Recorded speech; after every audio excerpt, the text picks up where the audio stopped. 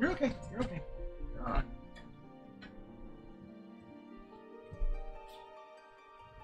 Just fixing some.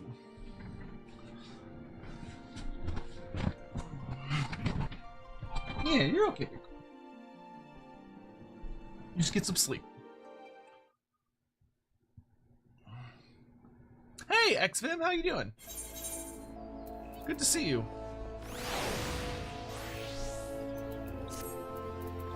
Hope you're doing well.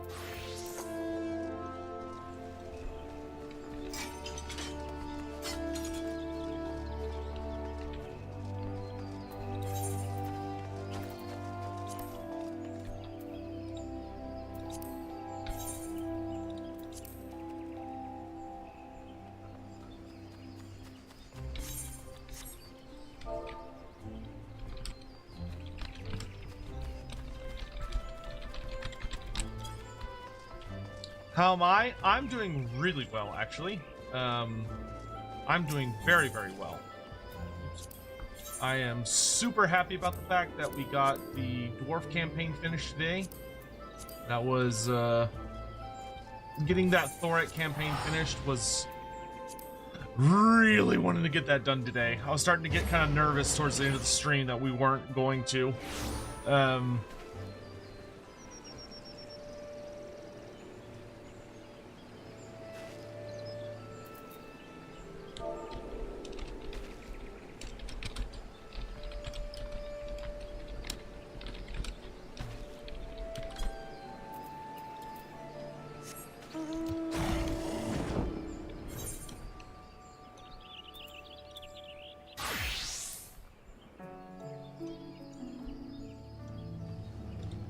Hey, Spartan, Captain Piker, hello, hello. Dude, I'm James, hello there. There's dwarfs in Final Fantasy XIV, but they're classified as a beastman tribe. Oh no. Well, that's no good.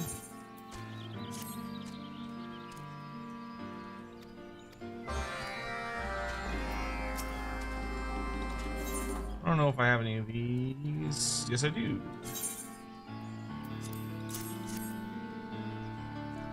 It's the only thing I have. Okay. They really want boar skin wristbands. Okay, we'll worry about that later.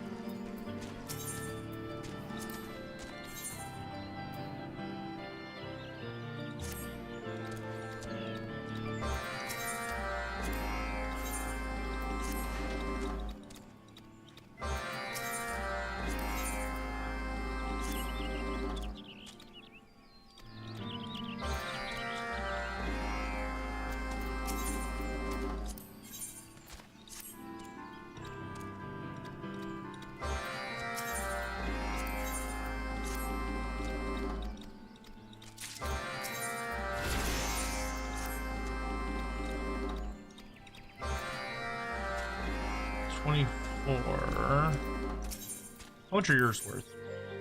Oh, you're 29. Okay.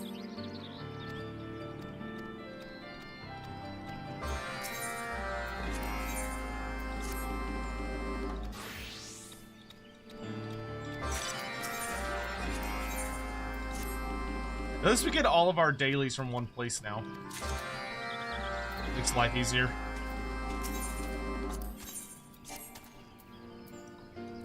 Maximum number. Boo. Boo.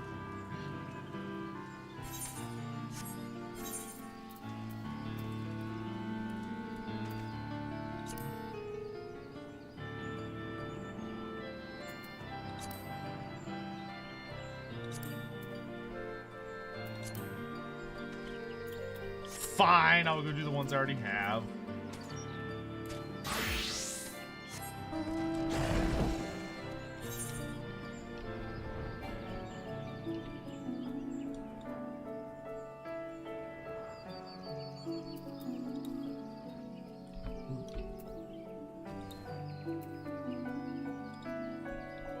I don't remember what that is. Okay.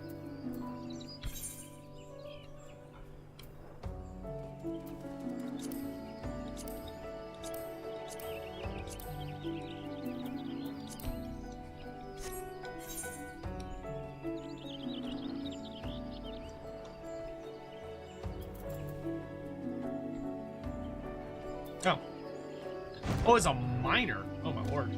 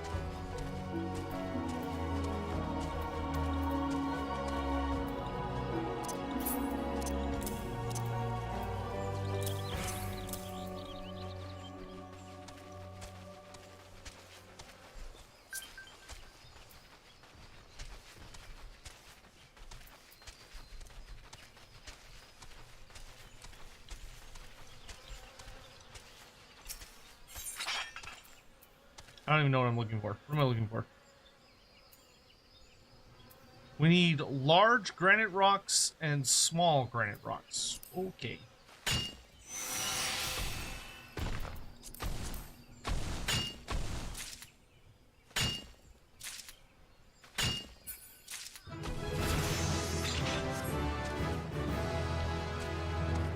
That's pitiful. Space Skaven guy, how you doing? Tech, good to see you. Inquisitor, hello, hello, hello.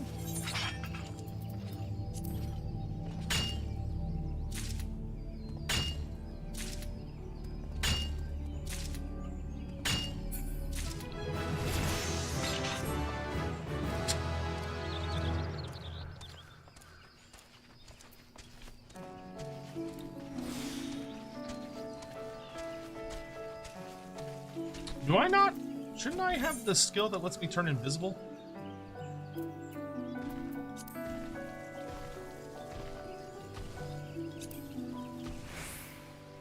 No, sneaks level 8. Okay.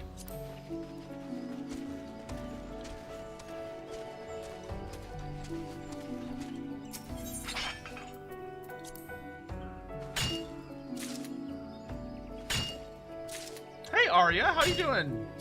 Dragoons, hello, hello. Lovely to see you all. Hope you're all having a wonderful day.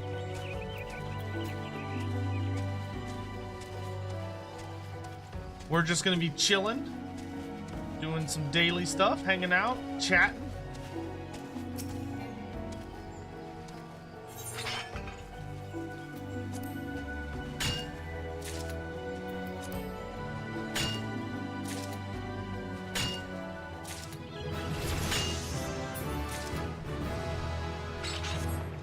Sharp vision. Huh. Hey, Cyan, how you doing? When do we think the actual DLC trailer will drop? That's a good question. I would think...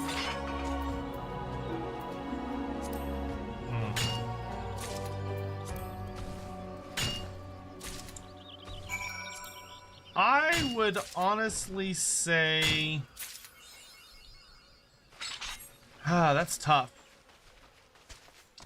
I think my current bet is late September, early October would be my current guess. But I don't have anything to base that guess on. That's literally just a gut feeling. There's no information behind said guess. It's literally just a shot in the dark.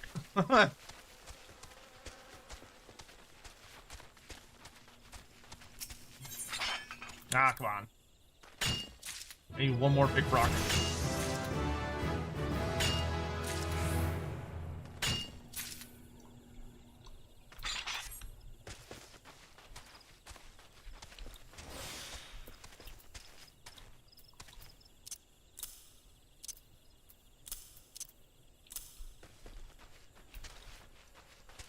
Actually, I should switch these.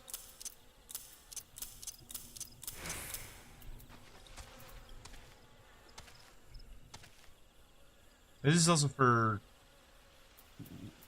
vegetation, which I don't care about with this career. Hey, Captain Piker, what's up? My best friend just got into this game, too. I'm actually watching him play right now. Hell yeah! Hopefully he does not have the same brain rot that I do, and is actually progressing through the story at a reasonable pace instead of getting caught up on side quests.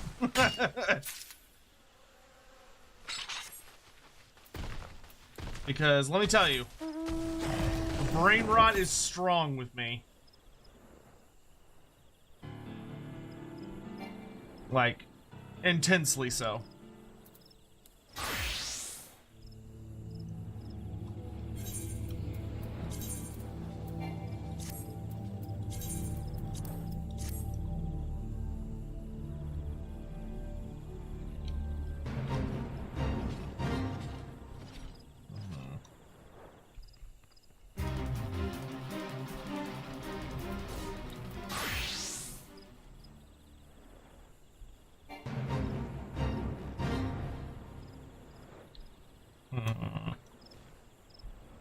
Let's deal with this first.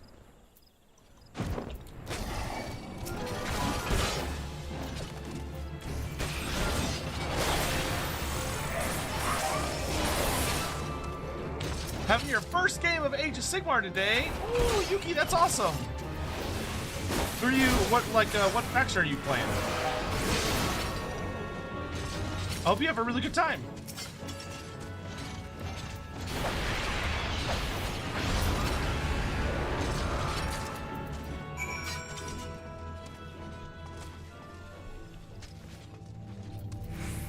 Am I supposed to kill that big guy? No? Okay.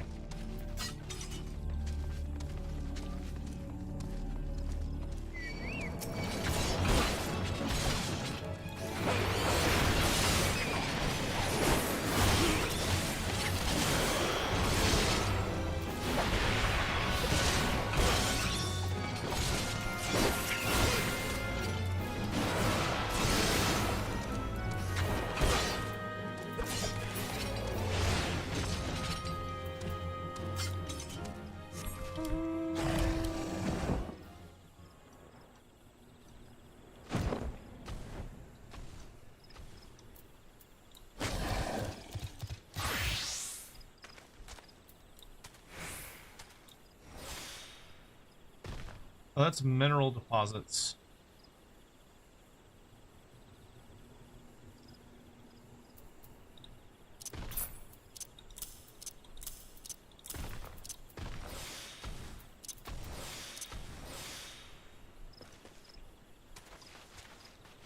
Okay, there we go. Now we're stealthed.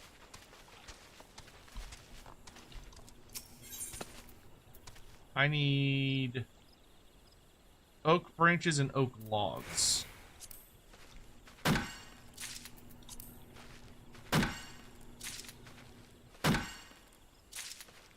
Oh, Yuki, are you playing Seraphon? I wish you the best of luck. May the old ones guide thy dice. And guide them well.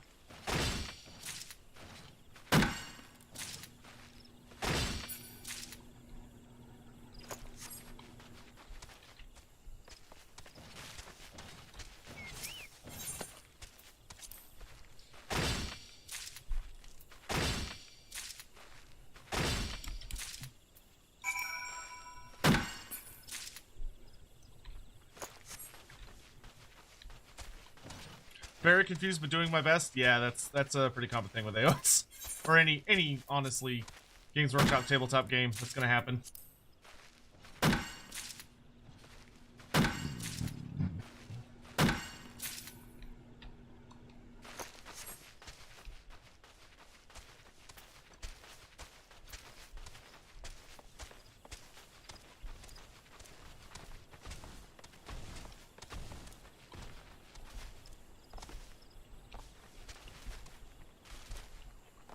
Yep.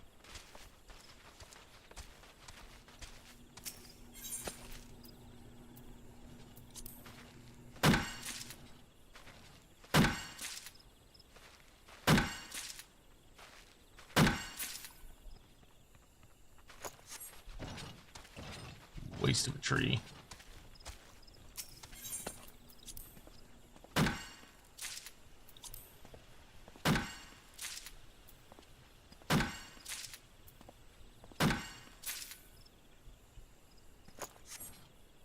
Oh, I should be using Pioneer's Gift.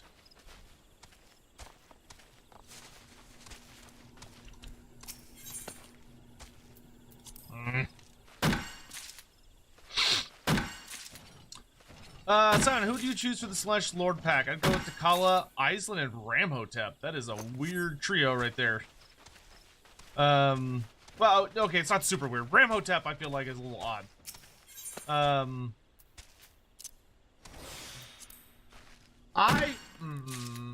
I would probably go with...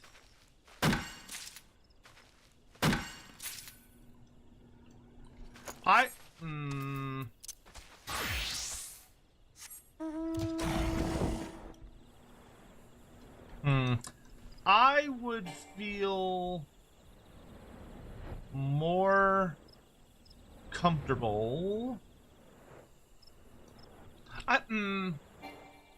It's hard. It's hard. Because, like, I think for me, Tomb Kings is definitely, like, Hyles and Slanesh, I feel, are, like, the must-haves. Like, I want, I definitely want,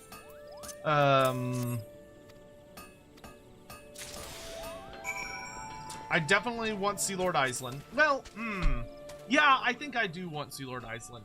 There's a part of me that really wants Caradryan, but I feel like Iceland offers a more unique overall experience, and he would make sense for like the header of the DLC.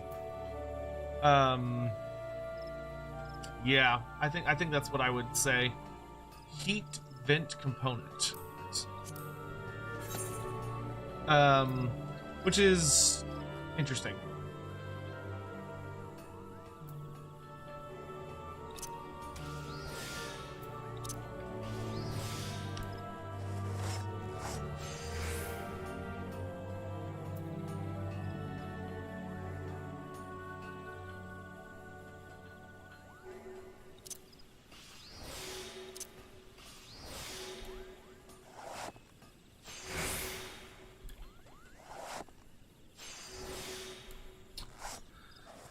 Because, like, it's like I really want Caradryan really badly, because he's such a great character, but it really just feels like the better thing for the High Elves overall would be Iceland, because, like, that's most of the stuff that's missing from the High Elves is very heavily related to, like, the Ocean Elves. So, like, the Lothern Skycutter, the Merworm, the Lothern Sea Helm as the missing hero type.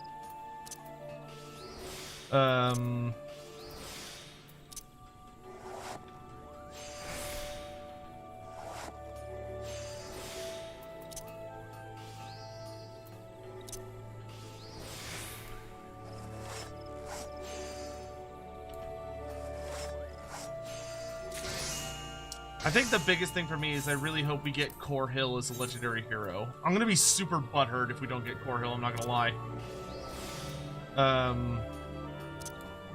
Because Core Hill is such a great character, but like, he has to be a legendary hero. I don't think he would work as a lord very well. Well, no, he just wouldn't.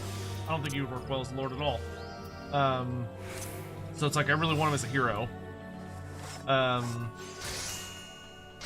I do think Caradryan would still be better as a lord than a hero, even though CA and their big dick shorts, their goofy ass short-sightedness fucked up when they gave Teclis a Phoenix mount, because that really messed with what Caradryan really brings to the table as a unique character, was that he is the big Phoenix rider. But he would still be relatively unique. I mean, a Frostheart Phoenix is quite different than the Arcane Phoenix. Especially with Caradryan being like a super big badass melee fighter instead of a goofy little wizard dude.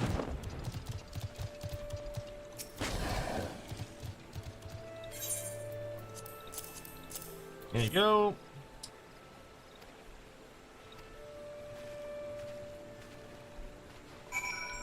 Independent merchant. You must be the adventurer that Master Tetaramu mentioned. You brought the wares to the exchange, I trust. Yes, small granite rock. Chunk of gray igneous rock the size of an adult Rodigan's fist. A large, heavy chunk of gray igneous rock. Ah yes, quality chunks of granite as promised. My thanks, friend. I hope the materials serve you well. Doubtless you already know this, but you can make use of the crafting facility at the Bobbin Court. Speak with Hilliard, the woman in charge, and she'll take care of you. Excuse me, I have other business to attend to. Thank you.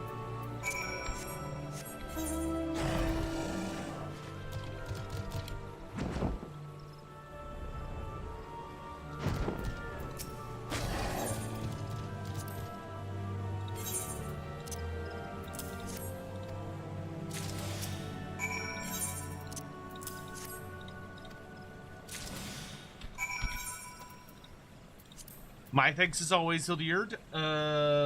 Larboard wing components. That's control. There it is.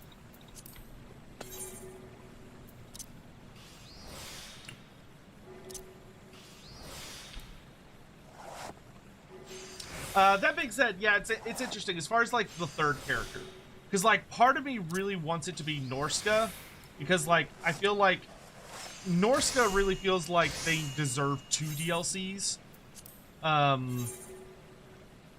not just one, unless they got like one really fat one. But I don't know if CA has it in them to do 2 Norska DLCs. But at the same time, yeah, I don't know. It's tricky. It's really tricky. I think I would prefer Norska to have a dedicated DLC to themselves, if I'm really honest with myself. Because I think if they share a DLC with someone else, they're not necessarily going to get the attention they need. Whereas I do agree that if you were to instead do Tomb Kings and High Elves, you could have a very nice balanced mix without, like, it would be easier to balance the weight of the DLC, because like Slaanesh is pretty good, so you wouldn't have to fix a lot of things there. You also wouldn't have to fix a lot of things with the Tomb Kings. Like, honestly, I think interestingly, I think the High Elves of those 3 need the most help. Like, for the Tomb Kings basically just need a good they just need a confederation mechanic that allows you to confederate. Even if they make it difficult, just have something that allows you to confederate the various characters. And then, you know, probably try and see if you can squeeze in some slightly unique mechanics for each of the Tomb King characters, to help them feel a little more unique. But other than that, like, I don't really think you need to do a lot with the Tomb Kings. They're in a pretty good place, in my opinion.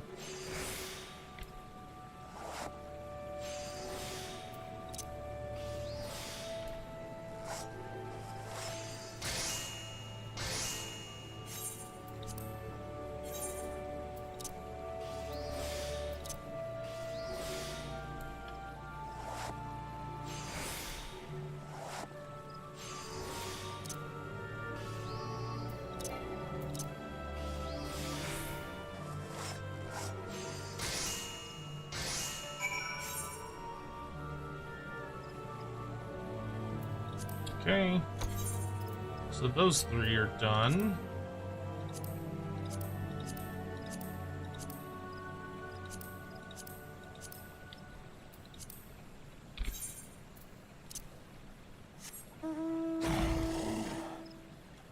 Are there any around here I can do? Yes. Oh, this is the golem one. Okay.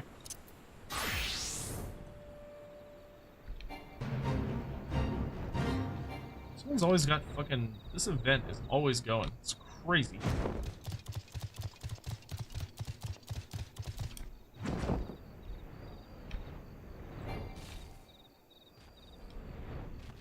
These are not the right golems. I need to click a clay golem.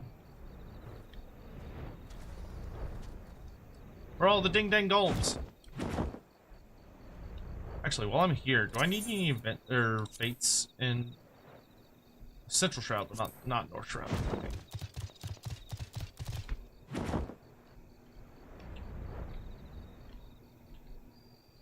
I need one clay golem. Right? Yes. These are stone golems. Normally the clay golems are down. But I don't... Ah, they're there.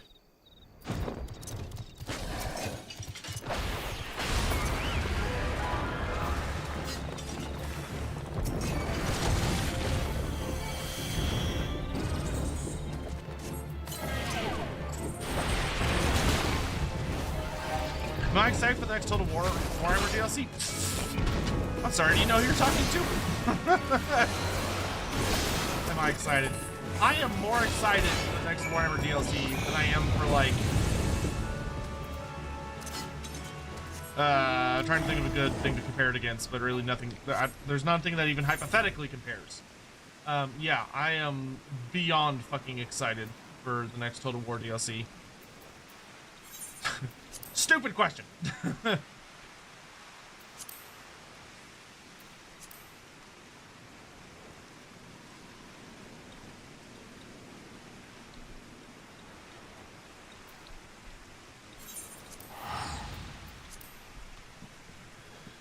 Tomb King's early game is so bland.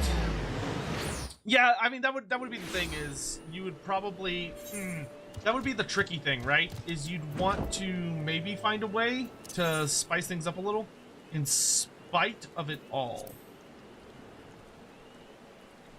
In spite of it all.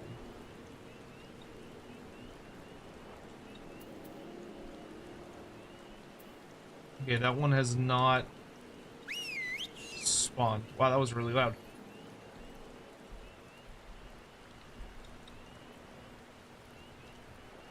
You said that one's in Central? Interesting.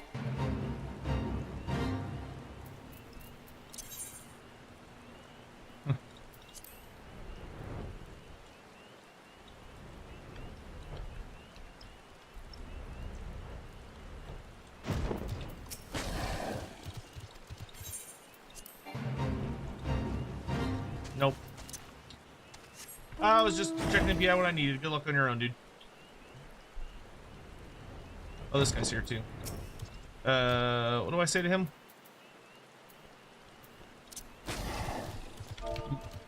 You are high as honor. There we go.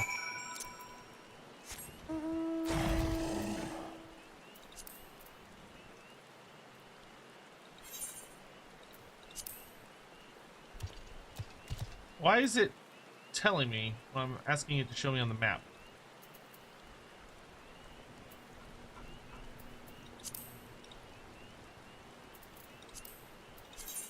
That was weird. Okay.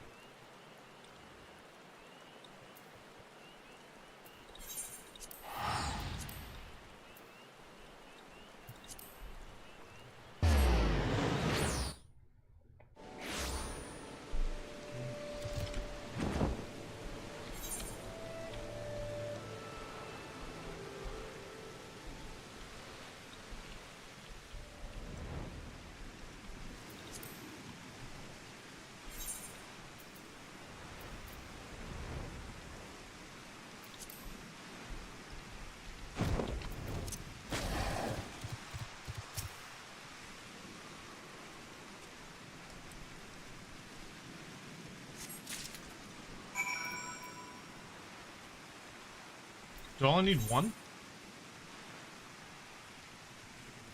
Oh, apparently.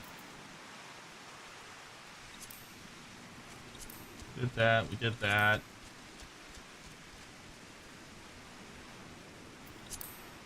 I don't understand why this one's like acting weird. Oh. Okay, whatever.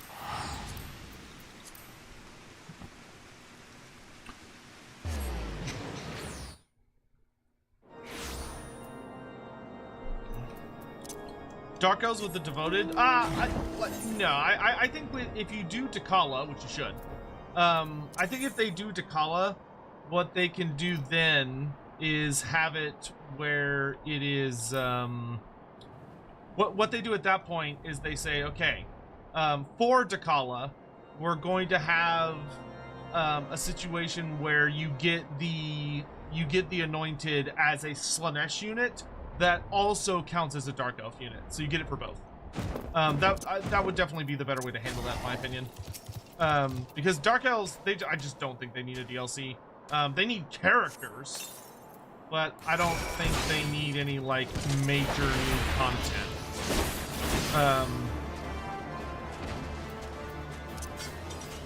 I have difficulty imagining what units you could really add to their roster to have anything of value.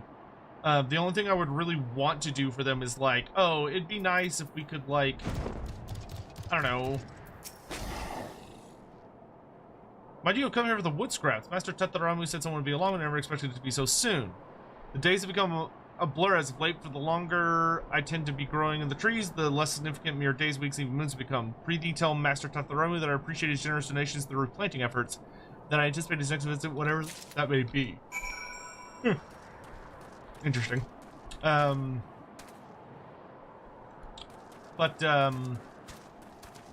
Yeah, like, you could force it, I suppose, but I would much prefer them just, dedicate some, like, some character slots to the Dark Elves. Now, fall. Okay, I definitely have not done this quest before. A featherless snooker, the not counter set. Desperate times these are, even for the mighty nine. Squirk.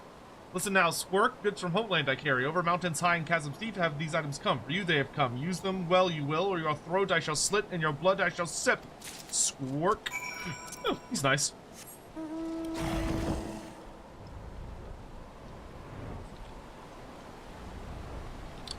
But, Scion,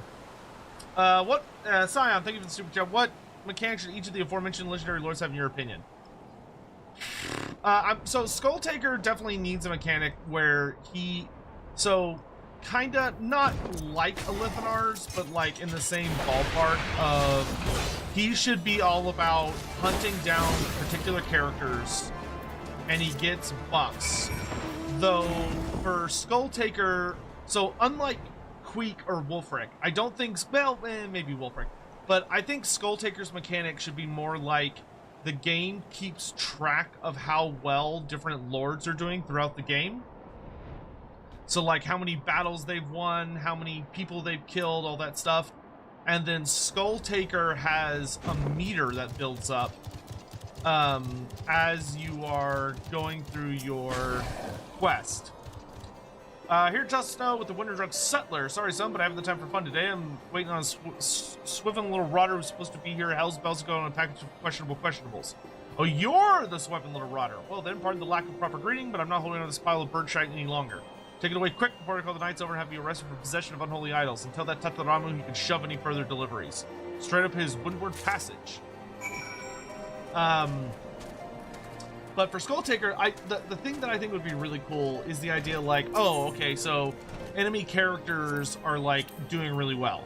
So Skull Taker notices that they're building up.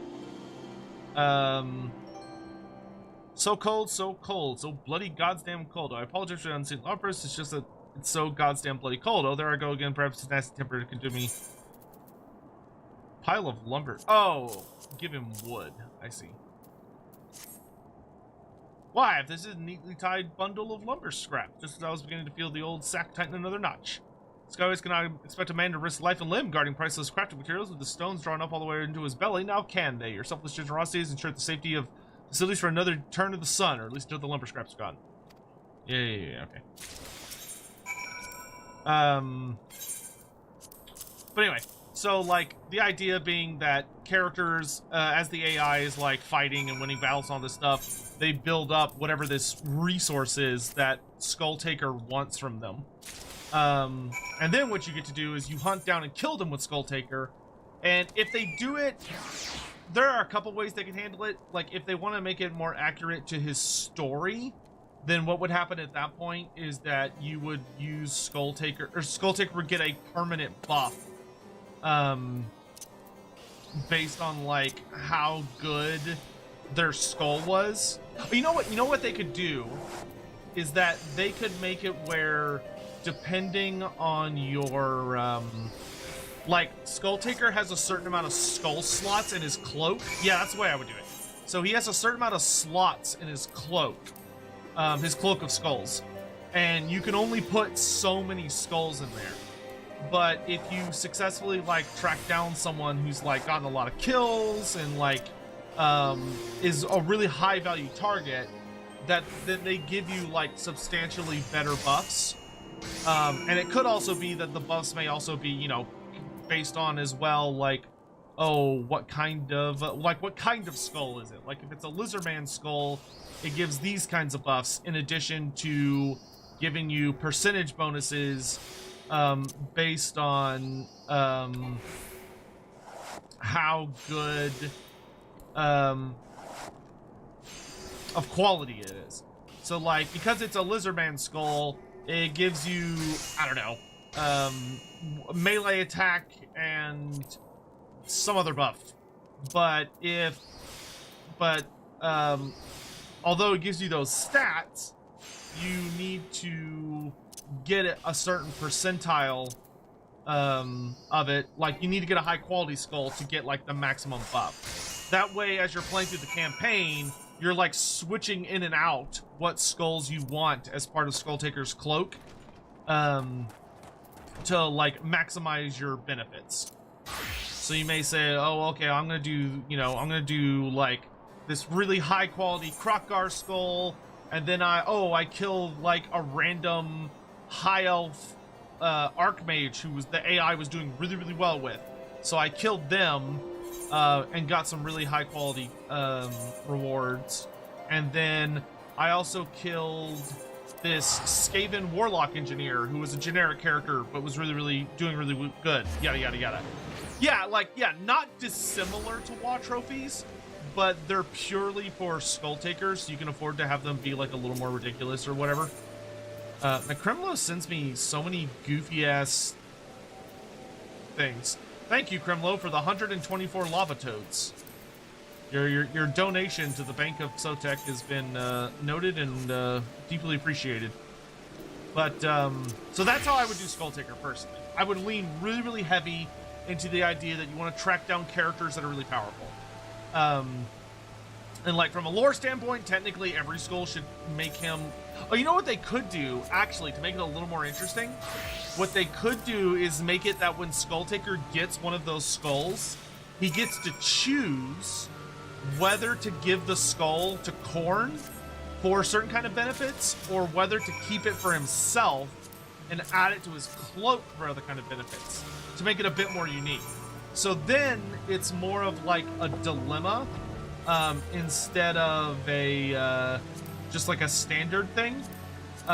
So you're sitting there going, ooh, do I hold on to this skull for myself and put it into my cloak, or do I send it to Khorne? That way I get more buffs for like my faction instead of just for Skulltaker. I think that could be a really, really good way of doing it. And then from there, when it comes to Sea Lord Island, the thing about Sea Lord Island, in my opinion, is that you want to make, like, you want to make him a really naval-focused faction. You want to have big focus on naval stuff. The thing that I would do with him is... Iceland's a little tricky. I feel like one thing I would do for him is give him some kind of unique function when he's fighting at sea. So the way they did it in tabletop, which I don't know if they could even do this in Total War, and I don't even know if people would like it in Total War, One of Sea Lord Island's buffs in tabletop was that his army could shoot before the game even started. So like he would set up on the table, and then his high elf army would shoot you before anything else happened. So it could be kind of interesting if they gave him that as a mechanic, where like before the battle starts, he gets to like deal like an assault units attack on the enemy army. So he like just deals some free damage right at the start of the game, like before you even get the chance to fight.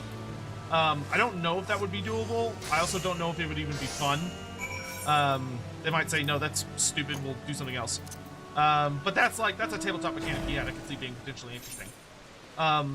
One of the things I would really want to do with him is that Iceland is one of the very few characters that's like likely to end up being a playable character whose whole big thing is that he is like a living avatar of the elf gods, of being the avatar of Mathlen.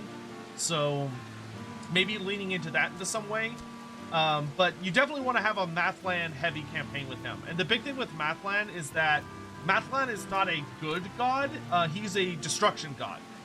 He's a nasty god. Like he's technically part of the Sithari, which are the underworld gods. He's not a heavenly god. So I think leaning into that could be really interesting, of him having like various aspects of his campaign that almost give him some kind of pseudo dark elf vibes, because he's not like, he's brutal. I think maybe him having a blockade mechanic could be fun. I don't know. There are things you could do with it. All right, here you go, Mithuli.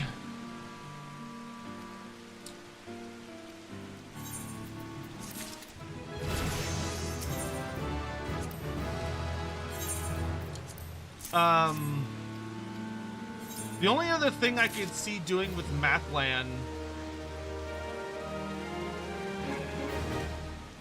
would be like,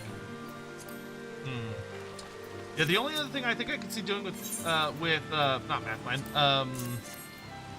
whatever the hell his name is, Iceland, would be something like,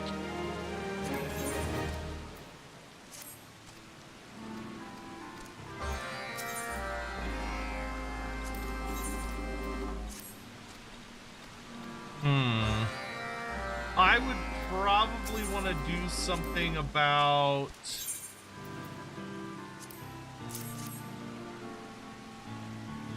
see, Squawk, precisely the specifications they are. Most impressed I am. With my genius, your deft hands to infinity and beyond we will go. I would probably want to do something with him searching for like lost treasures of the elves. So like dredging the bottom of the sea to find ancient lost elven artifacts. So like the big thing his campaign should revolve around, like the MacGuffin for his campaign, should be finding the Amulet of Sunfire, or I think it's what it's called, which is one of 3 gifts that Leleith, the goddess of the moon, gave to the High Elves. She gave them the Moon Staff, the Sun Amulet, and the Star Crown, I believe. And the Star Crown is a MacGuffin for Warhammer 2, because that's the crown that you put together for that campaign. And then the Moon Staff is wielded by Teclis, and then the Amulet of Sunfire was lost at sea. Iceland would definitely, I think, if I was doing Iceland's campaign, I would revolve it very, very heavily around him going after the Sunfire Amulet. Yeah, so I would either do like a big focus on, when he's out at sea, he has access to like unique gimmicks of like looking for ancient high elf stuff. You know what I would do? Actually, no. So the thing I would do with Iceland is I would give Iceland special unique buffs for all elven harbors. There we go, because an elven harbor is a specific type of settlement, and there are a number of settlements throughout the game that are marked as high elf harbors, or not, sorry, just elf harbors. So I would give him some very unique gimmicks with those particular settlements. Like maybe he can build unique buildings and like do unique things with those settlements. And that also would encourage him, if you're playing as him, you would be very heavily encouraged to run around and take over all of the different like high elf ports and high elf islands, because you would want to own all of them, because he would give you like all sorts of cool unique buffs and all that jazz. So I would lean really, really heavily into that.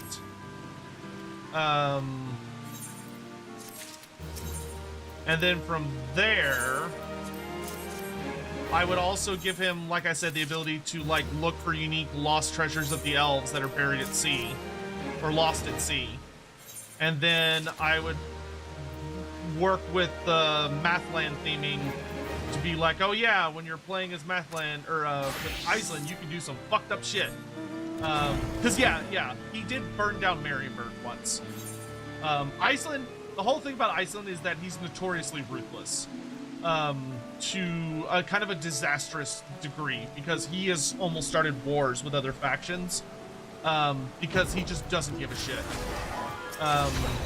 In that you are correct that he attacked Marienburg, who is a very strong ally of the High Elves, because there were some pirates there that managed to raid something that belonged to Ulthuan, and then they fled to Marienburg. So Iceland walked in, and as like to make an example of the whole situation, he like burned a lot of the port, which was kind of hilarious, because there was like, you know, there are the Sea Elves, which the Sea Elves are the elves of they're the elves of Marienburg. So like they're native to Marienburg. Many of them were born in Marienburg, and they consider themselves kind of different than just the regular Aesir, the High Elves. But when Iceland burned a lot of the Marienburg port down, he forced, like, he had his soldiers go into Marienburg and basically arrest all of the Sea Elves and drag them, like, kicking and screaming onto his ships, because he was like, yeah, no, I'm gonna fuck Marienburg up. And then, but because I'm gonna fuck them up, I can't leave these guys here, because if I do, then they're all gonna get like hanged, for being elves, and that would look bad. But Iceland got in like a shitload of trouble with the Phoenix King for doing that, because it made the High Elves look really bad. The Phoenix, Finnebar was not happy. Because he was like, yeah, we don't fucking do that to our allies. And Iceland did not give the slightest of fucks. And the funny thing is, Iceland also did not, like, fix anything. Iceland was just like, yeah, fuck those humans. I don't give a fuck about humans. And it was a completely different High Elf that ended up, like, kind of watching Marienburg. And when, like, a giant pirate fleet laid, like, surrounded Marienburg, was doing a blockade, this other High Elf swooped in to save the day and kicked the shit out of all the pirates to kind of like smooth over relations with Marienburg. So Iceland should definitely be really bad at diplomacy with non-High Elves, in my opinion. Like I know Alithanar is like kind of brutal in the campaign, but he's not as brutal as I would like him to be. It would be funny to see Iceland and even Alithanar as well be made like significantly less friendly. Where like they're not even good at manipulating other races, because they're just such fucking assholes to everybody.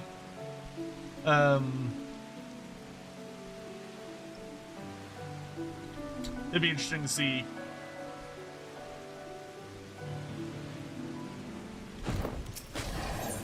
But, and then last, I mean, if we get Ramhotep the Visionary should definitely, so if you do Tomb Kings, you would want to do Ramhotep the Visionary. And if you do Ramhotep the Visionary, you would want a campaign that's all about restoring the glory of Nehekara. Oh, nice! Nice. We hit the next tier for the Echatl 9. Hell yeah! Tier 5, baby! Alright, I'm gonna have to do some voice acting here in a second. But, so let me finish my thoughts. I would say that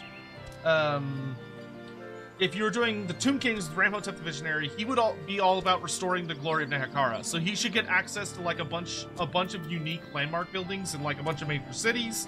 He should also have the ability to improve any and all constructs. So like I would either do it like the Wood Elf system, where he can like upgrade his various constructs with like one of 3 abilities as he like, you know, perfects them. Alternatively, you could give him a system more like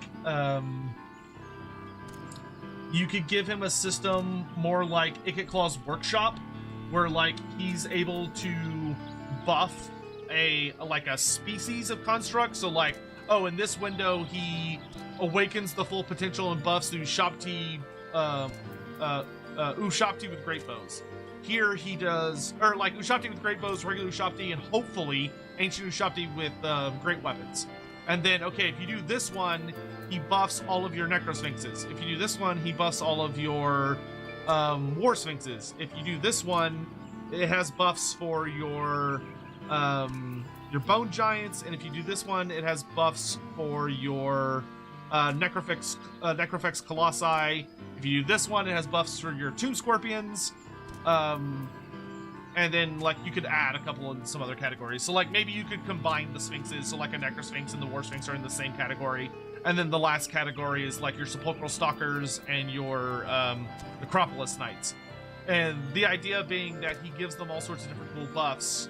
Either, like, Echattl's Workshop or, like, Elspeth von Draken's system. I would probably do it more like Echattl's Workshop. And then, like, I would give him access, like I said, to unique buildings or unique landmarks. Yeah, I think you could have a lot of fun with that. If instead of the Tomb Kings, you did, like... I'm trying to think who else would be really good. I mean, I could see Bretonia being really good for that DLC, actually. Oh, Dakala, right. So, Slaanesh. With Slaanesh... for Dakala should be all about, like, taking over units. Or, she should be all about using her elixirs to quite literally, like, possess people.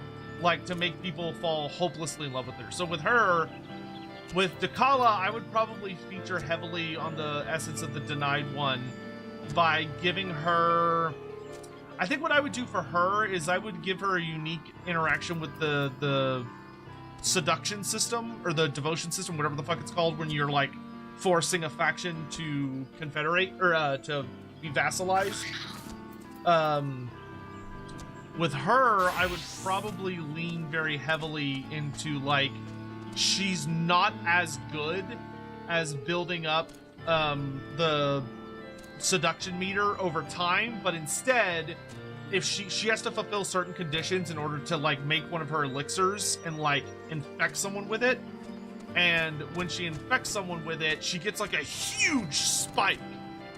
So, like, for her, it's less about constantly trying to build up that meter, and it's more about performing certain roles that allow you to get really sudden jumps. But I would also have her have a unique gimmick when it comes to I would probably give her some unique funsies when dealing with other elves, and I would also give her the ability to create her own chaos spawn, in the sense that she, like, gives people too much of her elixir. So, like, oh, you know what could be fun with her? What could be fun for her would be if you did something like Throth the Unclean system, where, you know how Throth, if you give a unit too many upgrades, there's a risk that, like, they'll go like rotten, and they'll start getting downgrades as they kind of start, like, falling apart. What could be fun with her is if she has the ability to grant units like her drinks from her elixir, and every time they drink from the elixir, they get, like, super powerful buffs. But there's a really good chance that they'll just, like, turn into chaos spawn. And also give her the ability to do it to enemies as well, where, like, she can kind of like Village the Curseling. she can like infect an army by turning like one of their units randomly into a unit of chaos spawn, which could be really cool. And like with her units, if she gives her units the elixir, they become unbreakable, which could be really cool. Something like that. I don't know. I'd have to play around with it. But I would definitely lean into her cult system. But we don't know what cults are going to look like until the next big update, because we know cults are getting reworked, but we just don't know how. And then for the mask is all about the dances, man. I mean, the mask is an exiled character, so I would make her have a negative relationship with other Slaanesh factions, just like Scarbrand.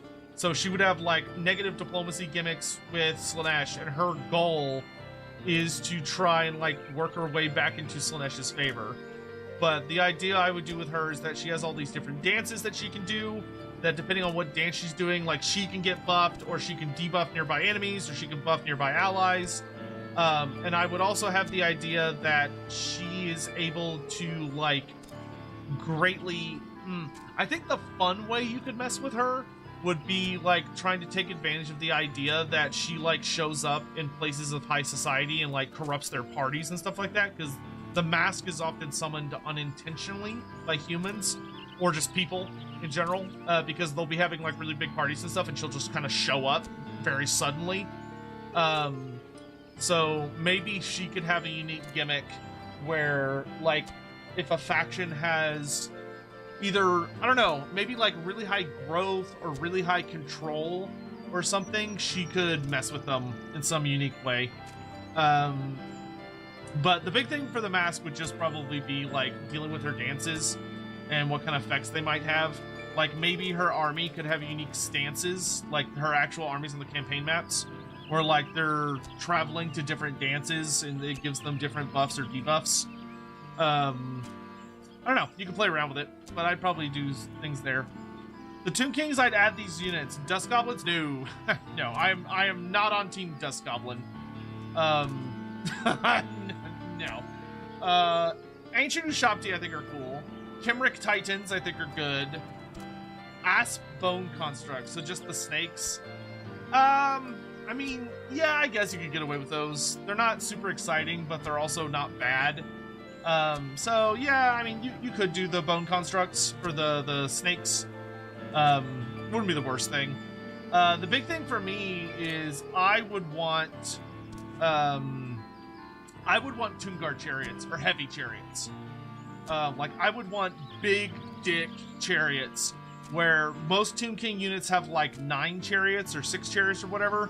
I would want this unit to be a badass heavy chariot that only has 3 or 4 guys. So it's like super heavy and kick-ass and stuff, but is a lot heavier. And then you go with, and then for the last one, you wouldn't call it a melee bone giant. You wouldn't call it that. If you were gonna do the melee bone giant, which I would love to see because it's a really iconic piece, but if you did the melee bone giant, it would be called a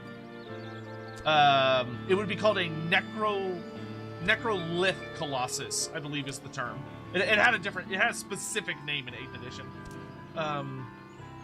to help like separate it. Anyway, back to the quest. Tataramu, here we go. Oh, we're finally gonna deal with his dad. Greetings, Dalkarius. With the ceruleum engine now integrated, the Dezoqualin is entering the final stages of construction. Not long now, not long at all. Once this airship is proven skyworthy, the field of aeronautics will never be the same again. There is, however, another favor I would ask of you. Are you familiar with Geralt, the master weaponsmith who resides in Tristmill? We will have need of his legendary smithing talents if we are to complete our steering mechanism, the helm of the Dezoqualin. Only he can properly combine and align the necessary components. Pray, take these materials to Geralt and request that he aid us in our endeavor. Oh yeah, Geralt, everybody's favorite guy. I think this is the second to last quest for this. It's either second last or third to last, but we're getting really close to finishing the Echatl 9. Were the grudges settled? They were. We did achieve victory. Though hilariously, technically, Ungrim won the campaign for us, which is funny. What do you want now? That Jelzen bloke came calling it again, did he? Well, I ain't got no patience for no mystic rubbish today. My head feels like a kettle that some bastard's been trying to pound the dents off. Pay no mind. Wait. Oh. Pay no mind to Master Geralt, good sir. His temper is as short as his night of carousing was long. Now, what do you have that needs mending? A kettle? A cookpot? Nothing of the sort. Well, if you don't mind dealing with an apprentice, I should be happy to hear the details of your request.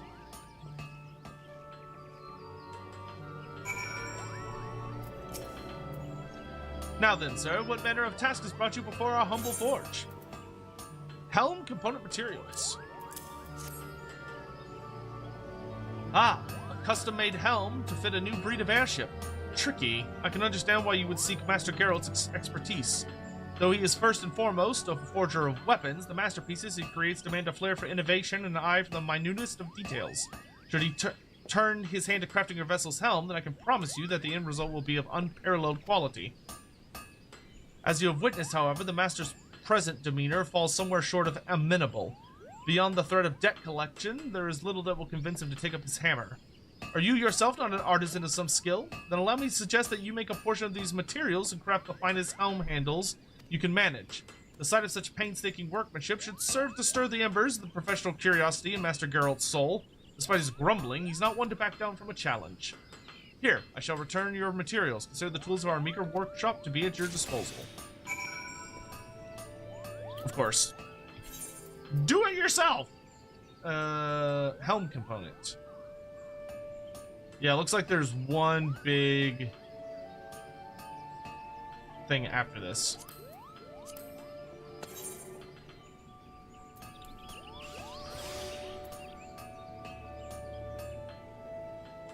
Yeah, I can do that.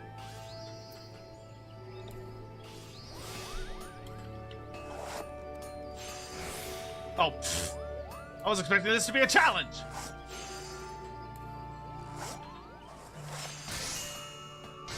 What about Greater Chaos Spawn of Slaanesh? Okay, I'm gonna be honest. Greater Chaos Spawn are really boring, in my opinion. Especially because God love CA, but they don't tend to try very hard with their Chaos Spawn. You know, they tend to be they tend to be a little on the basic side. And I unfortunately do not think this would really be any different. So yeah, like, I don't know. I think Greater Chaos Spawn are just not that interesting. When, like, I could have something genuinely unique instead. Like, you know, I would much rather have a Basilisk, or a Praeton than I would a Greater Chaos Spawn. Like, Greater Chaos Spawn, I just don't think they're that interesting. It's like, oh, it's a Chaos Spawn, but it's bigger. Like, alright, what do you fucking do?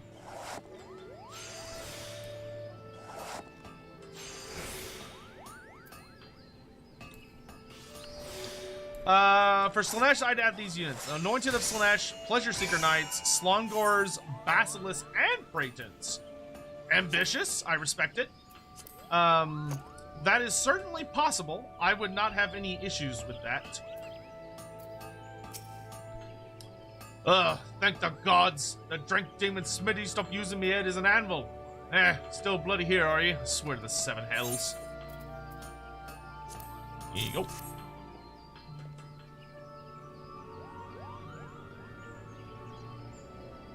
What's this then? Made these while I was trying not to puke on my apron, did you? Fine bit of work.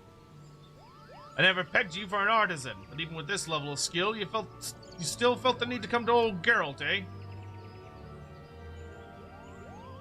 So what's the job? You want me to take this handiwork of yours and make a steering mechanism for your flying boat? Is that it? Alright, I'll do it. I know that fire in your eyes and bugger me if I don't respect it. Might be as I'll need some time to get the work done, though. I don't fancy making finicky adjustments until the fog of booze is good and gone. Once I'm satisfied it's ready, though, I'll have the finished parts delivered to your shipyard. Shipyard.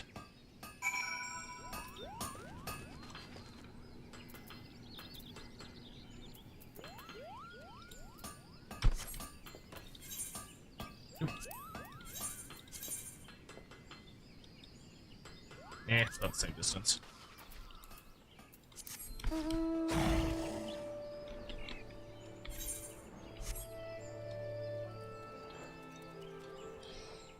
I have low hopes for Mono God aspiring champions. I don't think they would do that, because that would require them to make, like, unique models for all of them, and it would also really jack up a lot of the skill trees. And I think they'd be like, why would we do all of that work? To just undo all the other work that we've done. Dakarius, you're back! Master Geralt agreed to the task? Excellent, excellent. I can think of no other major barriers preventing us from completing the Desoquelen. Uh-oh. Hmm? An airship?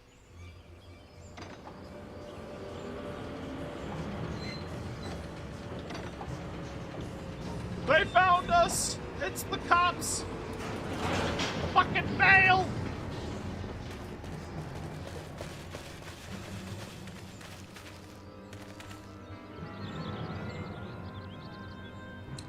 All blades stand ready to begin the extraction. Spare no mercy for these feathered savages.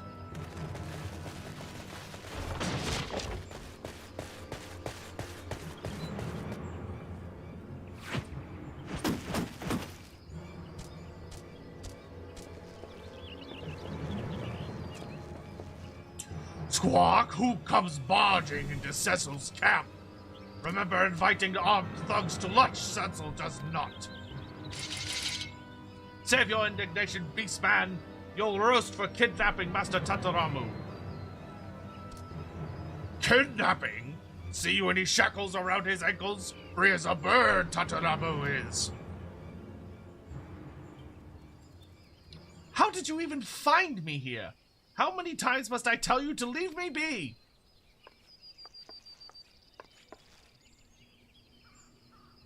Enough of this petulant nonsense, Tataramu! Father? Father? Ah, Chief of Highwind Skyways clan, you must be.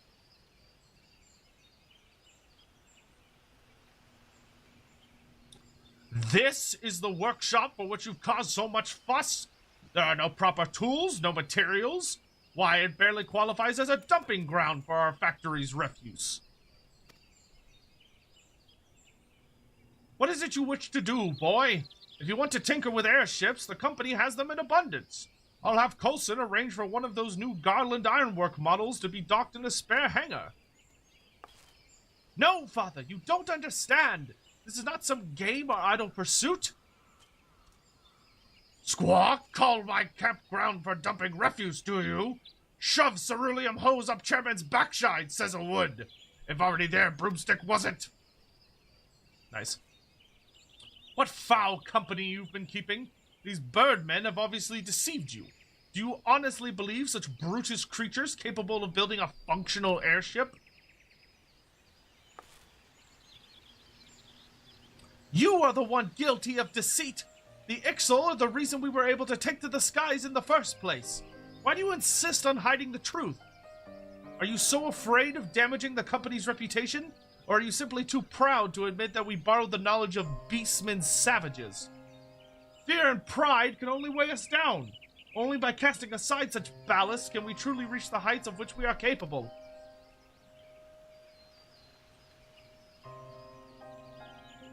I'll not stand here and be lectured by my own child.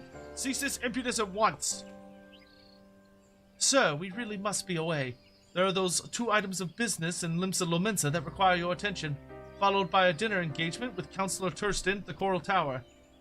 Yes, we're almost done here. Bring my son. If he decides to struggle, there is no need to be overly gentle. A small dose of discipline will do him good.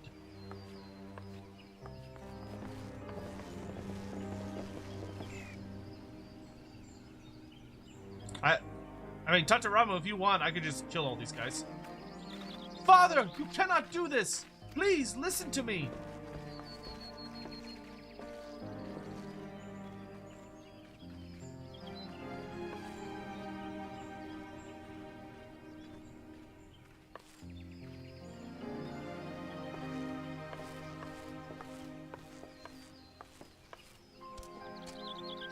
Harm, Tetaramu, you will not! Stab you first with feathers, then pluck you, then roast you, Cecil will.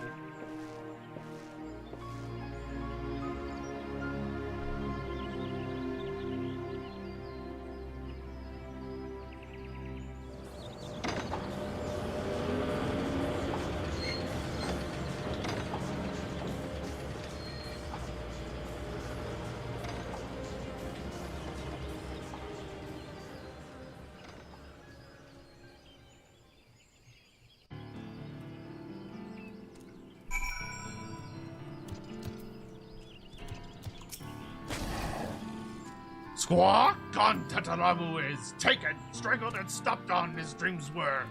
For first time in Cecil's life, wish to harm featherless one Cecil does.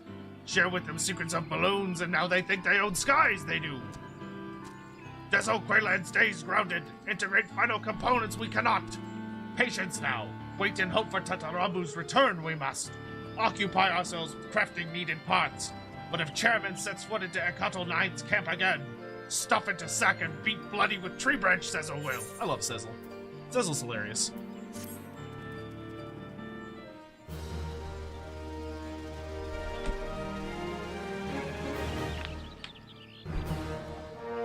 You have achieved respected. You can now get new dailies from Duzel Malian the Steady. The vendor also offers ware in exchange for Ixali oak knots.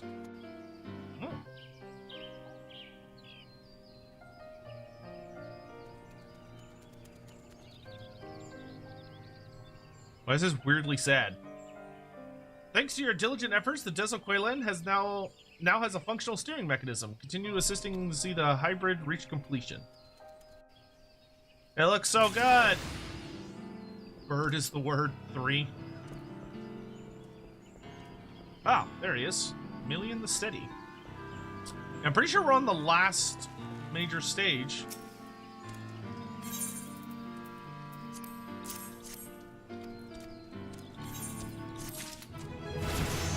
Ba, ba, ba, ba, ba. Yeah. I need a shitload of stuff though to get to the next tier.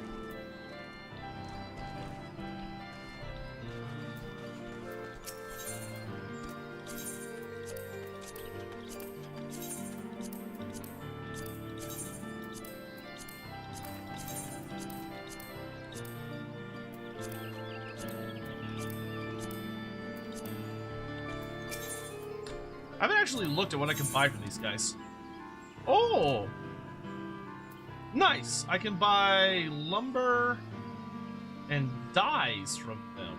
Cool. Oh, I can get black dye? Yo! Give me, like, a bunch of that. I'm gonna use a shitload of that.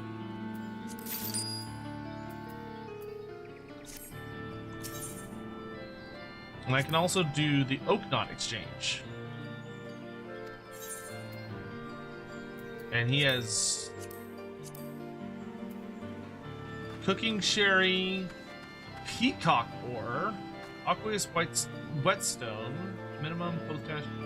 Okay, I'm guessing these are like really rare materials or something? They're difficult to get.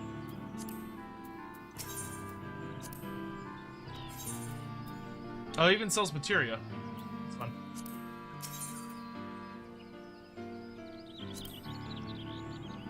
Promissory notes can be exchanged for currency by speaking.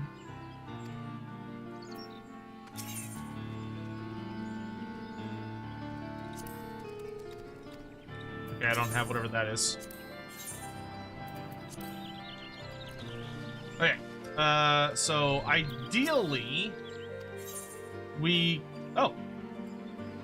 Raptor skin harness. Sure, I don't think I'm using that. Ideally, we can go forge some raptor skin harnesses. Assuming I am a high enough level to do so. Am I high enough level to do that? Raptor skin harness? That is level 41, I think.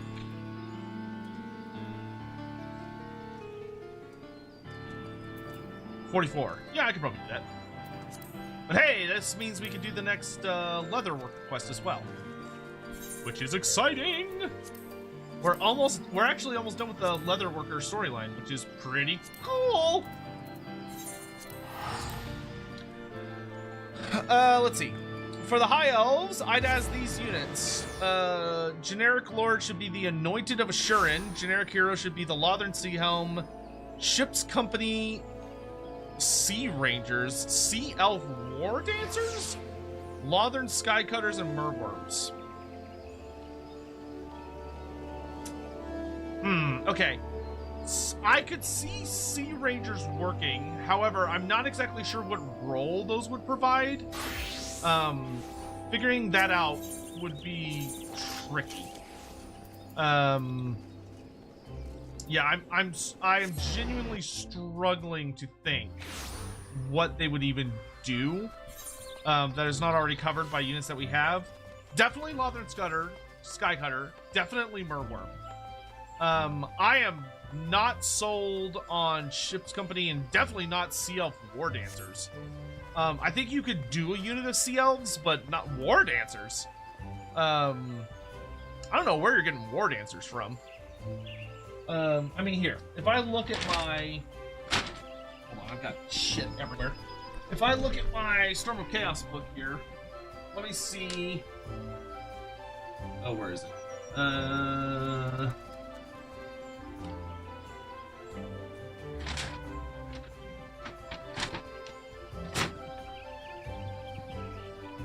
Where is it? It's around here somewhere.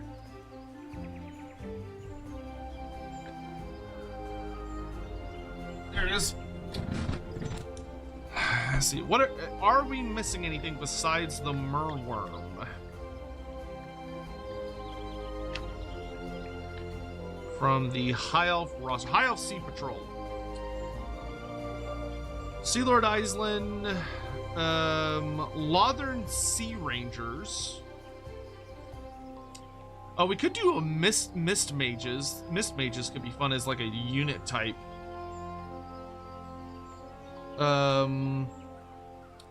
So, oh, Ship's Company.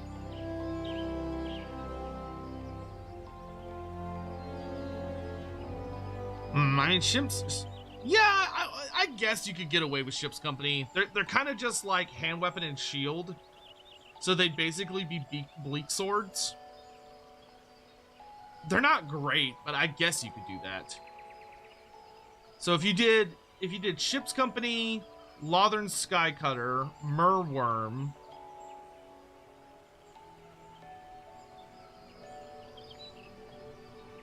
then you could probably do Lothern Sea Rangers, though I don't know how you'd make them different, but you could try and do something there. Then, honestly, I think I would prefer Stormweavers as a unit. Stormweavers, I think, could be really cool. Making them kind of like an elite, like mage type unit that has bounce spells. So kind of think almost like Sisters of the Thorn, where it's like you have an elite unit that's able to unleash spells, because High Elves don't have that, right? Where the Dark Elves have the Doomfire Warlocks, the Wood Elves have the Sisters of the Thorn. With the High Elves, we could do Stormweavers, which could be pretty cool. I think that would be nice. Hello, bot. Oh, someone beat me to it. So that would probably be my list. I could see Marienburg Sea Elves, but Marienburg Sea Elves are very poorly detailed, so they'd be a little tricky to do. I mean, you could do them, but 3rd edition, yeah, no, absolutely not. Yeah, no, I would not. A CL4 dancer, I would say absolutely not. I don't. 3rd edition, that's too old. I don't. That's like bringing up the Wood Elf Chariot. Oh my God, so many bots. Swing the bad hammer. Hold on a second. Oh my lord, I need to do banned terms. Holy shit. Twitch is under attack. Holy fuck. Ah!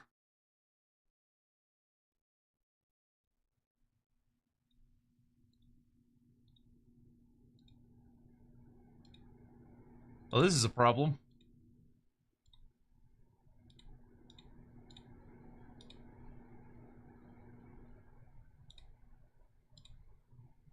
Okay, hopefully...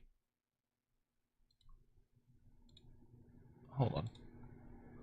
Literally, I think like a good 20 or 30 bots just came in here.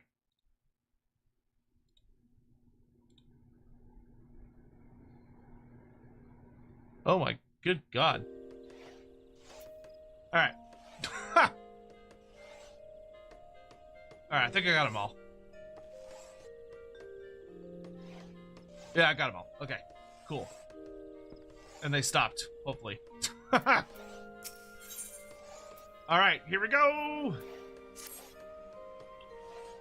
Rauger, take me! Of all the times for this order to come in. Here, have a look, Dalcarius. God damn it, they're back. Hey, Ratwood! You want to be a mod? And smite? Smite like you've never smoked before? Desperate times call for desperate measures. Take up the sword, young Ratwood. I've seen you in many, many streams. Hold on. I may have to go in here and like... Hold on. I need to actually deal with this. Go here. If I go to moderation... And then block terms and phrases. Hello. Ban anyone that says that. All right, I just banned the website that it keeps trying to advertise. So that should get them. Alright.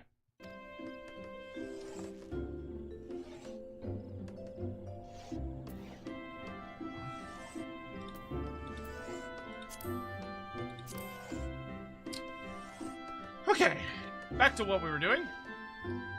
Raga, take me. Of all the times for this order to come in. Here, have a look, Dalcarius. An order for a pair of boarskin smithy's gloves made by the guildmaster herself using her famous Gava patterns to be delivered post-haste, no less. I bet a month's earnings that this oaf couldn't tell my handiwork from a Gobu's arse.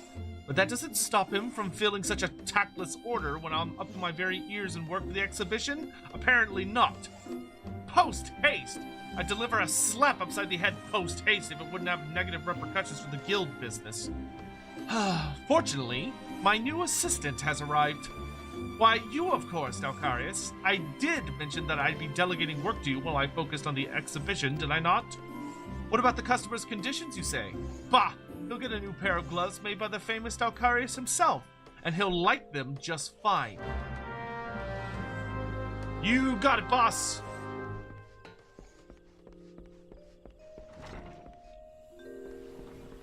Okay, I do actually need to transform into actual leather worker instead of pseudo leather worker.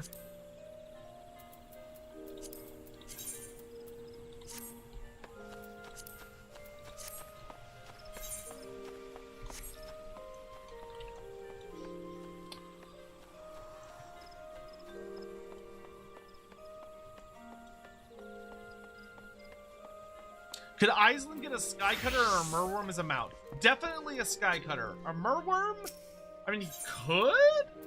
I don't know. I feel like CA hopefully learned their lesson about overstocking on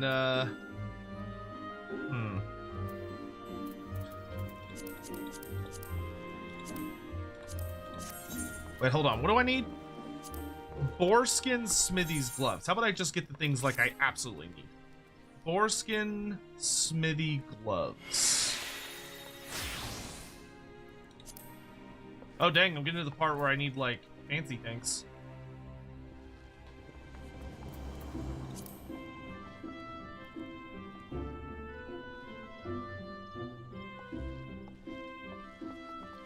Boarskin Smithy gloves.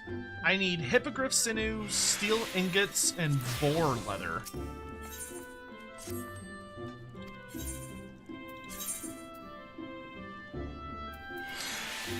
Okay, I got boar hide. We need...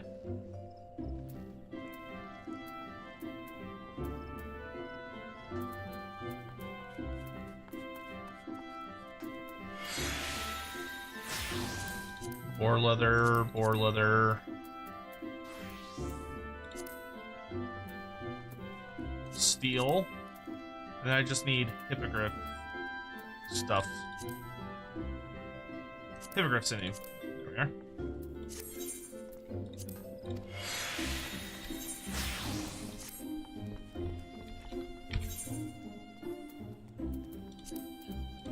And we'll use high quality goodies where we can.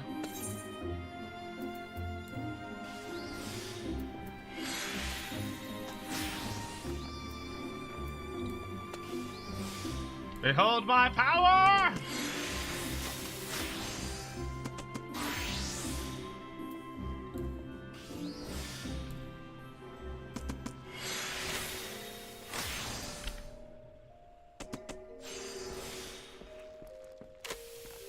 Ooh, it's getting a little...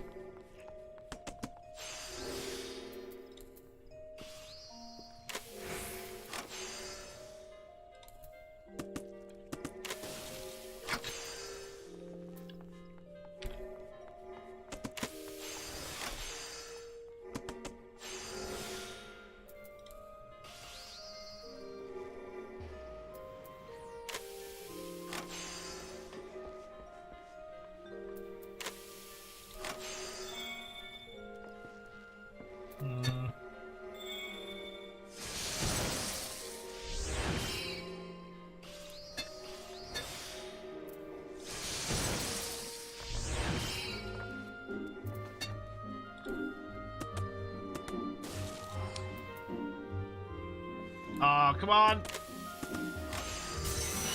Oh, no, it was so close. It was so close. Oh, that was painful. That was very painful.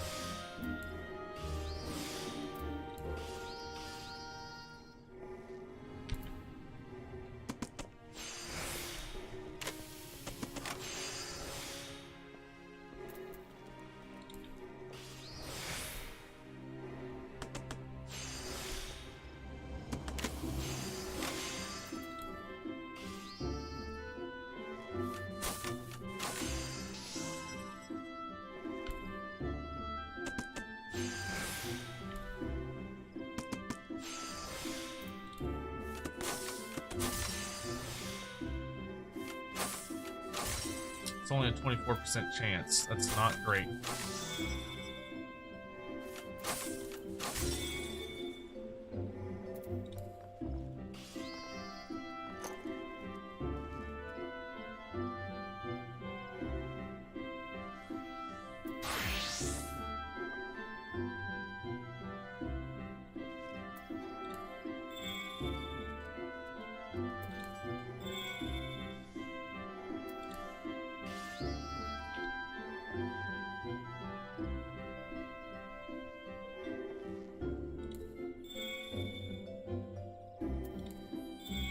For how long I can observe without penalty.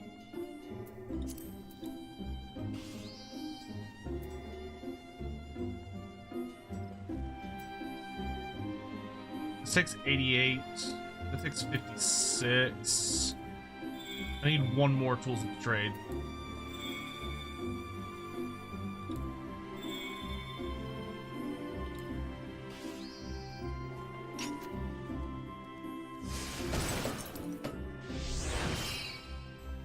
Wait, what?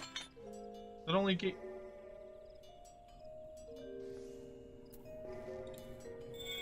Oh, that costs CP. Ah, okay. Okay, so it is gambling, in a sense.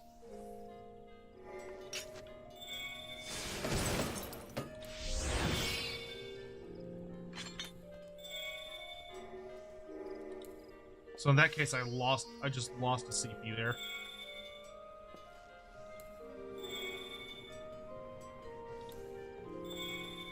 Just lost another CP. Oh, dang, that wasn't worth it. Oh, God, that wasn't worth it at all.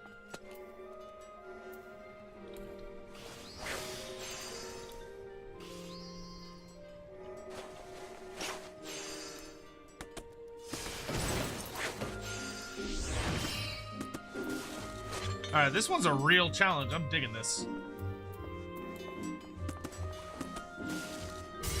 Wow, failed 3 in a row.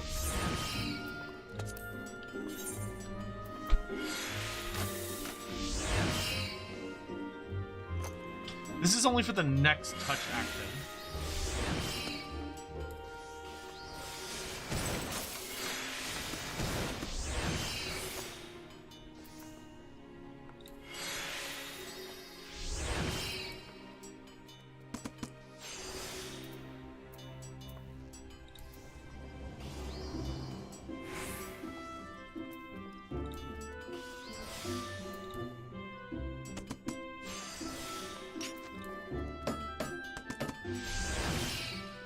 Okay,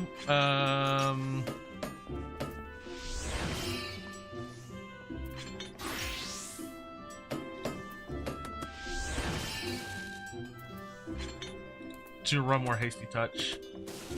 God damn, I fucking hate when that happens.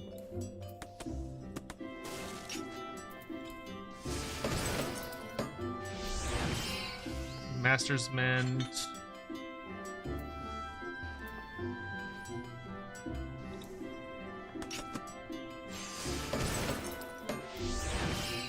Observe. Nope.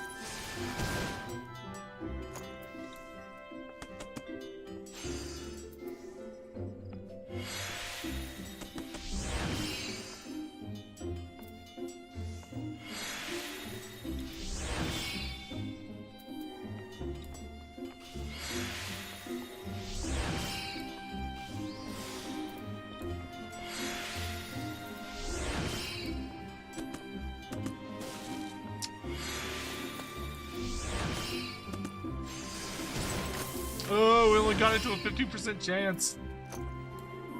Not great. I mean, at least we made it. Now we only got a regular pair.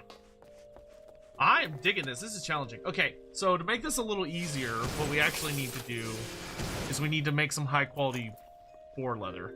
I need alumine from my thing. Because I need the higher quality boar leather to make it doable.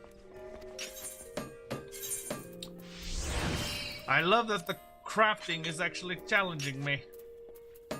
A worthy adversary. Where's my... There it is.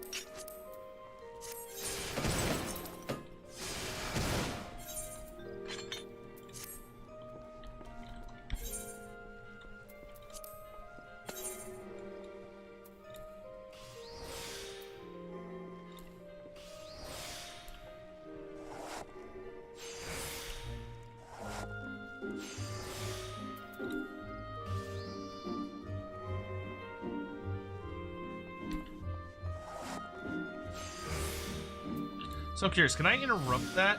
No, I can't. Dang, that's interesting. Alright. Oh, I shouldn't have done that. I was not paying attention. Okay, I need to pay much better attention.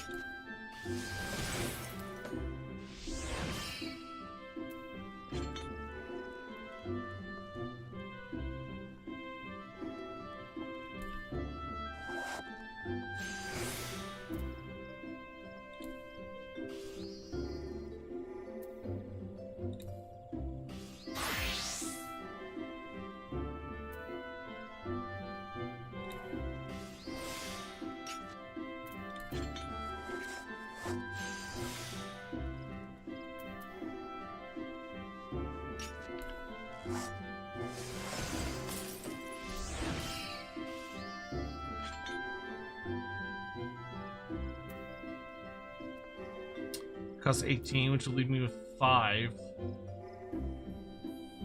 So I should just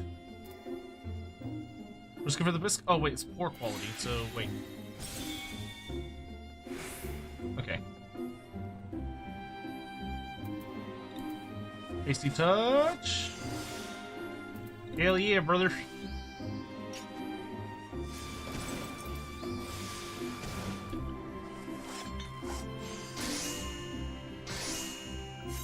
Good lord, all that just to get one piece.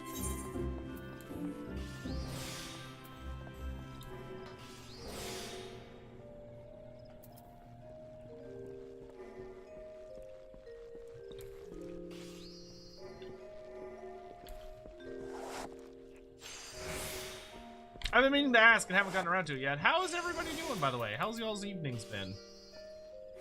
Everybody been hanging in there okay?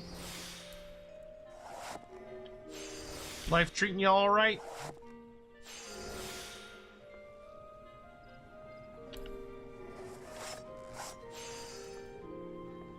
Oh, I messed up.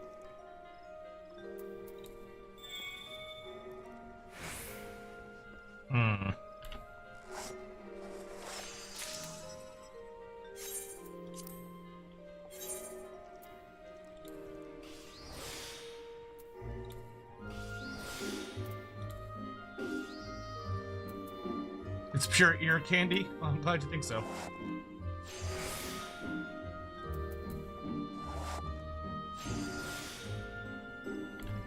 Okay, yeah, do that. Then we can trick to the trade, followed by a master's mend. Followed by one of these. One of these. Then we do one of these.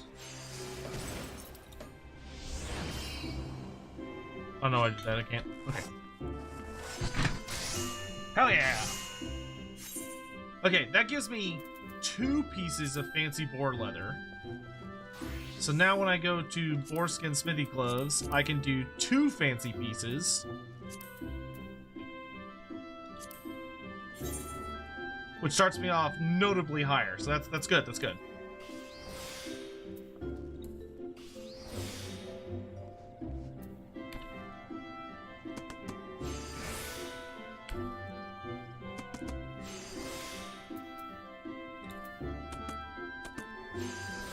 Nice. Okay, let's go ahead and do a Master's Mend. And then we can do another Hasty Touch. Fuck. Another Hasty Touch. Nice.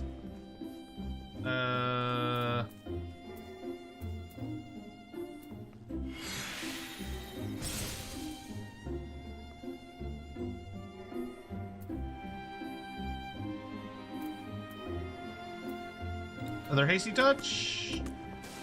Fuck. I really don't want a basic touch.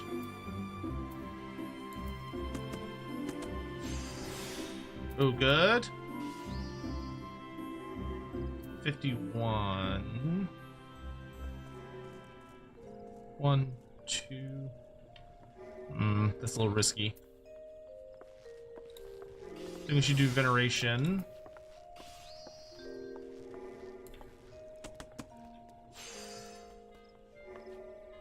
Generate or synthesis again. Okay.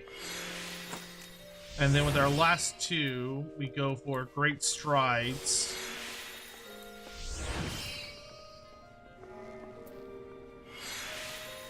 Oh, Waste Not. Nice. Hasty Touch. Hasty Touch again. Hasty Touch again. Not a big deal. And then finish it. Hey! We got it! Woo! That was genuinely tough.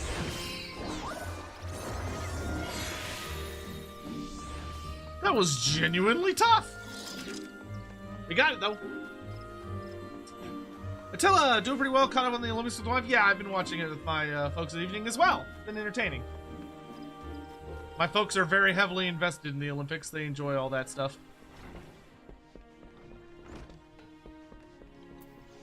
Alright. I'm back, boss. Well, have you brought the work of the famous Dalcarius? Boarskin Smithy's gloves. A smithy's gloves must be sturdy enough to protect his hands from the fires of the forge. At the same time, they must be pliant enough so as not to hinder the precise movements needed to work the fine steel. Crafted from boar skin, lightweight, tough, and resistant to friction, this pair of smithy's gloves represents the best of both worlds. The simple design allows the 5 fingers to move with full range of motion, the ideal handwear for any capable smith. Your work has admirably captured each of these essential points. I am happy to sign off on it. You may deliver it to Finyeld Fineries without delay. What, the Gava patterns? Do not worry yourself about such foolishness. Have I not told you that he will know no better? At any rate, off with you. Even a fool of a client is a valued customer.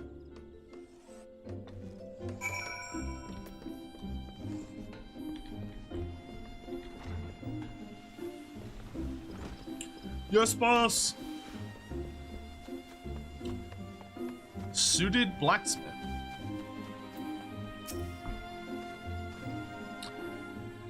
My very first pair of custom-made smithy's gloves, made by the famous guildmaster Gava to boot, are set to arrive from the leatherworkers guilds any moment now. I can hardly wait to try them on.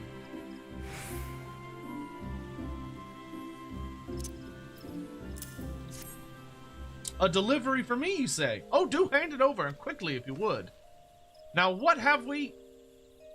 Hoggles to hornets and buyer guts, my uncle. This isn't the finest, most comfortable pair of gloves I've ever laid hands on. And to think they are the... What's that you say? Tell them the truth? Yeah. What's that you say? These gloves are not the work of Gava. Why, I could just... I couldn't give 2 shits about that.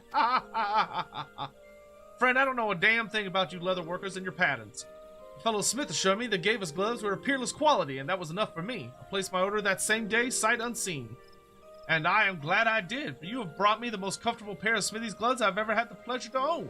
You and the guildmaster have my utmost gratitude.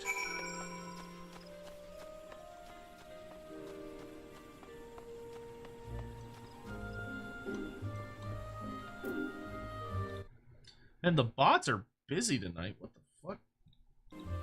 Got a YouTube bot.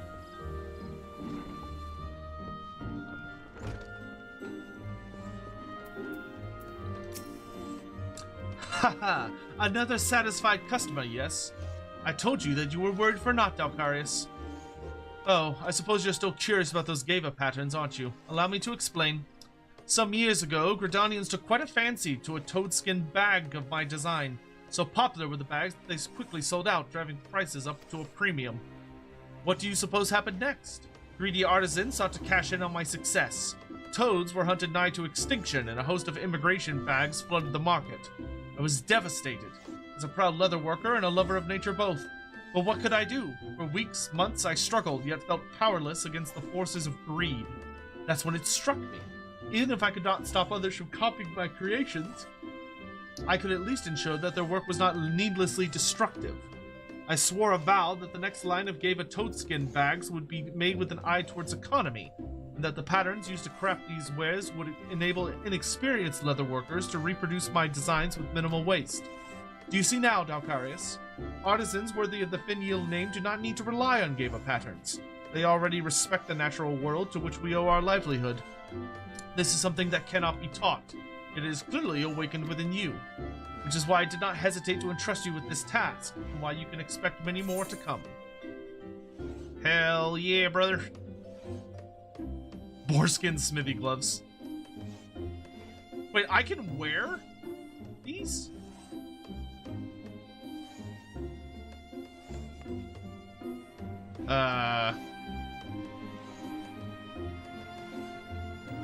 I will take the chest piece, I guess. Ba, ba, ba, ba, ba. Oh, nice! I got Waste Not 2. The next 8 steps. Damn.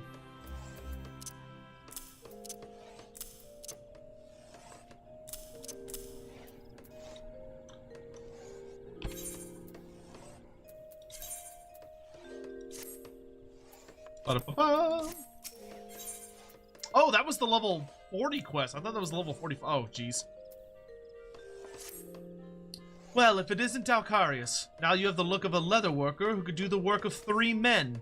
I thank the 12 for that, because three of your good-for-nothing colleagues just walked right out the door, leaving 3 commissions of the highest priority unfilled. A pair of raptor skin fingerless gloves, a raptor skin targe, and a raptor skin choker. I need them, and I need them on the double. The promised dates of delivery, you ask? Yesterday, last week, and 4 fortnights ago, in that order. To make amends for the delays, I've personally assured each of our clients that their items will be of peerless quality. I trust you will not keep them waiting any longer than necessary. Everything I just did was so hard.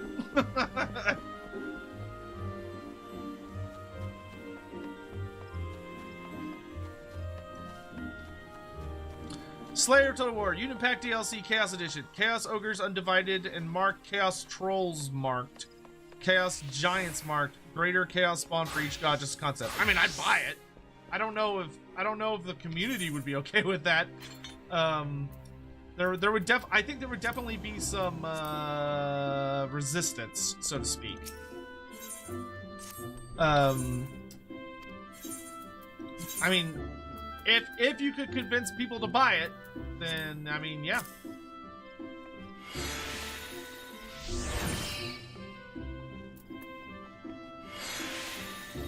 Wait, can I not? Why? She was offering me boarskin gloves. Can I not? Are they not the best gear? It's not. Okay.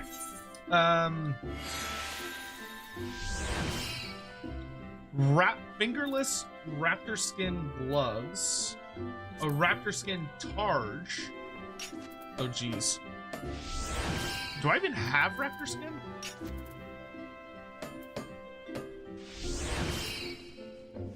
Okay, targe, fingerless raptors. Oh, I still need my boar leather. Huh. And then what was the last thing? A choker. Okay, so I don't need... Where is it? I don't need hippogriff sinew. I don't need garland fiber. I don't need pest skin, whatever the hell that is. I don't need iron ore. I don't need a basilisk egg.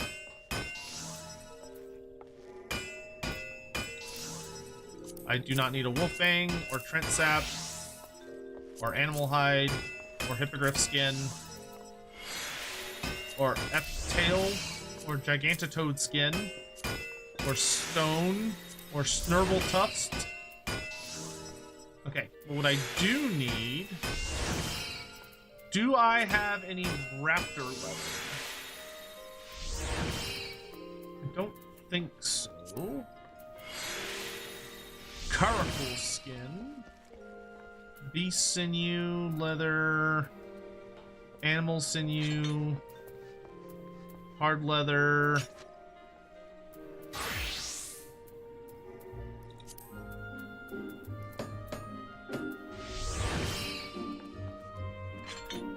What kind of horn did I need for the cobalt rivets? I have steel rivets. Raptor sinew. Okay, cool. We got raptor sinew. For the targe. I need old goat horn. Okay, I have that.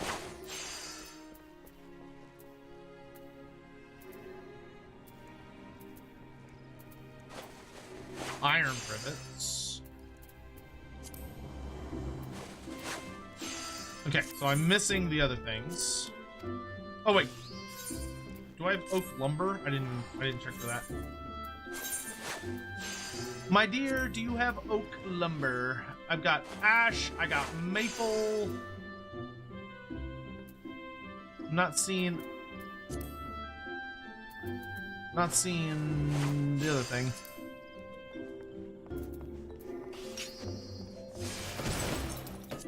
That's a no. Okay. Thank you, my dear.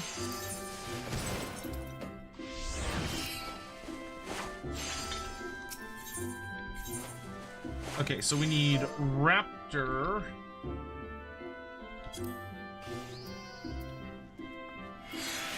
To be more specific.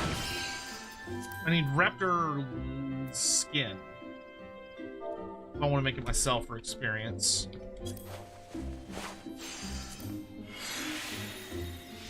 Oh, ain't nobody selling it. Well, that's a bummer. Everyone just sells the made product. Well, that's fine. Raptor leather.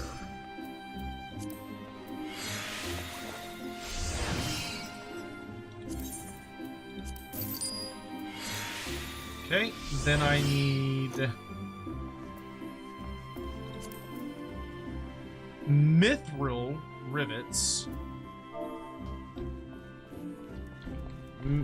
Mithril rivets.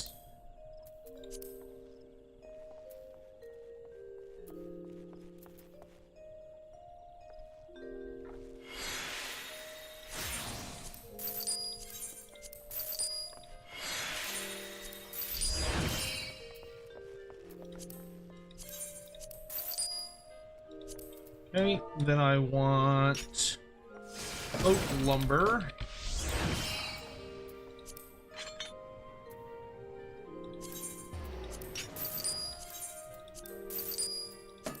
Cool. And then for the choker, oh no, fingerless gloves. I need cobalt rivets. Cobalt rivets.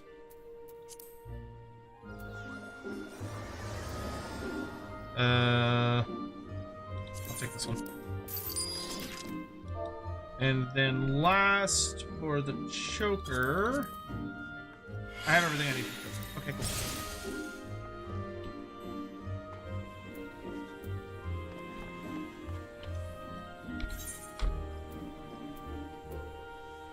Alright, let's work our way up. So we'll start with the charge. Good lord, that's a lot of quality. Okay. So let's do the next 8 steps. Let's do Waste Not 2. Tricks of the Trade. Innovation. And then get to it.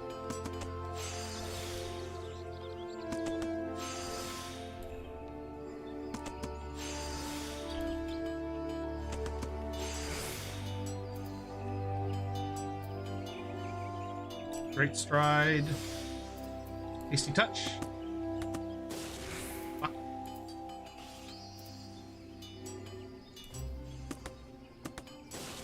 Fuck.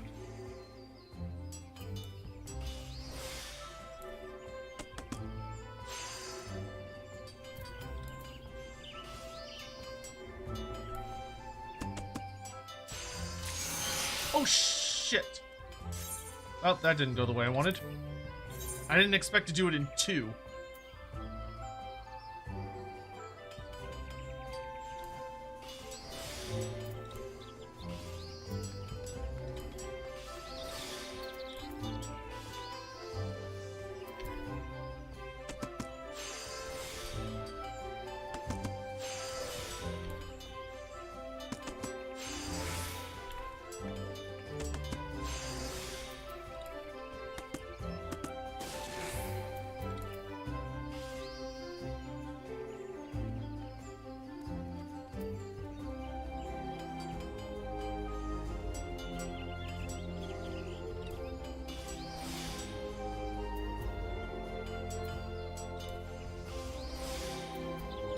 Ah.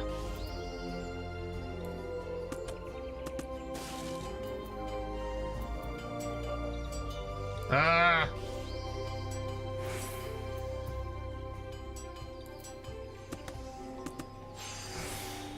That's what I like to see.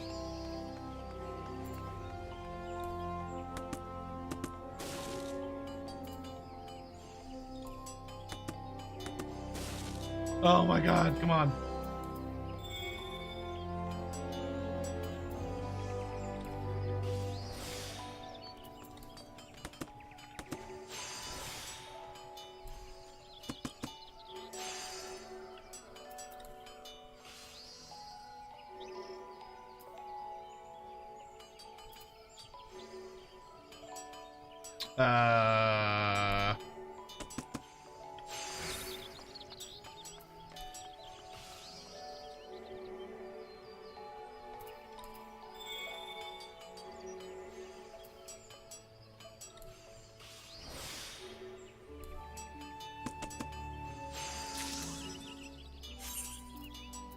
Not quite the quality, but we're getting there.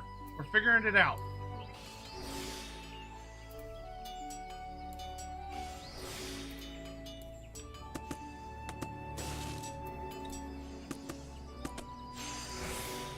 That was good. That was good. Excellent. Pour.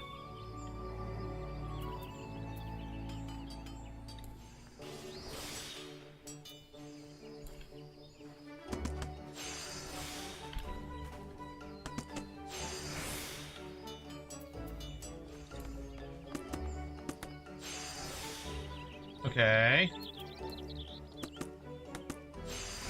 Okay. Okay. Progress. Let's do a veneration.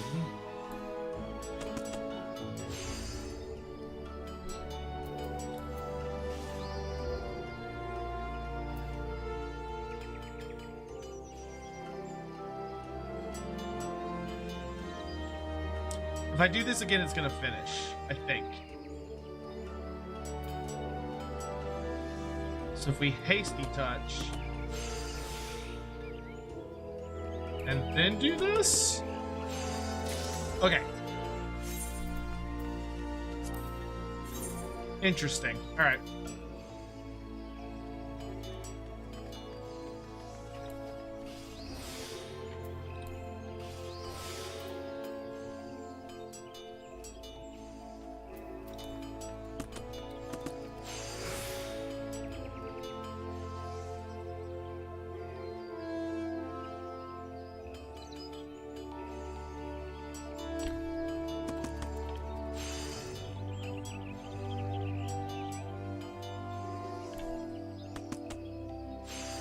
How old is Grease's gold tooth? We don't know for sure. It's certainly possible to make some guesses about his age, based on things that are kind of like going on with him. He's at least in his 60s, but you know that doesn't narrow it down a whole lot, to be frank. Because that still leaves a pretty wide open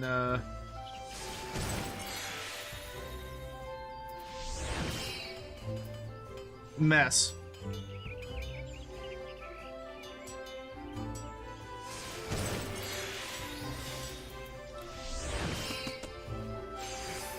Okay, that's good.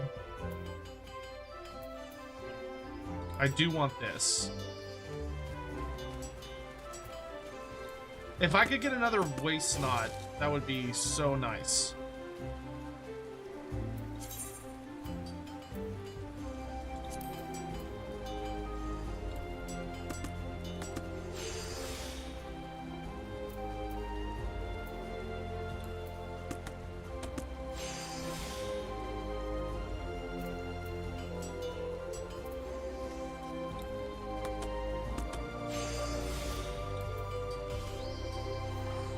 There it is.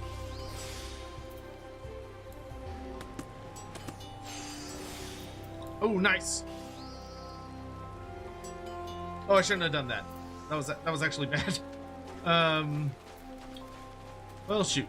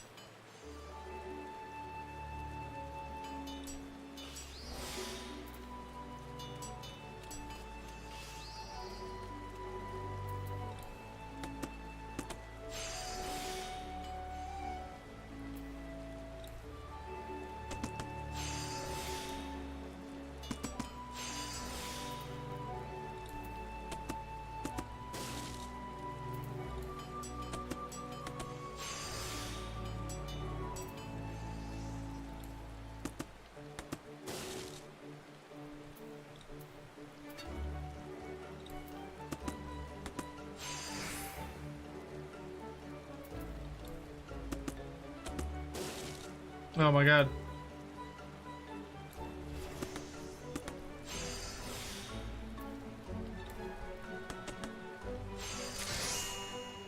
Oh, nice, we got it. Hell yeah. Okay, that one's done. Now I need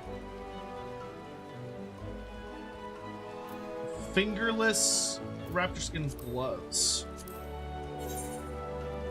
Given that the old world set 200 years in the past, would Skaven be pretty primitive? No. No.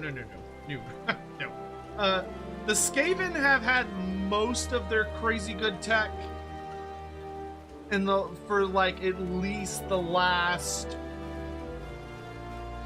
probably like 400 or 500 years. There are a couple things that supposedly the Skaven only invented relatively recent, but Games Workshop doesn't tend to enforce that policy very well.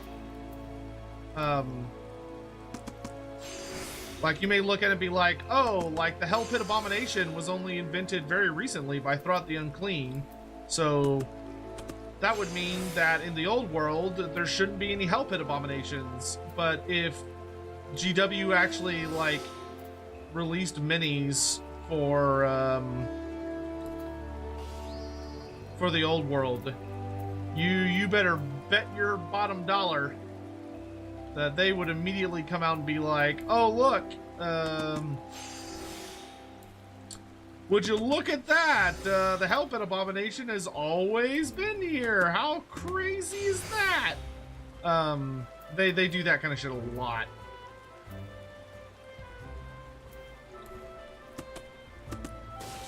Eh. Come on. Nice.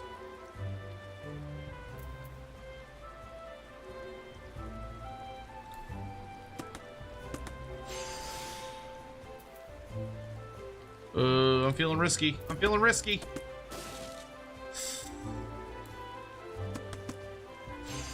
Oh no! I was just short. Fuck.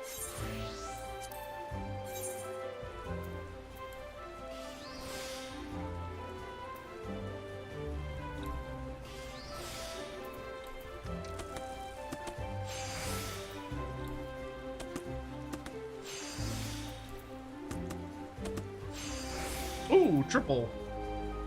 Ooh, baby, a triple. Yeah, we can do that.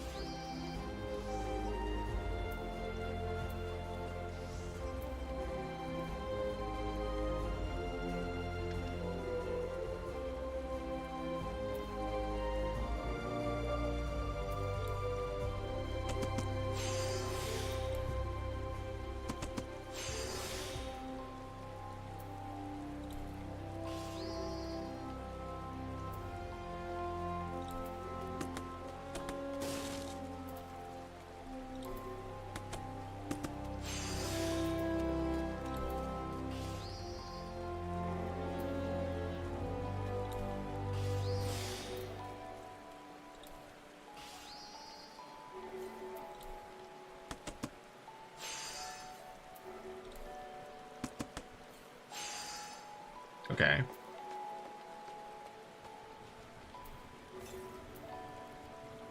$56. Ugh, I would need 2 tricks of the trade. I don't think that's worth it.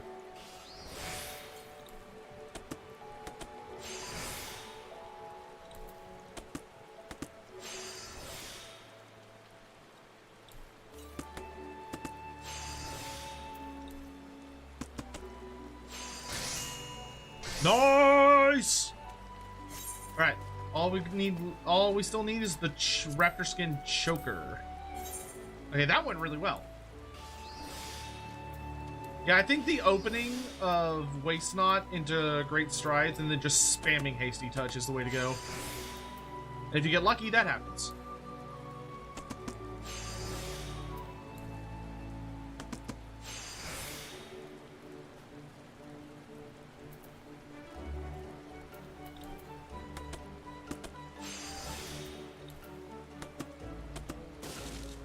That's fine. Okay, good. Get tricks of the trade. Then we get a master's mint. Then we do hasty touch. Do it again. do it again. Basic synthesis. Okay, that's a little dicey. Rapid synthesis? Ugh, rapid synthesis? Ugh, rapid synthesis? Oh, just short. I hate when it's just short. That's a bad feeling.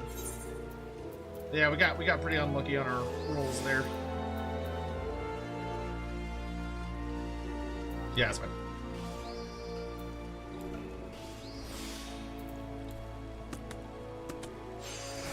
Nice. Let's go ahead and pop a rapid synthesis, actually. Worth a shot. Yeah, I'll take a tricks of the trade.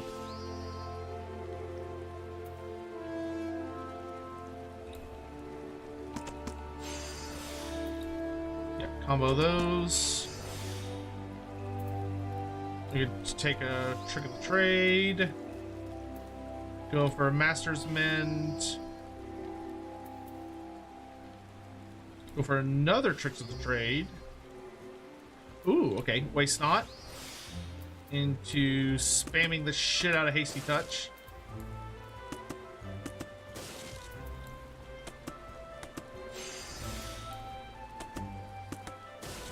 Oh wow, we failed 3 of the 4. Oh, come on, Rapid Synthesis, don't fail me now.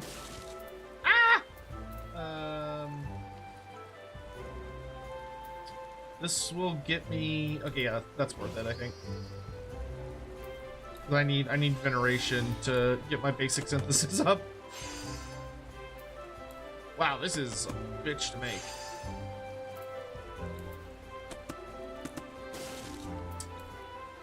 All right, we'll at least make a basic one. Oh, we got it on the 8%. Oh my God, we got it on the 8%. Holy shit, that was super clutch. That was so clutch. 8% roll.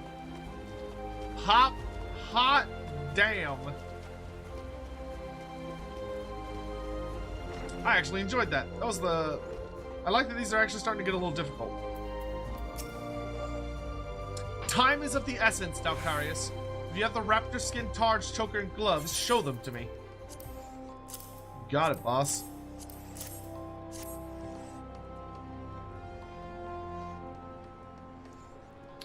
Yes, I suppose these will do. The skin of the fleet-footed raptor boasts both superior flexibility and exceptional ruggedness. The rube, of course, being that it is by no means easy to work with. Fingerless gloves are the choice of many a warrior for allowing the fingers to better grip their weapons. Thus do weapon and wielder become one. A well-crafted choker affords superior protection without impairing breathing or causing undue discomfort. And the Taj, at first glance a means of defense. In times of need, it can be employed to intimidate or even injure one's foe. I presume you were well aware of all this. The quality of your work speaks to a sound understanding of material and implementation alike. I see no reason that these items be kept from their purchasers any longer. Deliver them with all speed. The gloves to Pimol Nala at Nafaka's altar, the Taj to Lyric at the Carline canopy, and the choker to a new client by the name of Nago Jawantol. You'll find her at the Shaded Bower.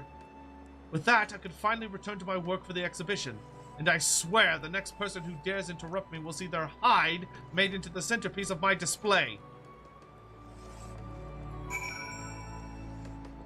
Yes, boss.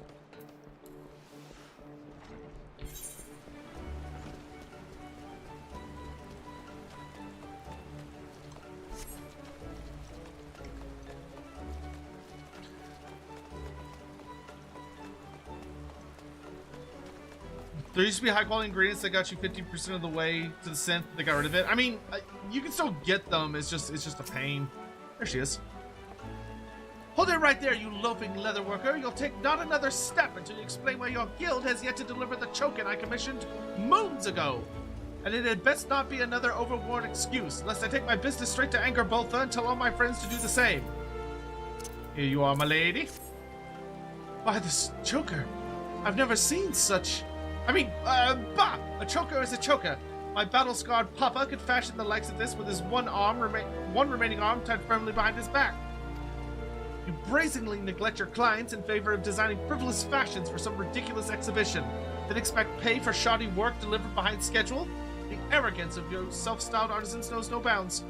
I hear that even your guild's own have had enough of Guildmaster Gava and her nonsense. Mark my words, the Leather Workers Guild is finished. Customers these days want speed and value for their guild, and your lot offers neither. Alright, bitch, damn. You don't want it, I can take it back.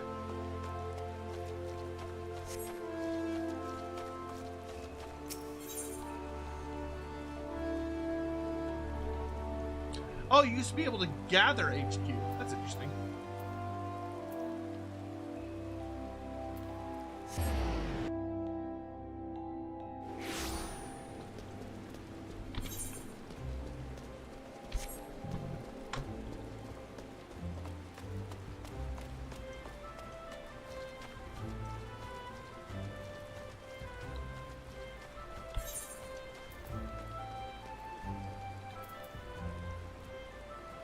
Okay, hopefully she will either give me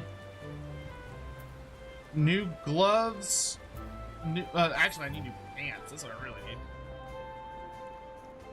Oh, Lyric. You have the look of a leather worker. Might you know why my commission has been delayed? I've been waiting for my Taj for a week now. This is exceptional. No apologies needed, my friend. For a Taj this quality, I'd gladly have waited twice as long. Which is why these rumors of mass resignations are so distressing. What could have possessed good, honest leather workers to abandon their craft?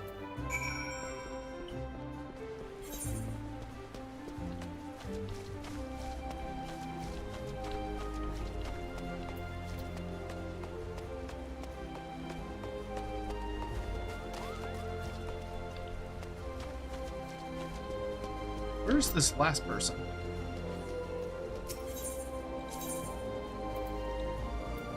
Oh.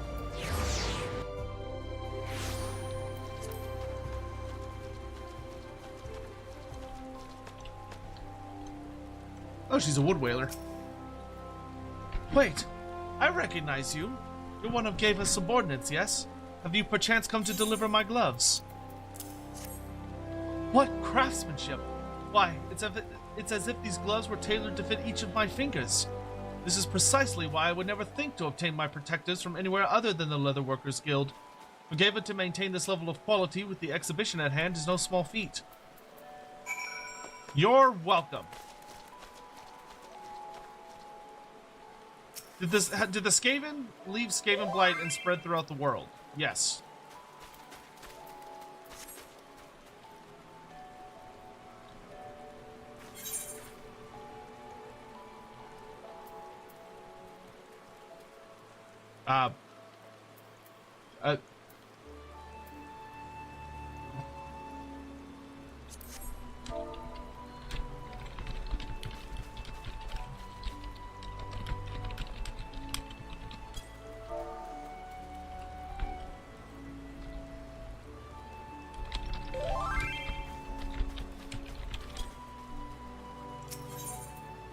Nice lady.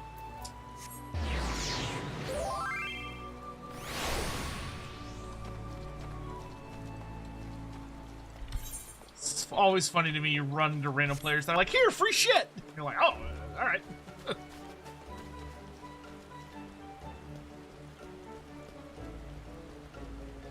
Is there a legendary hero you want for the next year's Skull event, and why is it? Right now, my number one pick would probably be Valnir the Reaper, because he's really the only thing Nurgle needs left. Nago said, what? Speed and value? That mutton-headed Mikote would know a well-crafted choker if I used one to wring her scrawny neck. That said, even I must admit there is some truth to her words. No self-respecting guild would seek fame and fortune at the exhibition, while valued customers suffer undue delays for goods purchased with honest coin. I wish it had not come to this, Alcarius, but my decision is made. The Leather Workers Guild shall withdraw from this year's exhibition. There are customers out there who appreciate the quality of our guild offers, and we must see them well served. There will be other exhibitions, but trust once lost is not so easily regained. In any event, you have proven yourself a loyal leather worker today, Dalkarius. I thank you. Okay, we want to prioritize gloves. Ooh, level up.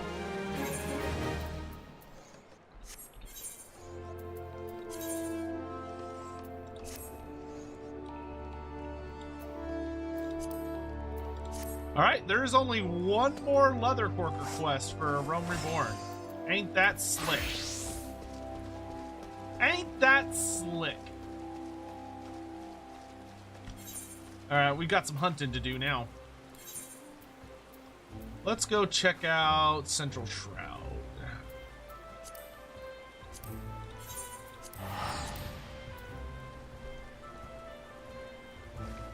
If you want, I can make you a crafting set. I would not say no if it's designed for my level. Because I'm little babby. Okay, that's not here. What about leaves? Northern Thanalan, Mordona. Okay, nope, none of these are here. Okay, let's go to Upper Lenosha.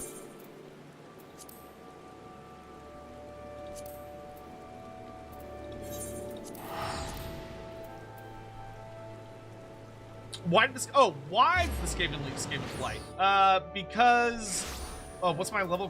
What's my leather worker? It is 48, level 48. The Skaven left because they had built a doomsday device. Surprise! Hop, skip, and a jump. Shell shocked. I feel like shell shocked is kind of similar to surprise. I wonder if that's a two-parter.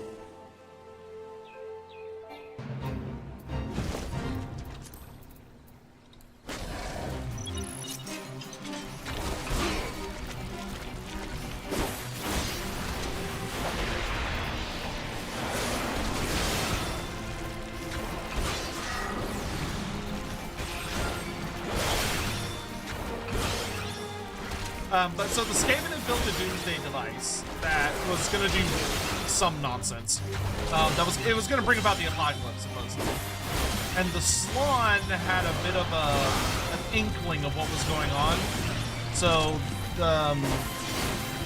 but not much. Because actually, no, the Slaawn had no idea what was going on. They were actually doing something else. But the Slaawn ended up moving the tectonic plates of the world due to some other business. So when the Slaawn like adjusted everything, this resulted in the Skaven Doomsday device, although extremely powerful, was very unstable because Skaven. And the Slaan's changing of the tectonic plates basically caused there's a fault line directly under Skaven Blight. So when everything in Skaven Blight shifted just a little bit, giant enemy crab, poor maid's mishap. Okay, so nope, it's not here.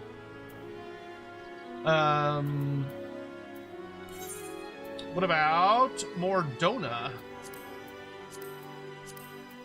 So when the tectonic plate shifted under Skaven Blight, their machine went a little wonk, and when it did that, it exploded.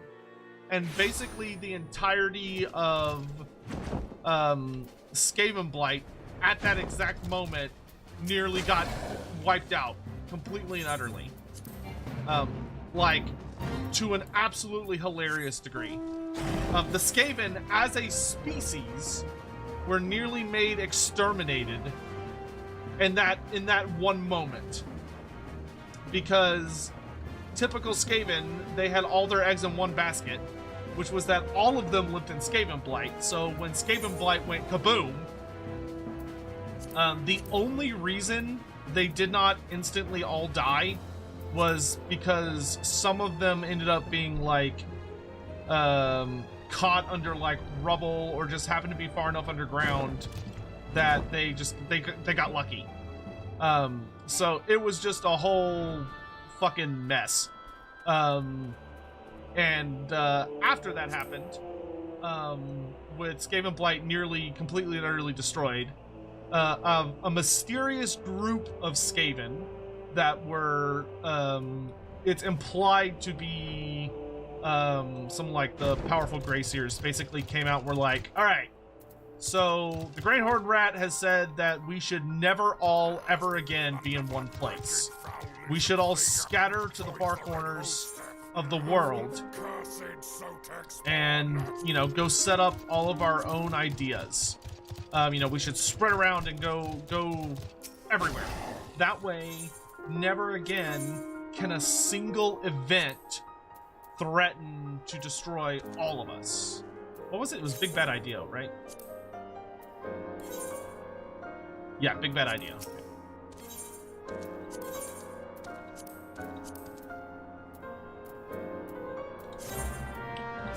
And so, the upside, however, to the Skaven nearly absolutely obliterating themselves on an absolutely hilarious degree is that the destruction of the Doomsday Engine caused these, like, gigantic tears in the earth that went all the way down and, like, through a lot of the planet. So the Skaven just followed it, and by following it, all these cracks, it led them, you know, deep down to other parts of the world.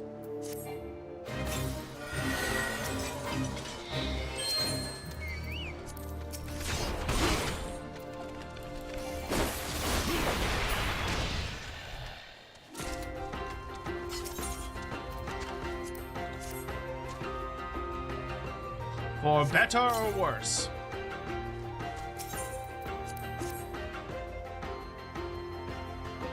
If a legendary lord comes with skulls, who would I want? Egrim von Horseman. Because I also think that Zinch is pretty much done. So I don't expect that he'll get another DLC, and I really want Egrim.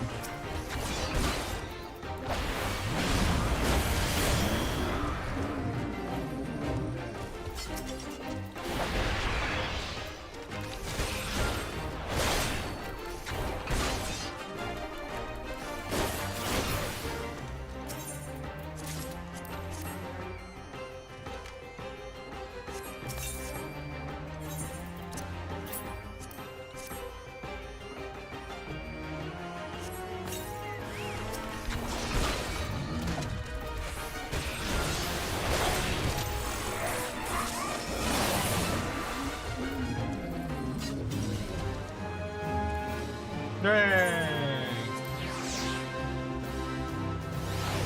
Power Scrubber, thank you so much for the tier 1 sub. I really appreciate that. Sorry if I didn't catch that immediately.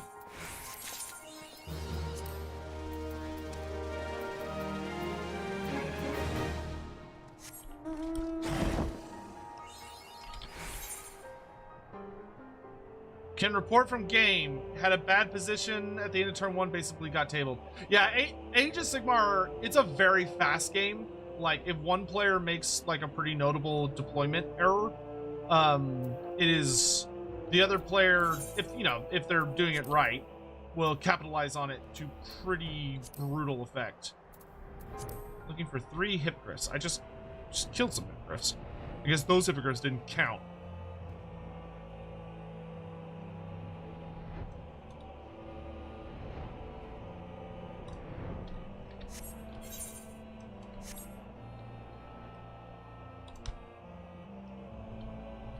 Oh, I like that clarinet in this song.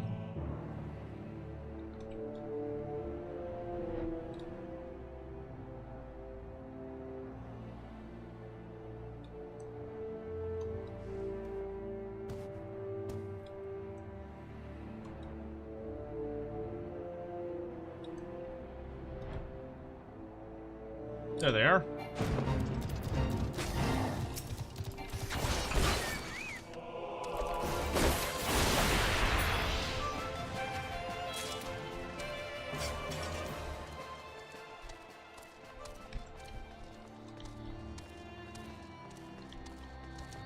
Oh, there's another one.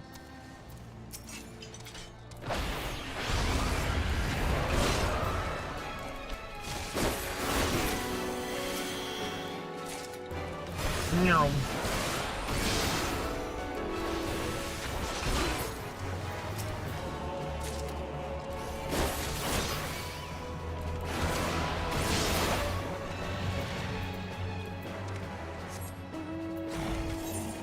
Okay. Mordona the Fog Fence. Okay. Which is on the other side of this gigantic fucking pit. V for Vendetta. Oh, good grief. Groan. Hildebrand today? No. No. I literally just came on to do dailies and hang out with y'all. I would have to get on notably earlier in the day if I'm gonna do a lot of main story quest or the other thing, Hildebrand. I would get on earlier for that, which I would like to, but I've just been busy during the day the last little bit.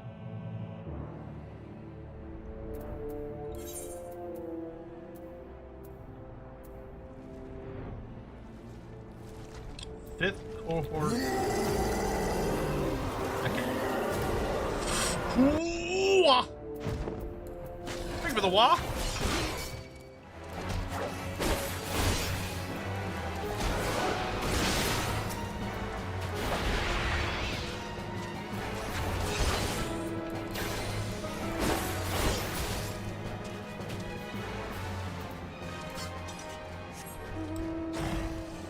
Just vibing.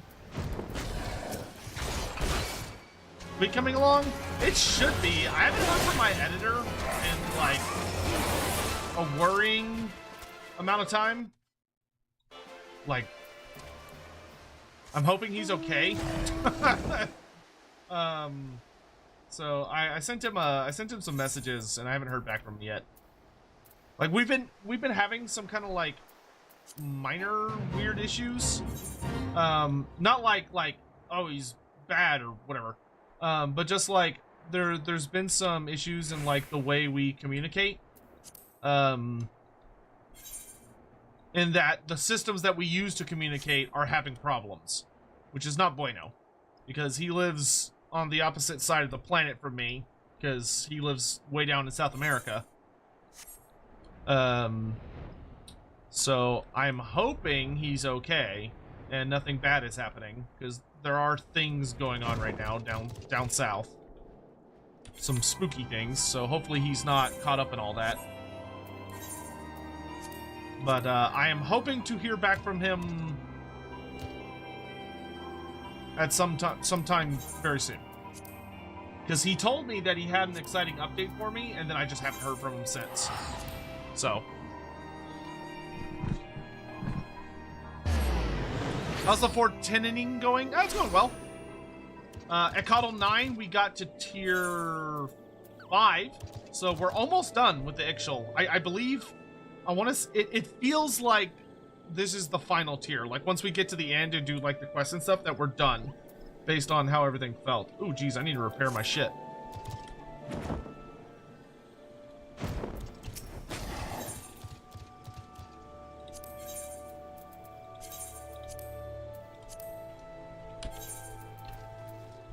Wait, oh, that means it's augmented. Never mind, I'm just dumb.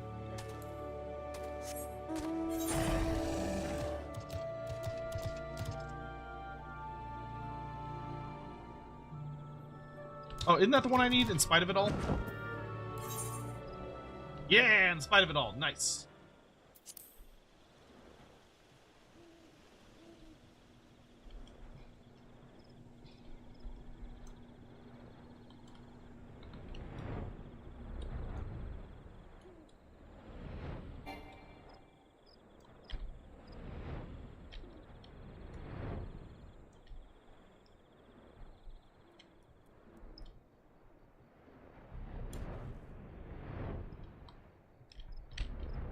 Is there a cave? Oh, it's like down.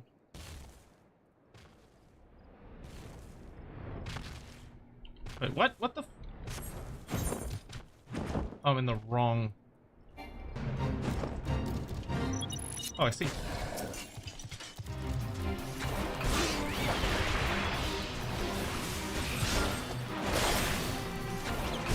Aren't you a big tanky bitch?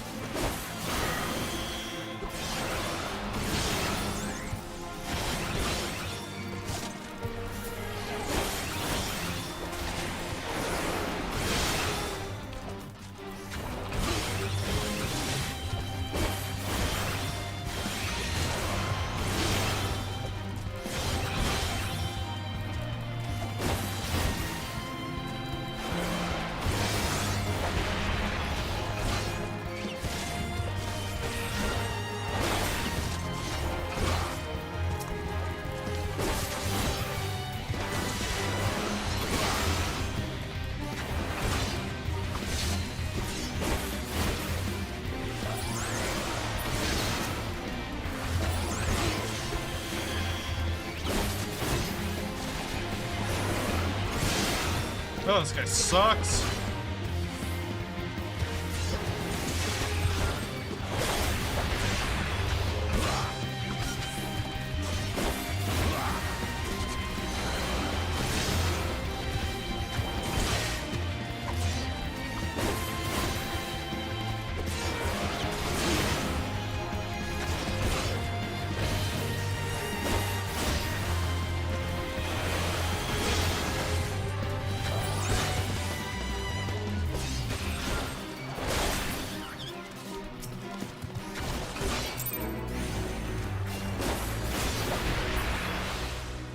Alright.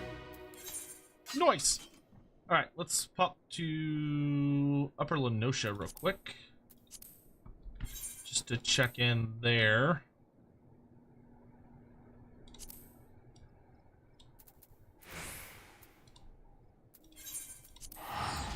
Yeah, because the public quests, or the fates are by far the most annoying ones, because those ones you have to, like, catch at specific times.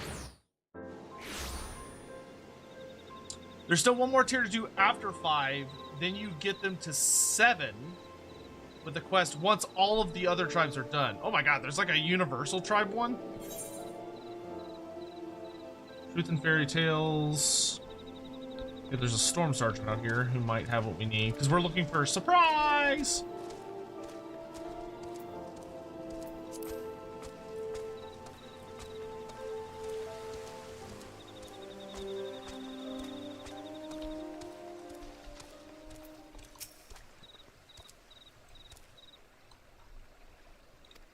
Scarface Boogle Jaw.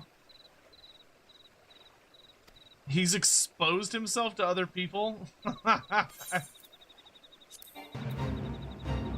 Peeping Jaw? That is hilarious. Sure, I'll kill the people, Tom, whatever.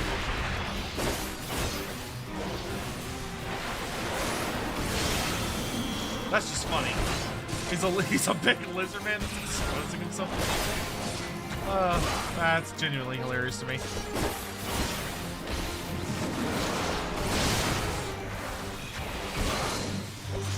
Oh, there's a captain up there. Okay. So yeah, so we are actually almost done with the Echatl. Because it's just the next tier, but I can't go beyond the next tier until it's done.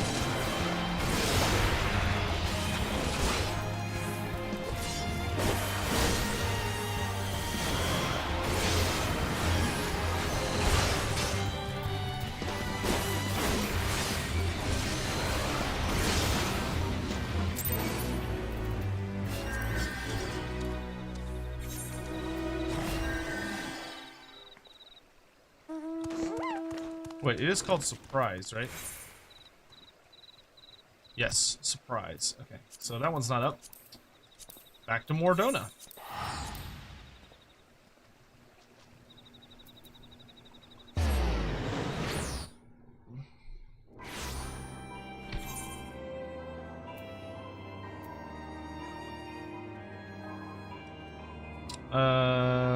What's this one called? Good to be Bud. Alright, that one is not around. Though I guess it's worth double checking them online just to make sure they're not like, oh, you have to trigger this other thing.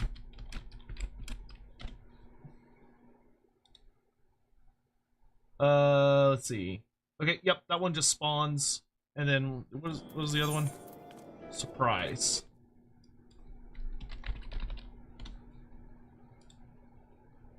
Uh...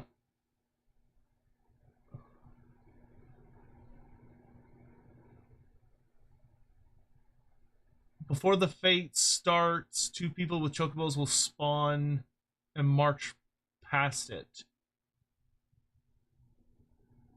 Okay, so that one we have to talk to people, I believe. All right.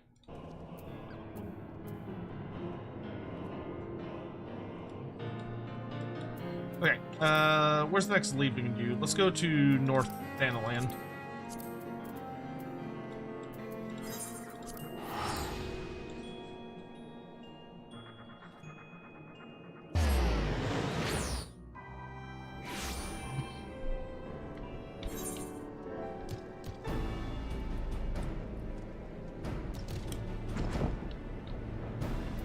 And we're looking for the...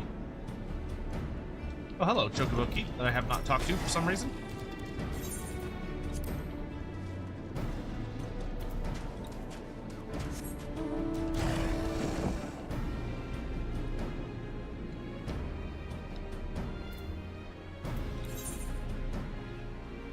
Camp Blue Fog also has a teleport thing in it.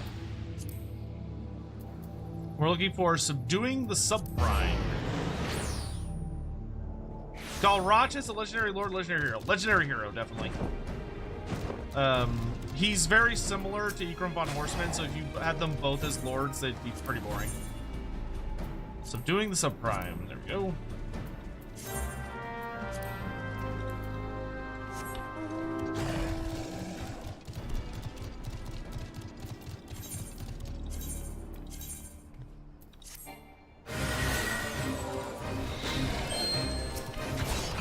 Collecting bounties. You've discovered a wanted target.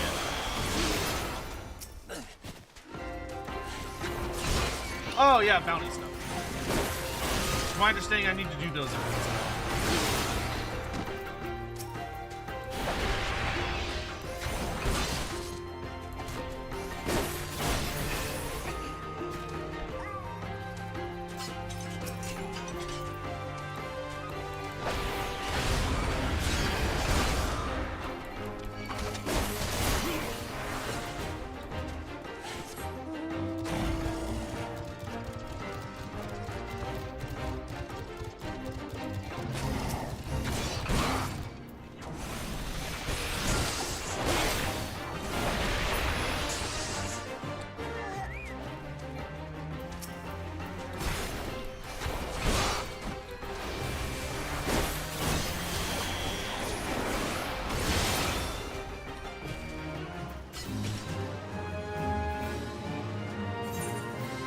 The leaves are so nice and easy.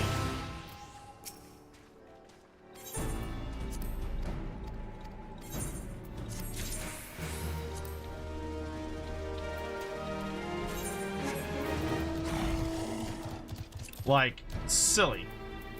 It's silly how easy they are. Hmm? Oh, hey! Ooh, oh!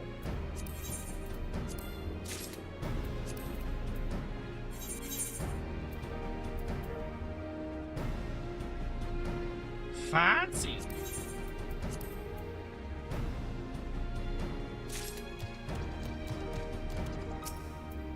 Thank you, Xfil. I appreciate that. Why are you not friends with me?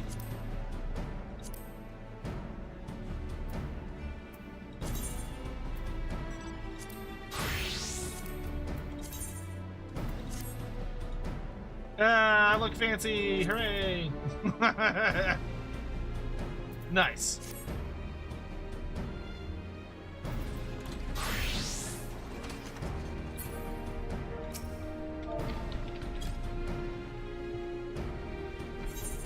Okay, let's pop back to Upper Lenosha, because we're just gonna, between leaves, we'll just check to see if the public quest we need are up. But yeah, Galrach would do very well as legendary hero, especially if they decide to run well with the idea that, like, oh yeah, he's a, oh, surprise is up. Fuck yeah, let's go. Especially if they run with the idea that it's like, oh yeah, he's like, I hope this is gonna sound very facetious or very dumb, but I promise you I'm being 100% legitimate. I'm not trying to sound like a jackass, even if I do a little bit. But I really hope they watch like me and Andy's episode of Lorebeards about Galrach, because like one of the things that we talked about that's super cool about him in that is that like the idea of like he's like a maker of monsters, right? You know, like he's a father of like foul experiments and nightmarish entities. So like him having the ability to be like a really hardcore monster buffer legendary hero would make him really unique and really fun compared to what you would see normally. Which I just, you know, think would be kind of cool. I just think it'd be neat.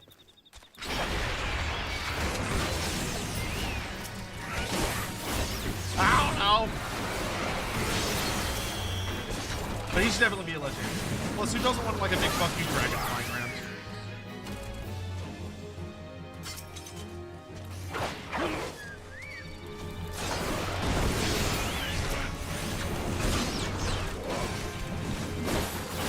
Good lord, these guys are spawning quick. Okay, they heal. Okay, that's good.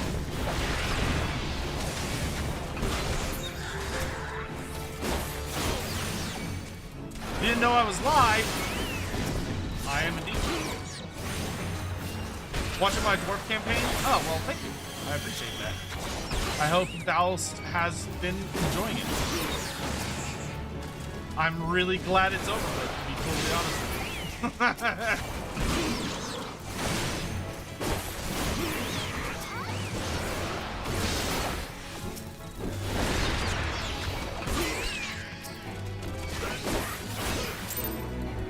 There you go. Nice. We only need one more fate for this, which is Mordona.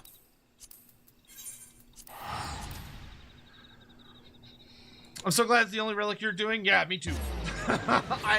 Part of me hates me for getting this brain bug, but I have the brain bug, so I can't help myself. I have to see it through to its conclusion.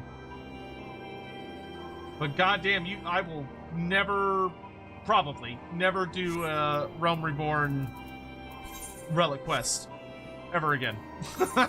Once this one's done. I need to go to Corthus Central Highlands.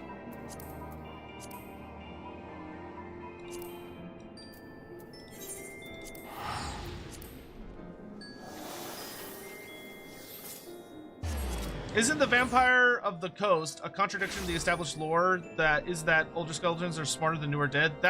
No, that's not how that works. No. What the dead can do is determined by the amount of magic that is put into them, and like the amount of the bits and pieces of their soul that the necromancer brings back and restores to their bodies and binds to them with necromancy. That determines their functions and abilities, not how long they've been dead. Now, it is true that certain, not always, but certain ancient bodies that have been put through a lot of really powerful burial rites that protect their souls and keep, you know, what they are, like, you know, their essence. Someone's got a big mouth. Bound to them. That can result in that corpse being exceptionally powerful. So like Tomb Kings are really, really spooky and nasty because the entirety of their souls has been bound to their corpus, their mortal bodies, because of the rituals and all that jazz they went through. Whereas when you're dealing with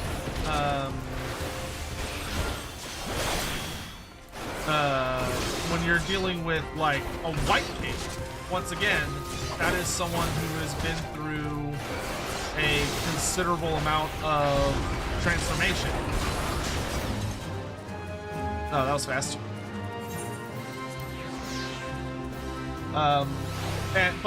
Like they died, but all of a significant amount of what they are has been bound to their mortal forms, which results in them being exceptionally powerful. But like the vast majority of corpses that a necromancer is dealing with, it does not matter how long they've been dead. It just doesn't. It could be a fresh corpse, it could be a long dead corpse, it don't matter.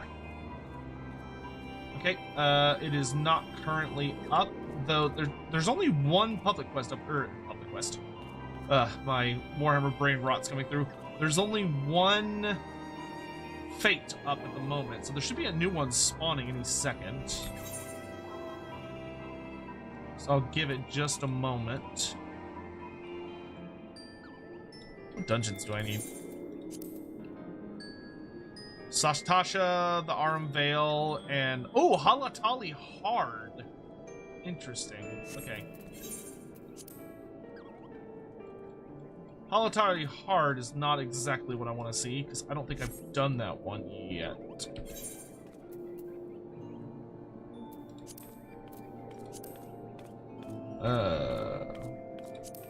No, I haven't done that one yet. That, I dislike when that happens. Where the fuck are these other fates? Why is there only one? Whatever.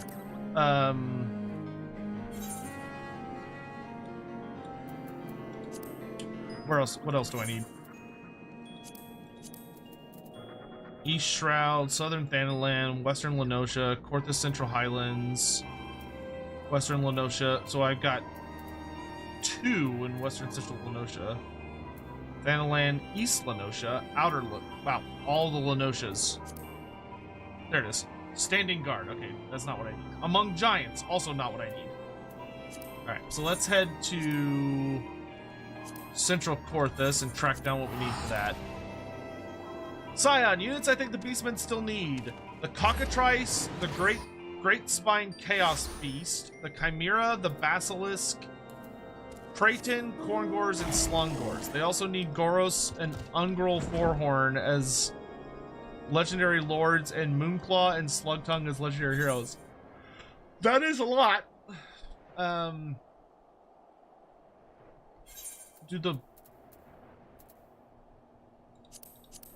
Oh yeah, I do need to knock a lot of these out, don't I? A lot of these are just fighting bosses. Actually, no, a lot of these will turn in for bosses. Okay, where is this bitch? Natalan. Okay, so he's over in this thing.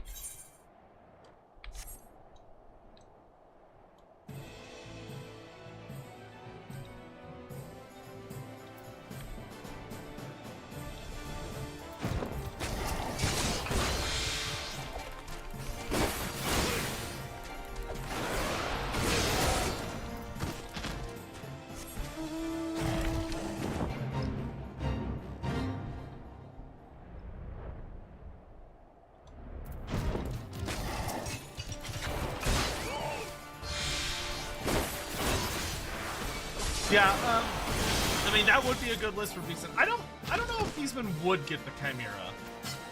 I mean, they could. The Chimera has been pretty consistently Warriors of Chaos only in tabletop. It'd kind of be like adding Dragon Ogres back to the Beastmen. I don't think they would be allowed to do that. I think Games Workshop would say no. I'm gonna be honest. Like, it wouldn't not make sense. Like, I would be fine with it personally. But I could see Games Workshop saying, no, that's Warriors of Chaos army book, so that's a Warriors of Chaos unit.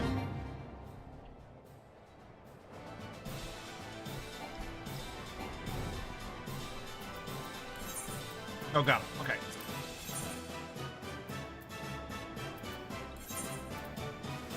E-Shroud.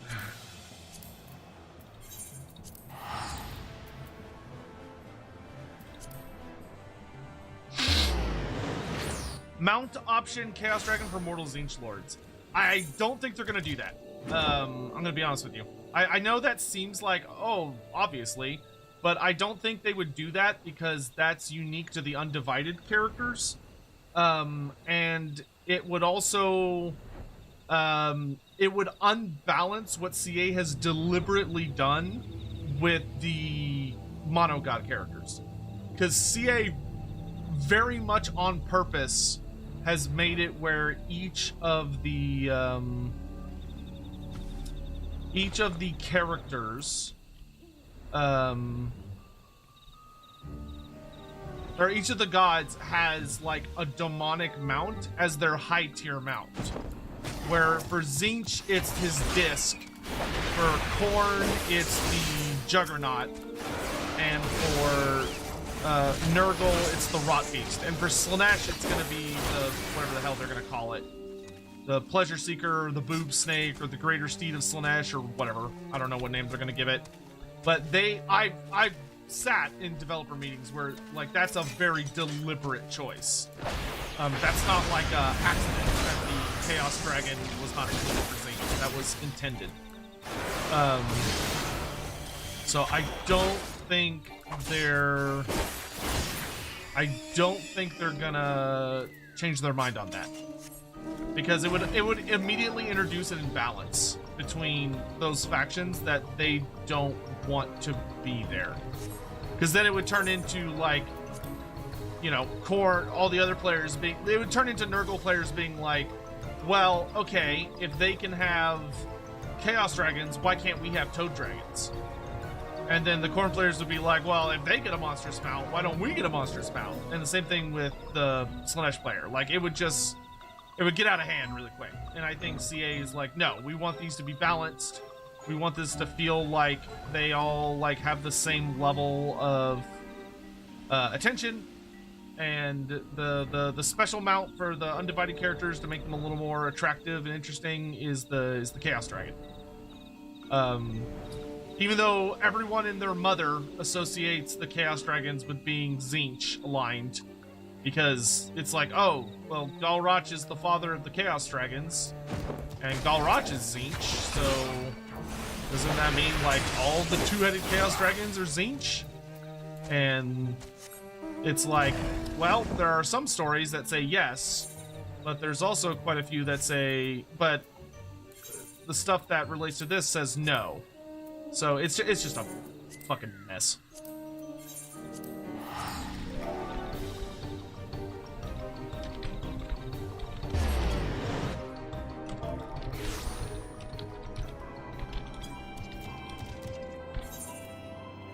Among Giants, Gone with the Shadow, Standing Guard, Black and Nibiru. Once again, not what we need. Let's go to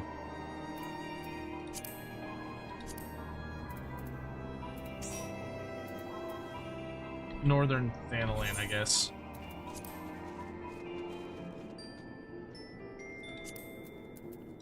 While I'm gathering my party here. No Chaos Dragon is a unit for Tzeentch. I think if Egron von Horseman was a legendary lord, I think you could get away with giving him unmounted Chaos Dragons as, like, a unique gimmick. Armaments, where it's like, oh, look, he's like, because Egron von Horseman is riding Baldros, who is one of the great children of Galroch, so he has the ability to, like, control the other dragons, yada yada yada. And that is probably as far as they'd go with it. I'd be happy to be wrong. Don't get me wrong. Like, I would be delighted for CA to come out and be like, nah, we just decided to make it where, like, Tzeentch characters can ride Chaos Dragons, and, like, everyone gets access to Chaos Dragons as just, like, a regular creature. Like, that'd be really cool. I'd be down for that.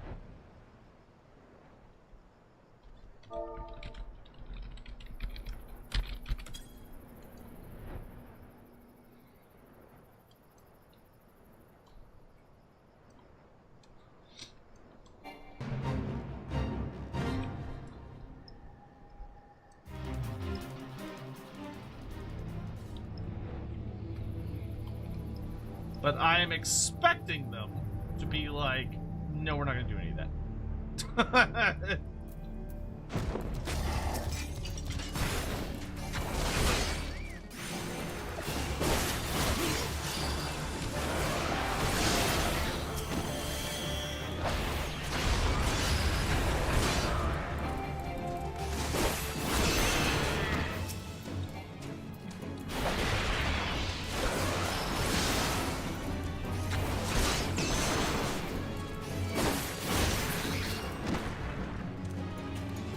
That done.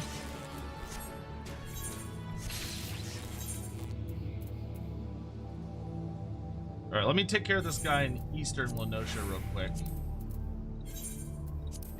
And then I'll check Mordona one last time, and then I guess we'll try and find a group for Echatl hard.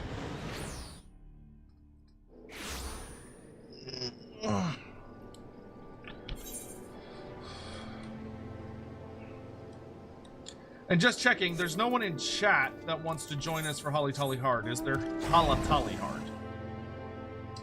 Do I even have a quest for Echatl hard? I should.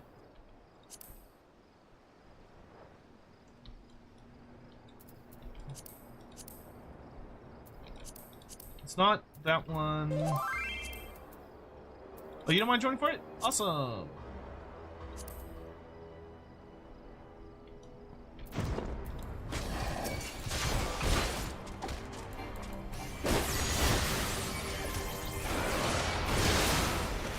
Good to have you along, X-Vim.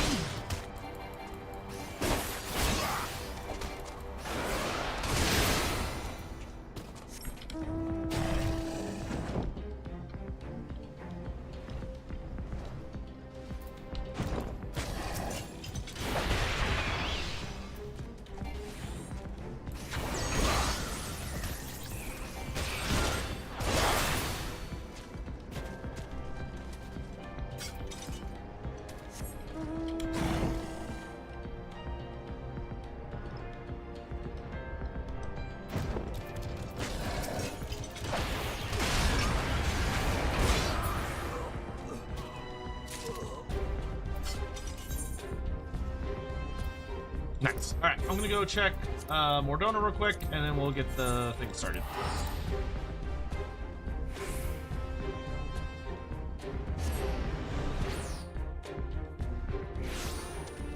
I need to join like I need to get myself into a guild, I think, here sometime soon.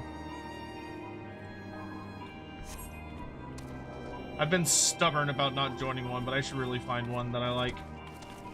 Alright. So let's see if we can find a group. Echatl hard.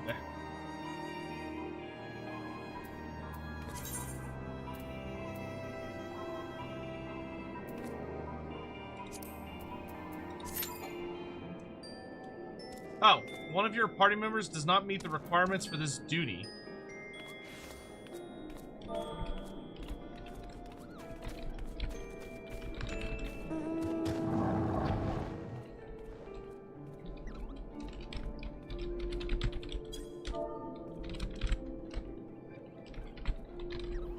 Let me know when you are good. No rush. Oh, now they're good. Okay.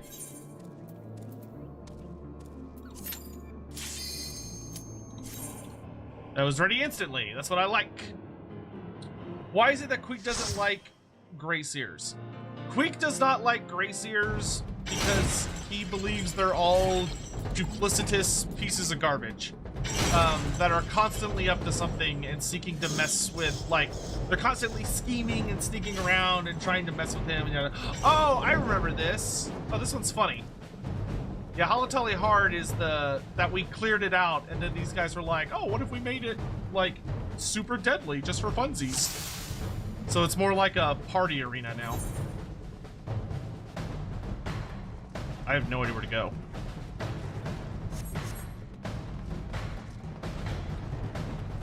Can't go that way. Ooh, this is a banger.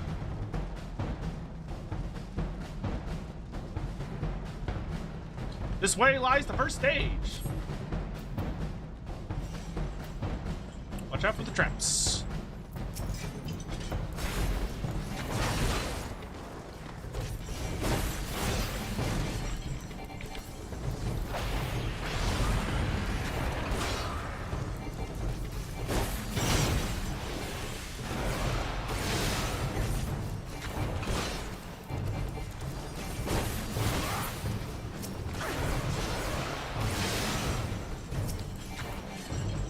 Mammoth Heckler?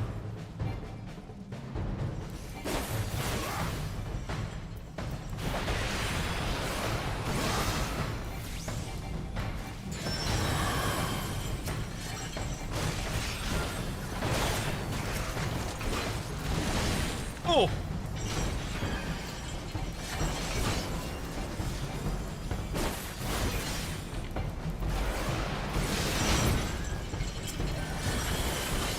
There's the trap, like right fucking there.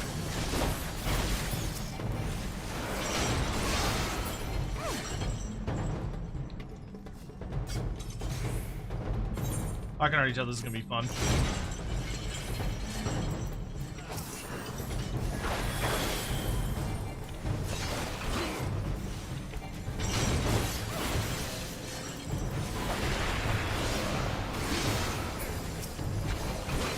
Is the tank trying to keep them under the things?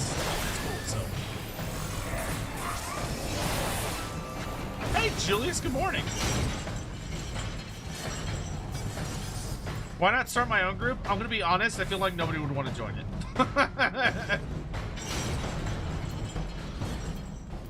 Pyrekmon! Oh, he's a Digimon.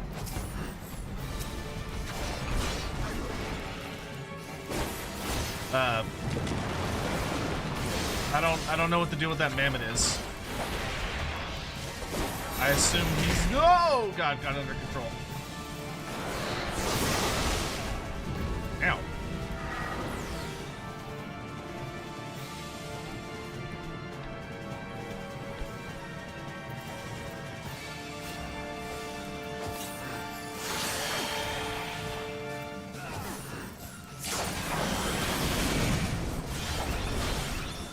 That was painful.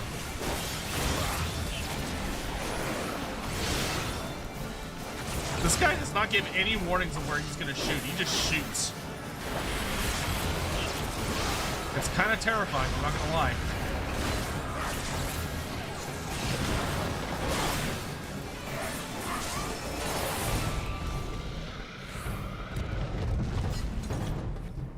Nice! That got a little spooky for a half second, not gonna lie. Ah, Pollux, I'm sorry your day's been a little rough. I'm glad you're feeling better, though.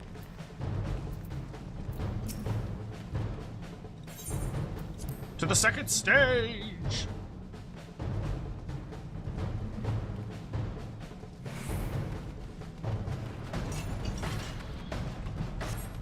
Defeat the 7-caged beast.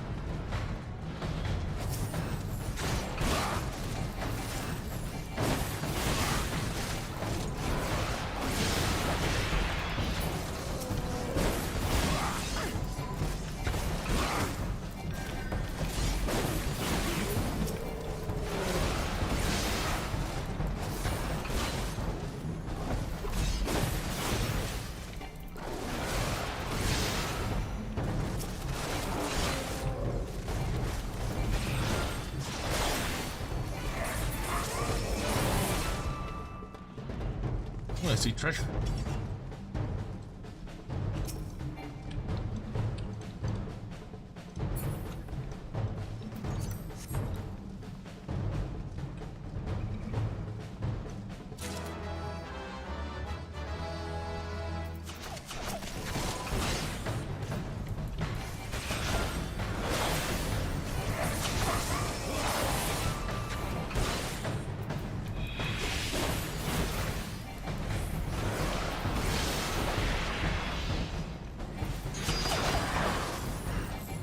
That's a big bear.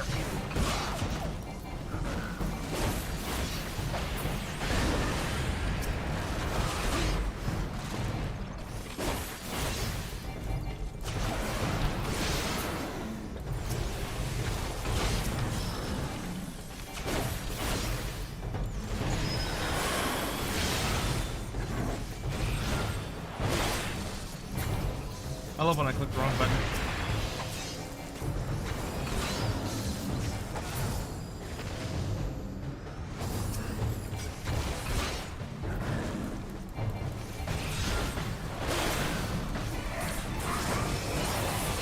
Double bear!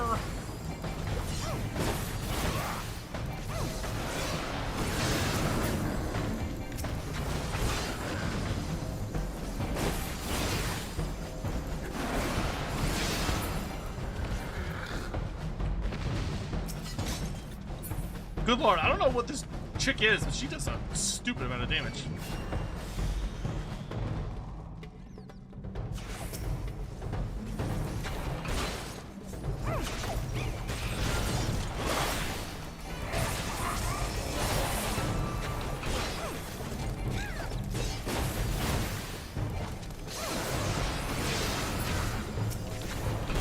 If we don't get the Corn Priest Lord and Hero option, they could make a Cultist Lord version or Gold Lord. Yeah, they could do something like that. I hope we get Priest though. Priest would be really nice. It would be such a unique. It would be such a unique, fun flair for Corn. Oh, they're a Reaper. Sick. Oh, wait, some people in chat are saying Viper. Whoa, weird creature with shadow orbs. I guess I'll keep an eye on those.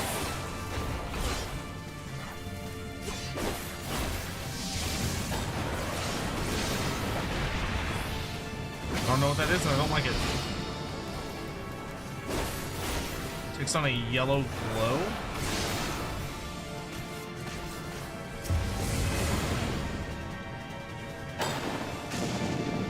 I almost had it.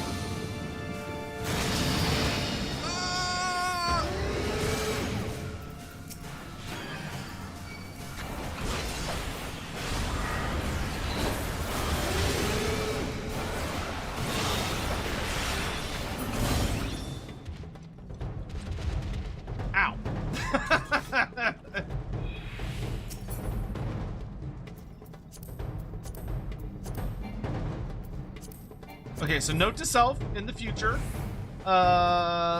when it starts glowing and getting all spooky looking, grab an orb.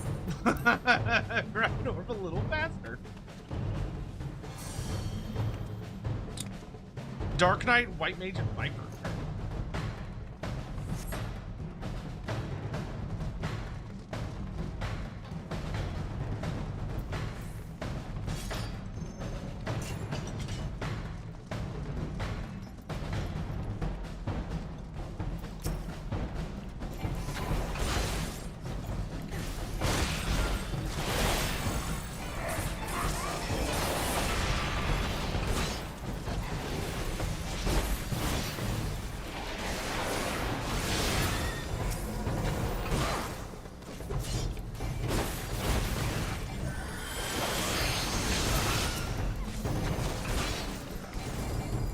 You think you're a Lancer? I'll show you a Lancer, son.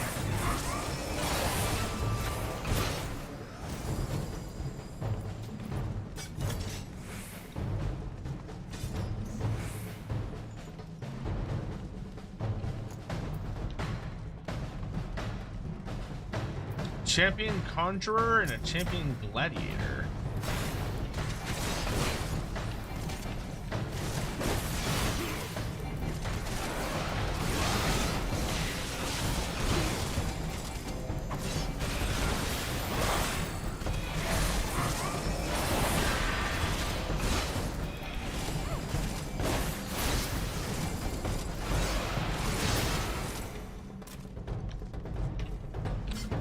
Honestly, Holly Tully hard, really fun dungeon.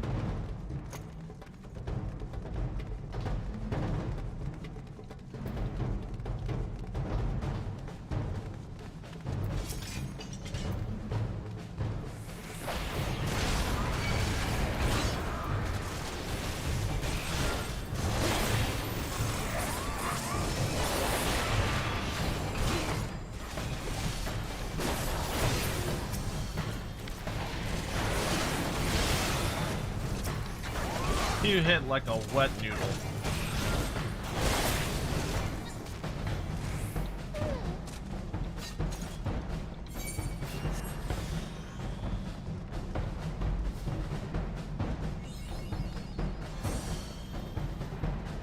All right. The final test.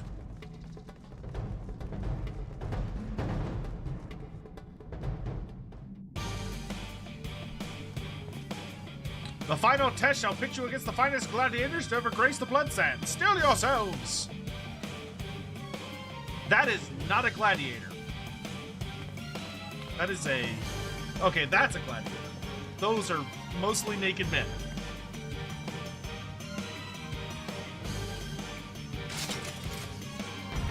Do I get to kill a Lalafell? I would love to kill a Lalafell.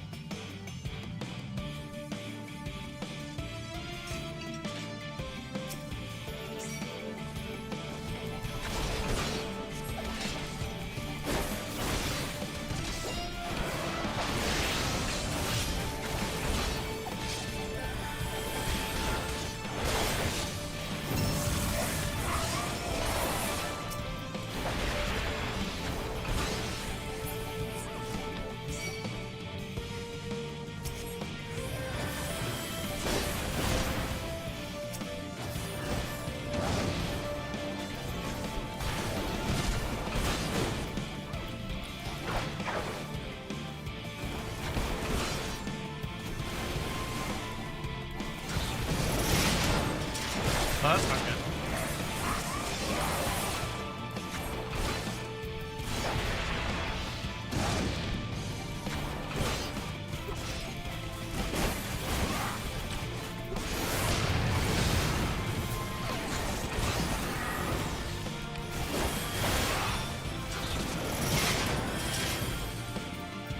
Ow.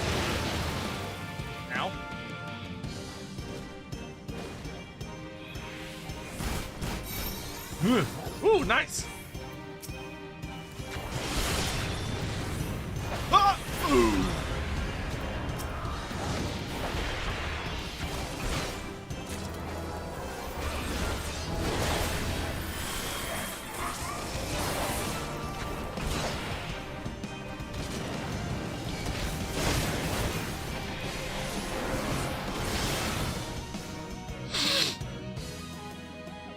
Can a horde of Lalafell defeat all 4 Chaos Gods? No.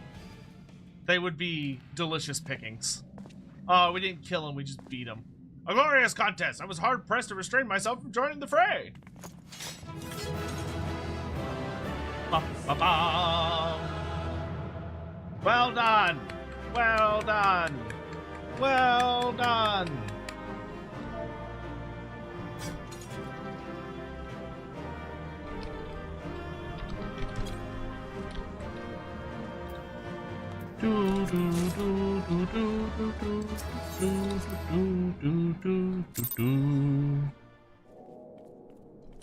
Hell yeah, brother.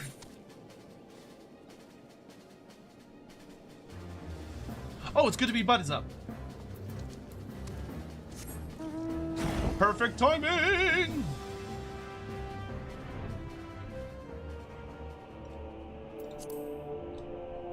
Alright, the other dungeons I can just smash through myself. But, good.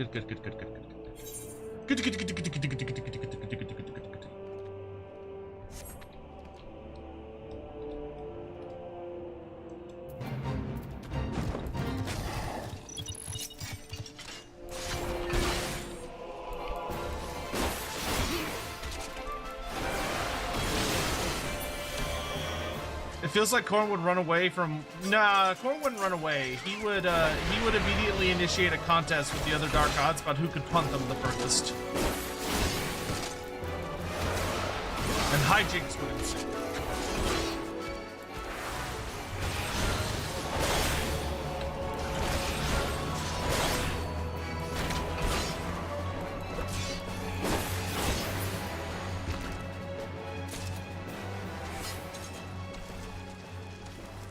What the hell are the other marbles?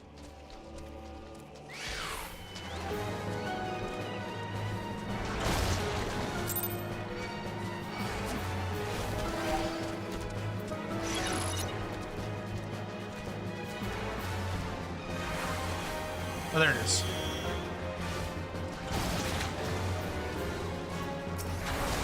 Could you fuck off, please?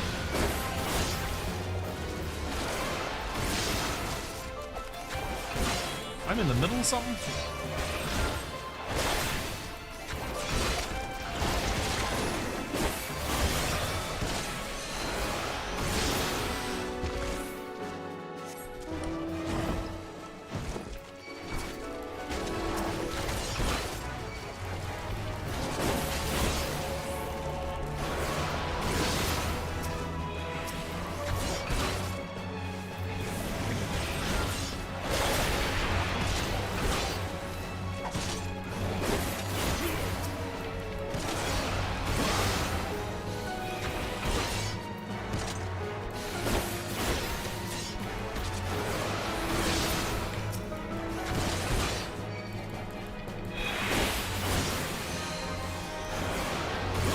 Hobgoblin Khanate race, how do you think would you make them unique, besides being hated by regular greenskins?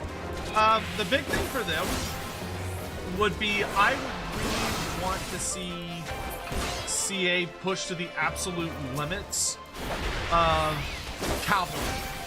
Like, showing us all sorts of different crazy forms of cavalry. Of like how to make good fast cap, how to make good heavy cap, how to make different tiers of fast cap and heavy cap. I would expect them to have like you know what's the best way I could put it? I would expect them to be the Destruction Bretonia faction. So where Bretonians are all about having like giant armies of mounted riders, I would expect the Hobgoblin Khanate to be similar, but like the destruction version of it. And for them to be more about like using all of your resources really effectively to run around your opponents and like keep yourself moving. But the other big thing I would want to see for Hobgoblins is I would want to see moving cities in battle, not just on campaign. So like they have these giant platforms that are like moving across the battlefield.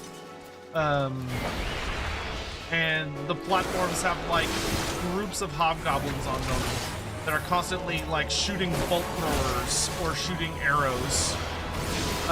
So like they have these like mobile fortresses that are moving around just like shooting 360. I think that would make for a very interesting and unique play style. That would, and don't get me wrong, it'd be tricky, but I think it could be done and could work really well. Yeah, they should be, the Hobgoblin should be very heavily inspired by like the most over-the-top mythical version of the Mongol horde, you know, the Huns. But like all of their mythology and mysticism and all that dialed up to 11. So where it's like, oh, normally we just do normally we worry about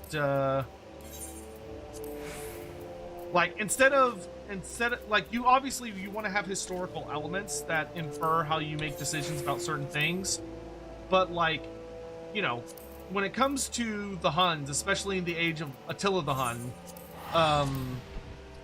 there is so much legend about like what he did, what he accomplished, how he like took over, you know, a significant amount of the world. And I would lean really heavily into that. while also going with the concept of like the crazy big moving cities and the like just copious amounts of wolf riders and all sorts of other stuff. And just go absolutely ham with it.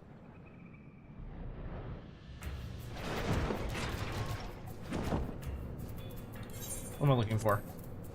Elite roundsmen. Oh, these guys are like a bitch to find because they're like all the way in.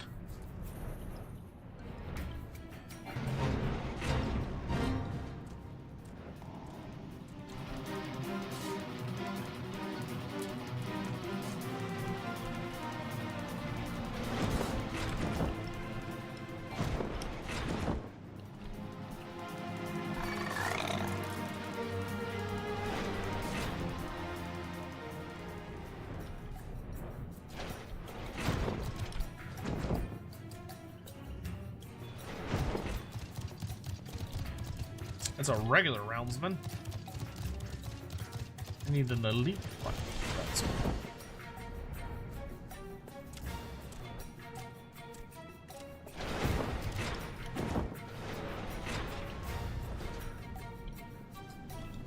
Elite bedsman. Okay, that's closer. There's one.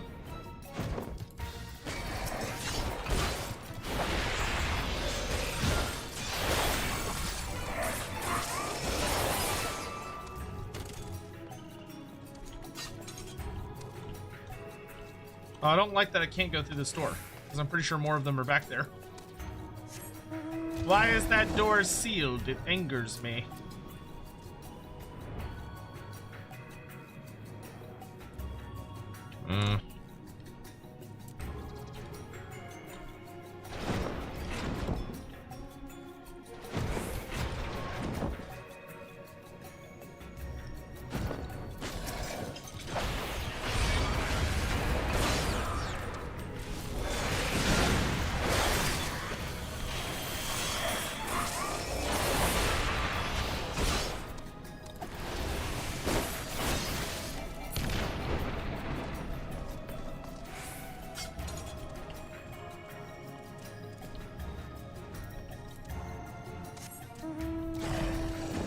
One more.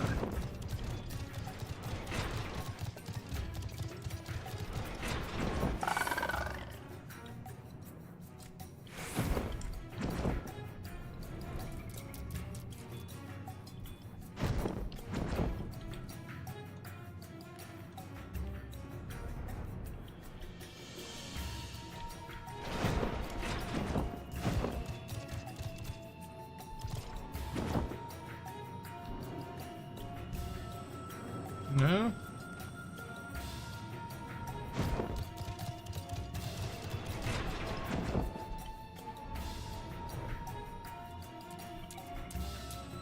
I want to hook a left. Should be one in here.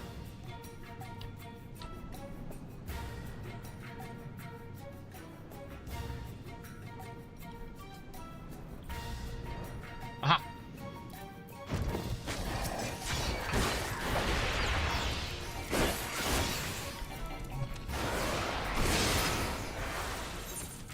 Alright, now I just need to go to southern Thanalan.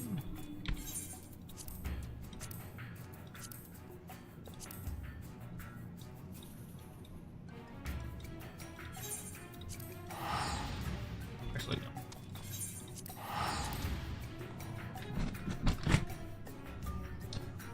When might we get Gark Ironskin? Your guess is as good as anybody's, I'm afraid. Like, you know, a lot of people want Gark. He's a very popular request. I think CA intends to do him at some point, but we're starting to kind of get to the point where we are needing more characters than we are needing DLCs. You know what I mean? Where it's like the ogres don't necessarily need 2 DLCs. They could probably get away with just 1. Amalja Thaumaturges. Pugilist.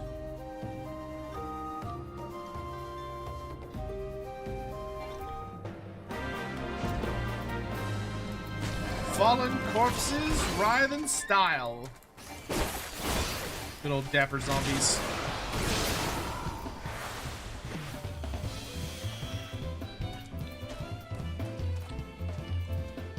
Why am I still in combat? See another one.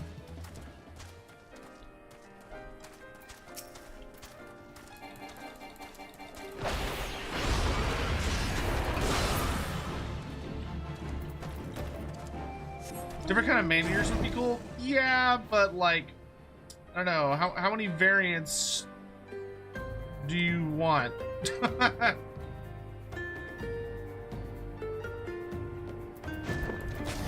Because, like, I don't know. I feel like they can only make them so many ways different, but I could be very much wrong on that.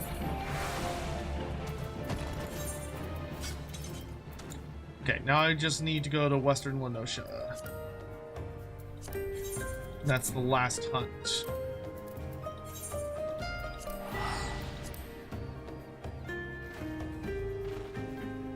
Thoughts on what we will get for the next DLC after Corn Ogre Greenskin? I think the next one, based on what CA said so far, I think the next one will be...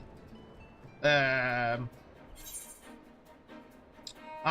personally think it will be Slaanesh, High Elves, and the last slot's tricky.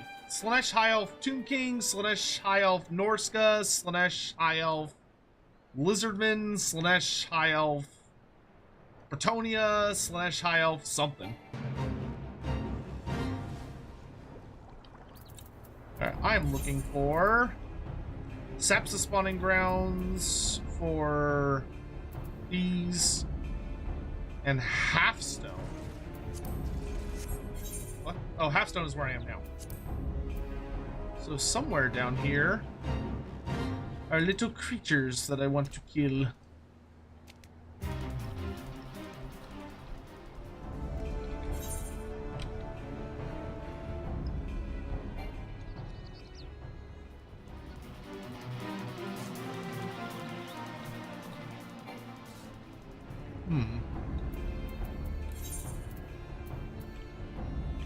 Trench Tooth Sahaga. These are not trench tooths. Trench tooths are... I feel like Halfstone is a very broad... Are they on the other side of the Tide Gate? Oh, those are killing mantises. No, nope, nope. They're definitely on the other side.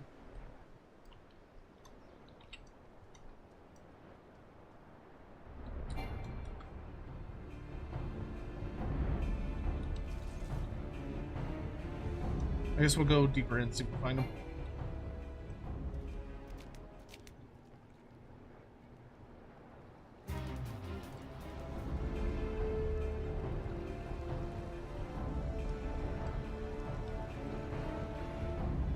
Yeah, no sign of them. Trench.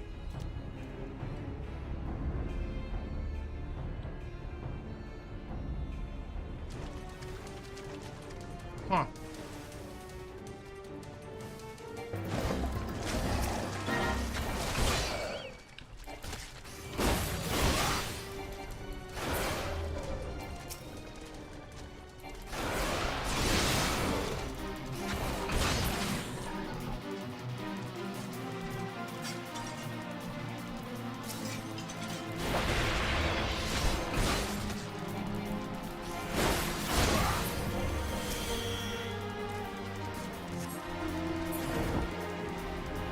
Alright, now I just need to find these trench nerds. Shoal, Shelf Tooth, Shelf Spine, Sepsa.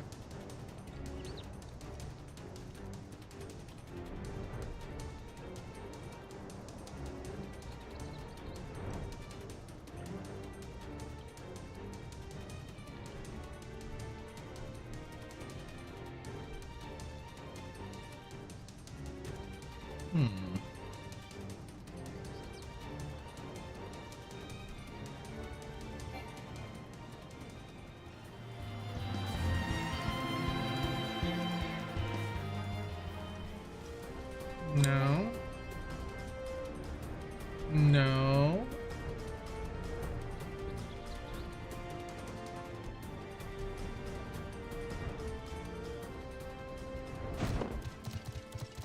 Oh, this is half stone. It's labeled wrong, but whatever.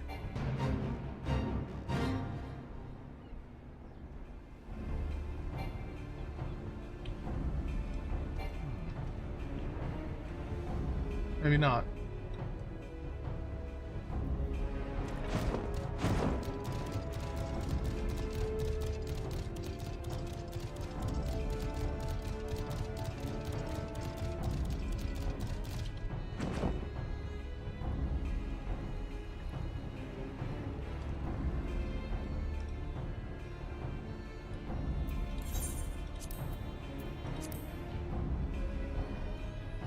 Three Trench-Tooth Sahagin, Western Lenosha Halfstone. That is where I am. But I do not see any of these Trench-Tooth.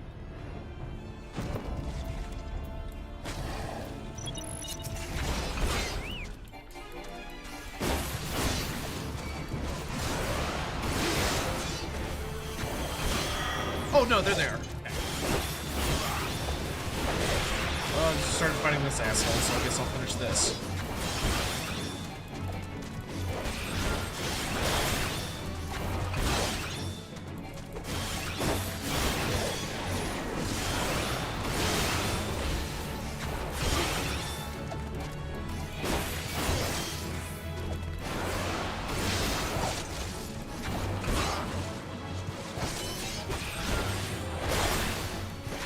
Do you think we'll ever see Ogres Undivided and Brimstone Horrors? You will not see Brimstone Horrors, I know that.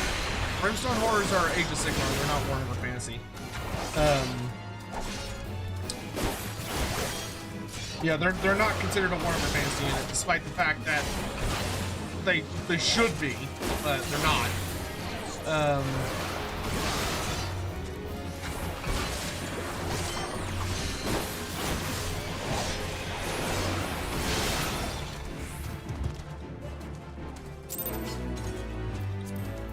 And you guys are tucked right into this little corner, huh?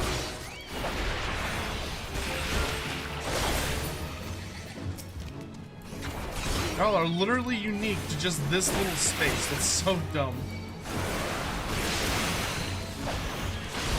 Makes you annoyingly easy to miss.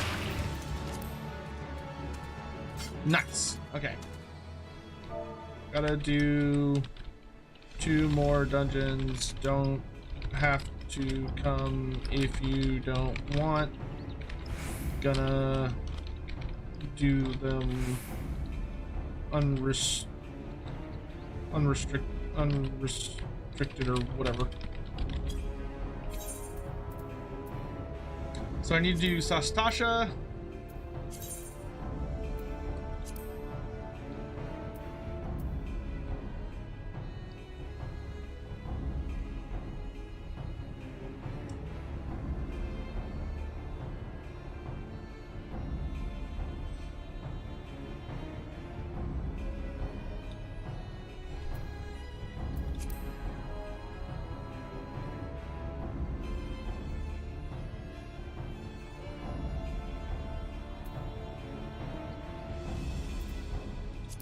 Wait, what?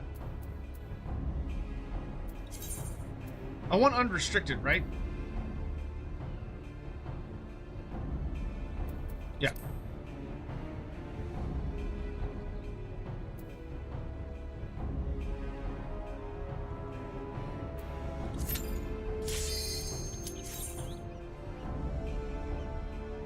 So we can just obliterate our way through this.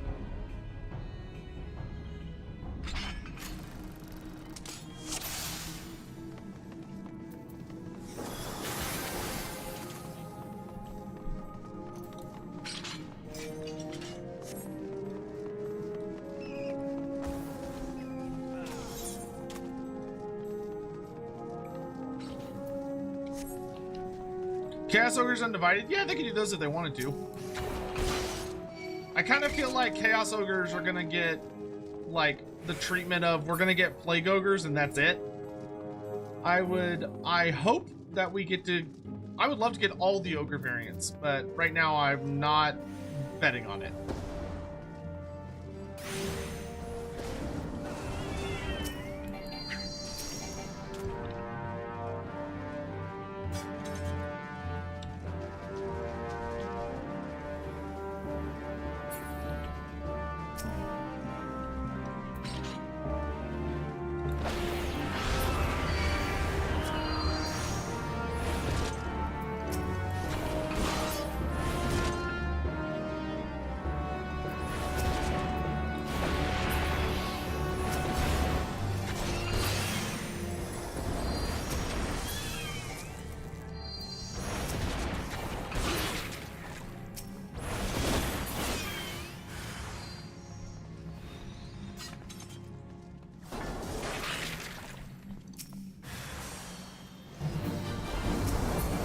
It's still weird to me that this summons a fucking weird cat, coral cat boss.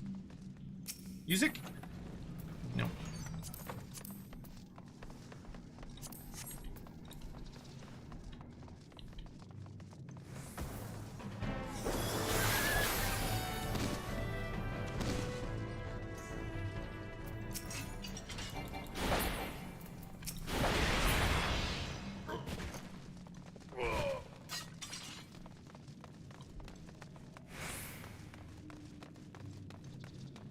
Come back here, coward.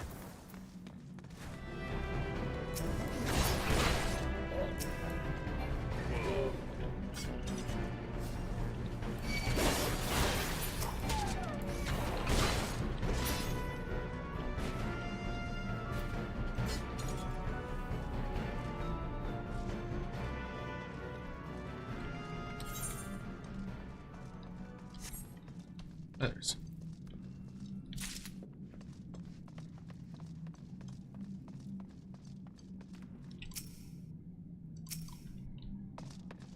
Didn't you just pick up the key? Oh.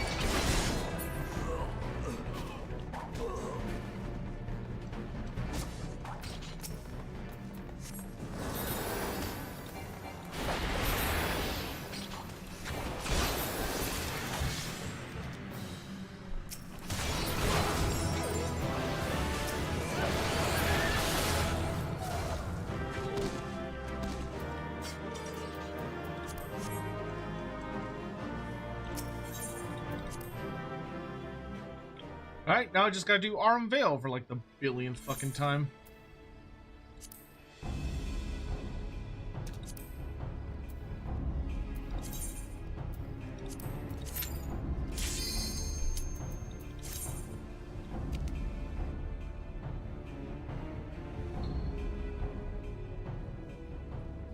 Oh, you're heading off to Iceland. Very cool. Nottingham, very nice. November 15th to December. Okay, that sounds like a good trip.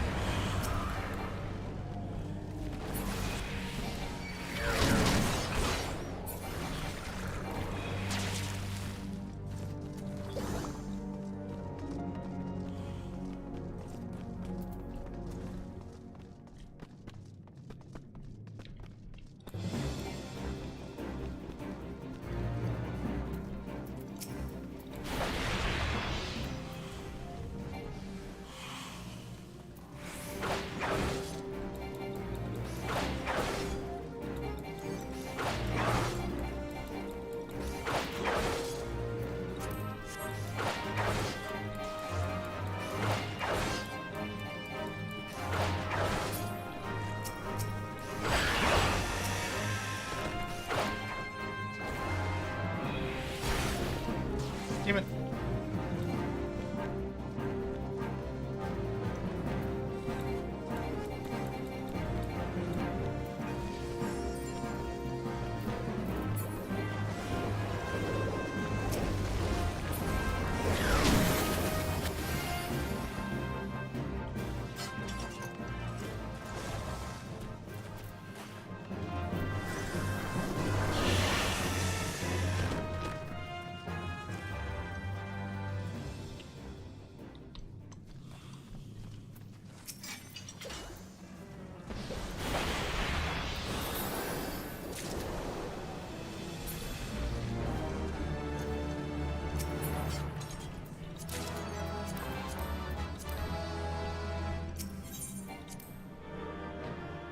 Alright, that's another book done!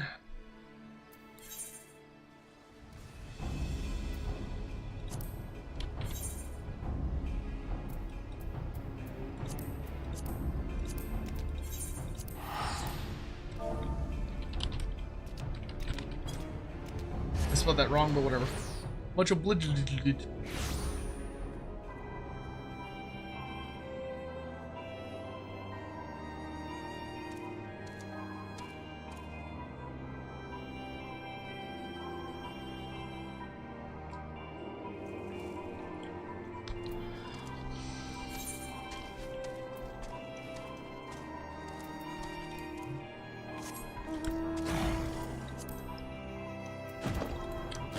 I return, harlot. Alright, so I guess we could do the books a book of fall. That way I've done one of each.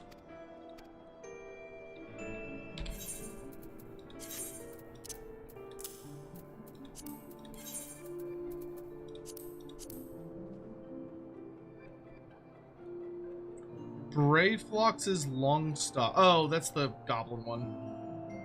Copperbell Mines, Dismal Darkhold.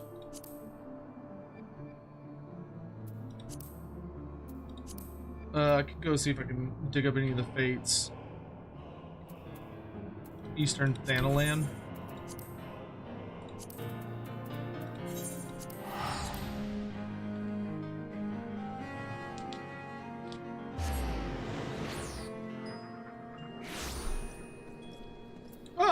I hope all of your travels go really, really well. Scion. Okay, not what I need here. Let's check Western Lenosha.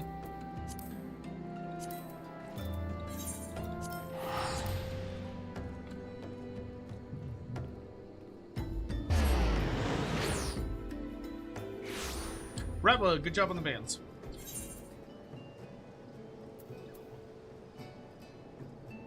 Watch your tongue. Oh, the King's Justice is up. Hell yeah. I'm coming.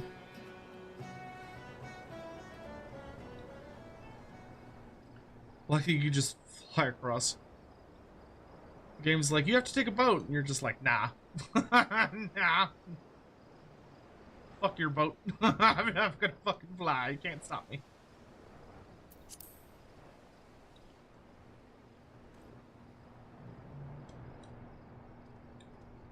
Oh yeah, I'm fine, absolutely, dude. Absolutely.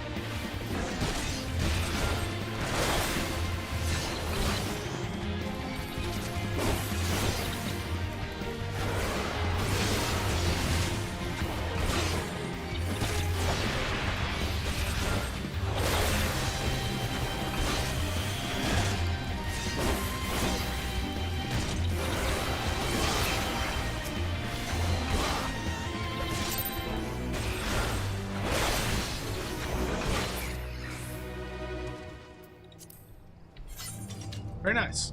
And then I'm in Belly Full in Corthus Central Highlands.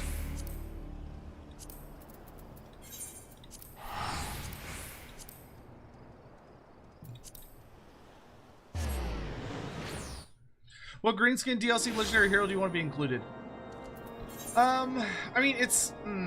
I feel like the DLC is pretty green, or is pretty, like, Gobbo heavy. Well, I don't know. It's hard. Like, if they want to go for a mix, which would be totally fine, then I would want Gatilla the Hunter. I think Gatilla the Hunter is like a really nasty goblin assassin wolf rider. Would be really nice without being too ridiculous, and he would add some really good things for all the greenskins, and then the greenskin would give you a nice no, that's the gray. It would give you a nice mix of like, oh, we've got like a nice mix of goblin and orc, which I think would be really nice. White brim front. I'll send some in the area. I'm gonna let that guy get eaten by wolves. I don't even give a shit.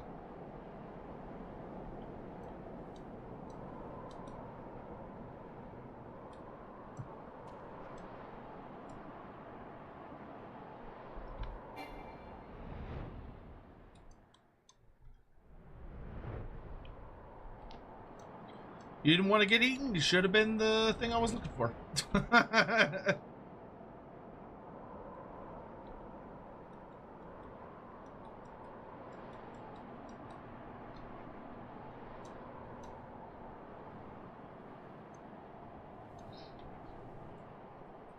Yeah, Gatilla and Gorbad would do well together.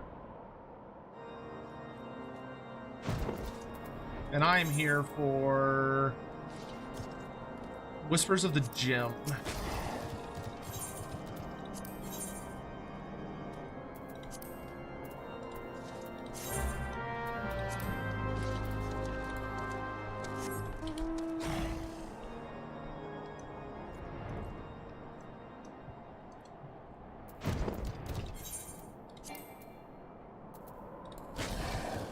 Oh, I need to leave my party.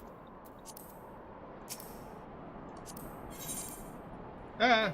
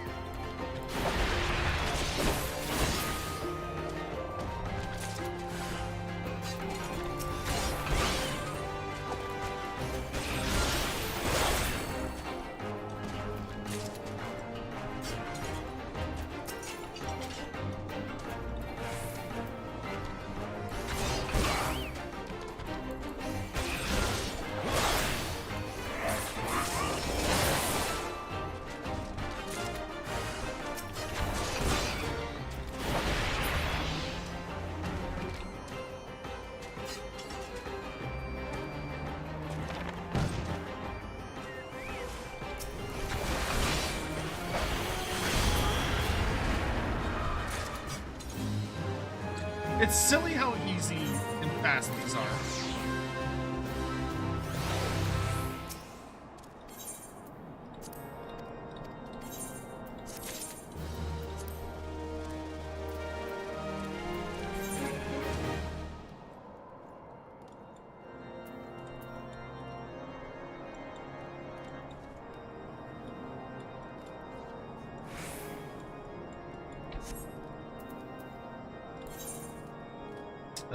Mordona.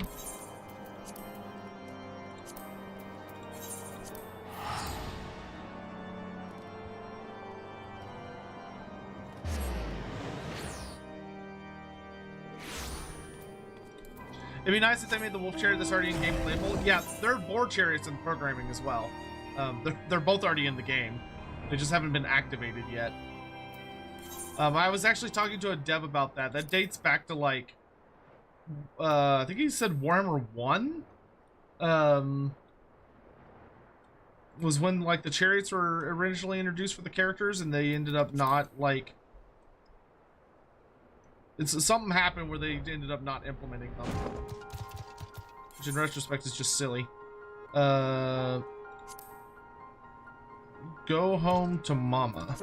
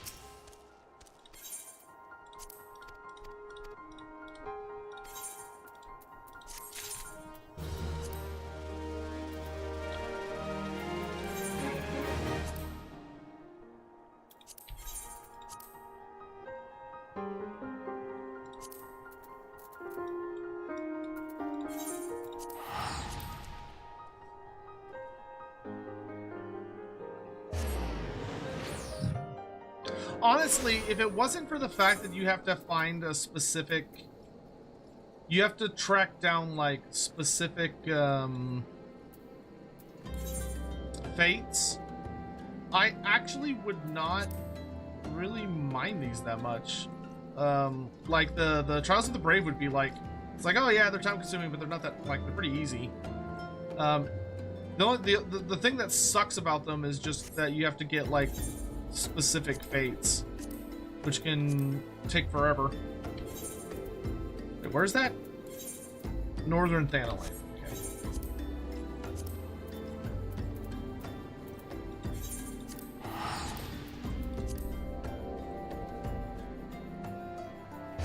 Like, I wish it was just like accomplish a fate in that region. That'd be a lot more reasonable.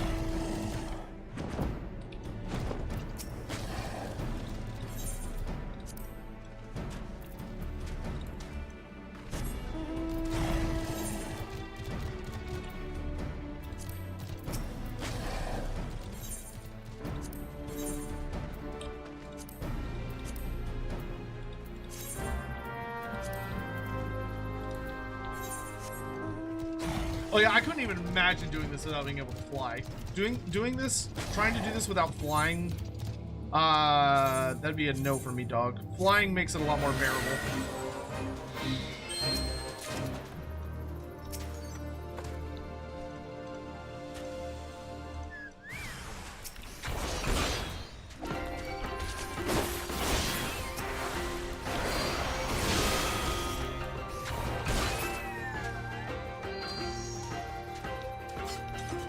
Wait, what? Oh, okay. I have to do them and then I have to walk up to them again. Okay.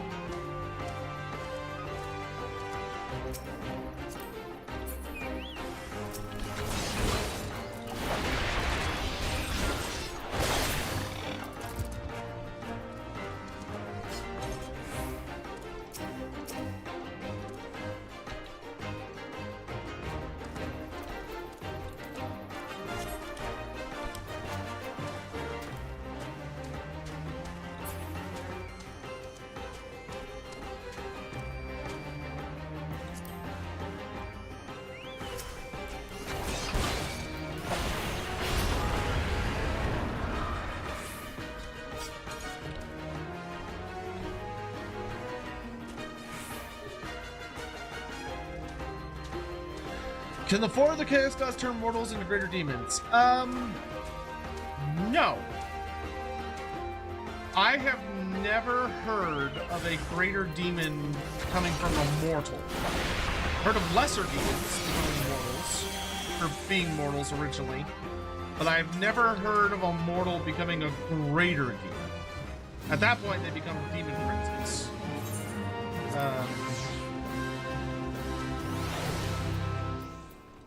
Yeah, I've never heard that particular... Unless I'm blanking on something, which is possible. But I'm pretty fucking sure that's a no-go.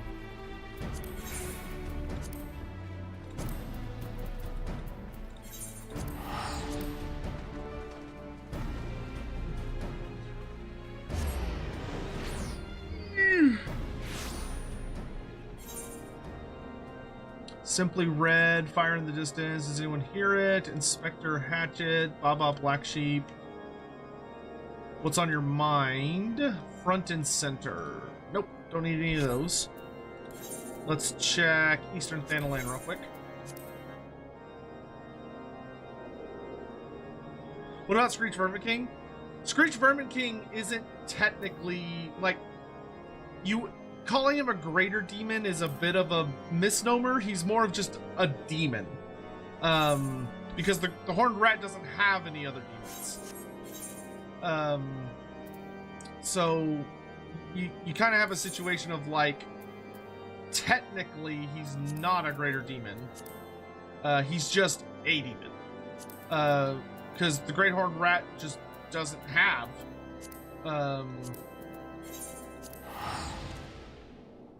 like any other types of demons that we know of.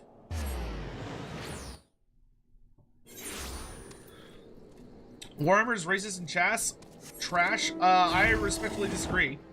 I would say that the history of Warhammer certainly has some unfortunate racist moments that have existed within the setting, which sucks, definitely. But I think the setting as a whole has improved immensely and has done a really good job addressing a lot of those issues. But, you know, if you don't like it, cool. Good for you, I guess. You're probably not gonna like this community, because we fucking love Warhammer around here. So, yeah. We're just gonna activate this to get rid of it.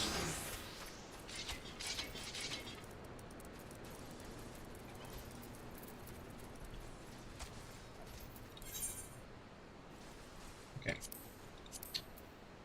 Are there any enemies I need from Eastern Thanalan? No. That would be too easy. I need some from North Thanalan.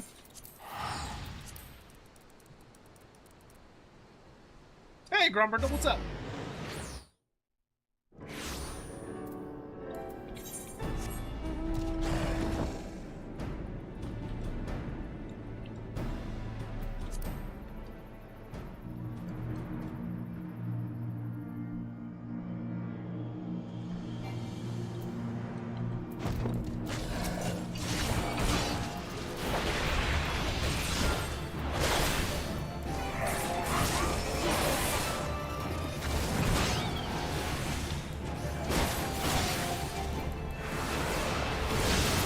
Oh, I love when you big boys are easy to find.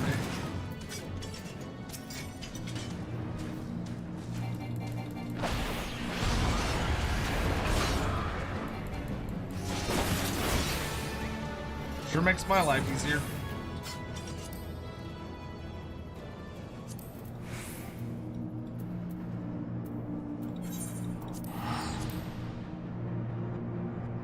It would be nice to have lesser demons outside of the big rats. I'm curious if Games Workshop wants to go that direction with them, because it would open up some interesting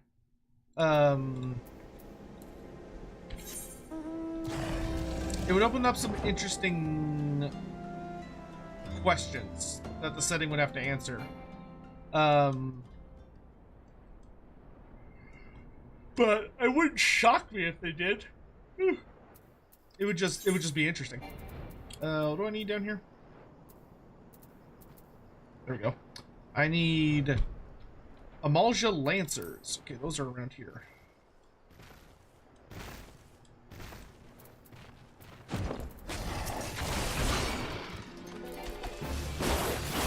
Oh, I love when they're all right next to each other. It makes my life so easy.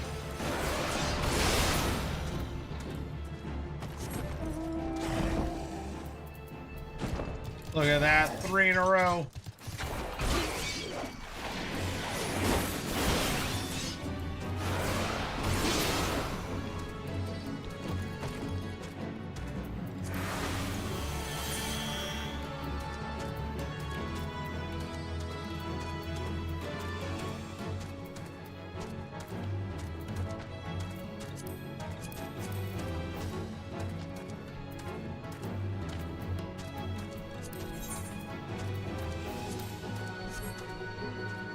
Oh.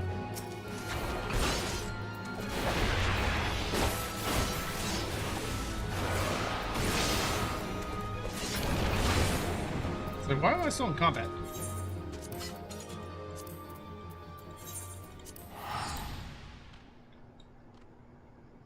Do I think greenskins will get snotling swarms? It's certainly possible. It's just a matter of if they can, like, make animations with them that they feel are fitting for the unit. While also... Behold now, Behemoth! Oh, that one has a 30-minute timer. Wonder if that's a big boss one. Behold now, Behemoth! Sounds like a boss thing. Belly full. Let's go check this nerd down here to see if he's got what I want.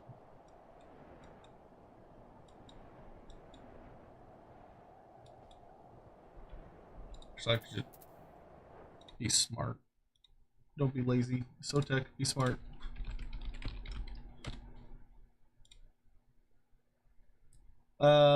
Spawns in the Central Highlands. Okay, no. There's no activation for it. I mean, I guess it's still worth activating that guy, just get rid of him.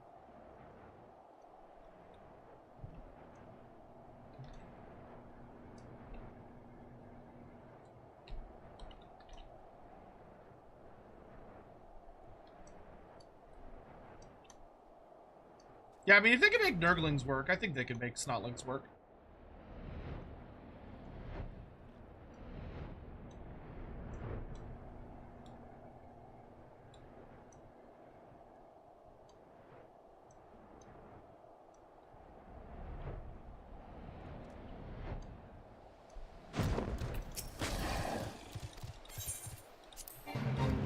Yeah, if you could activate and go die, that'd be great.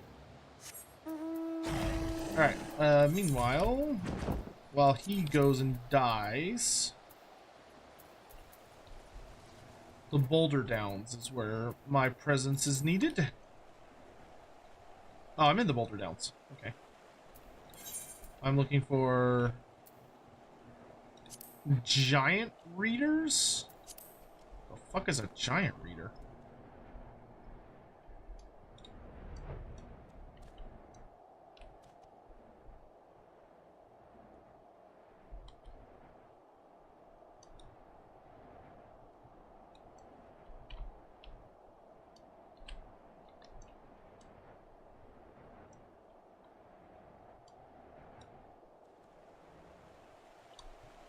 Oh no, I'm stupid. I need mud puppets.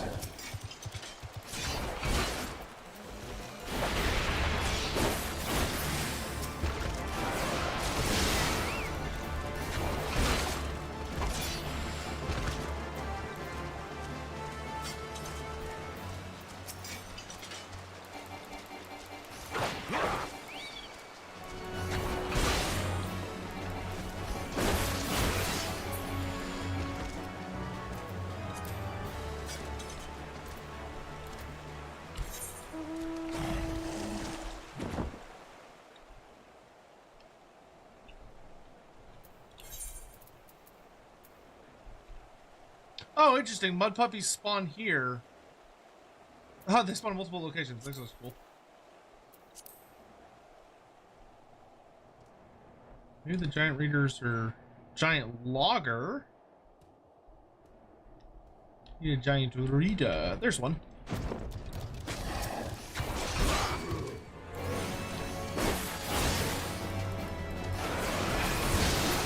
I'm sorry, bro.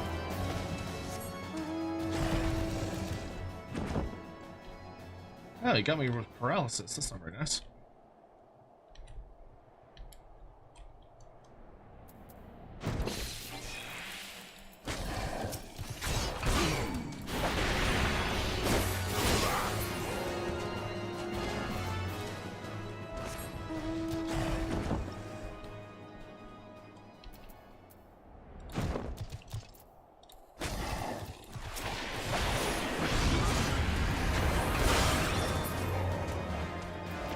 Nope.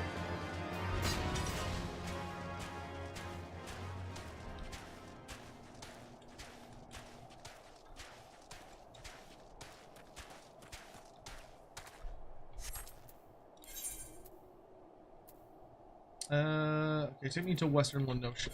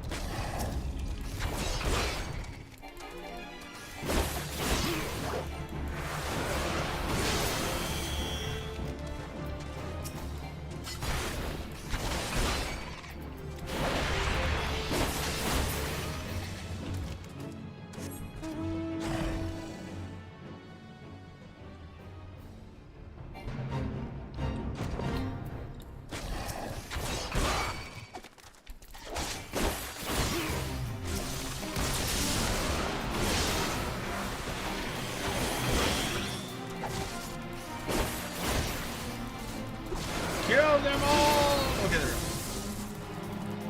Another thing done.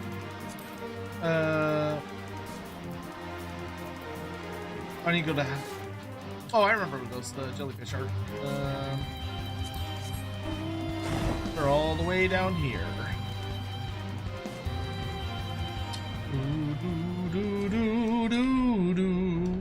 Before you finish stream, go to Gridon and talk to the achievement guidance to the waterfall. Oh, alright. Sup, nerds?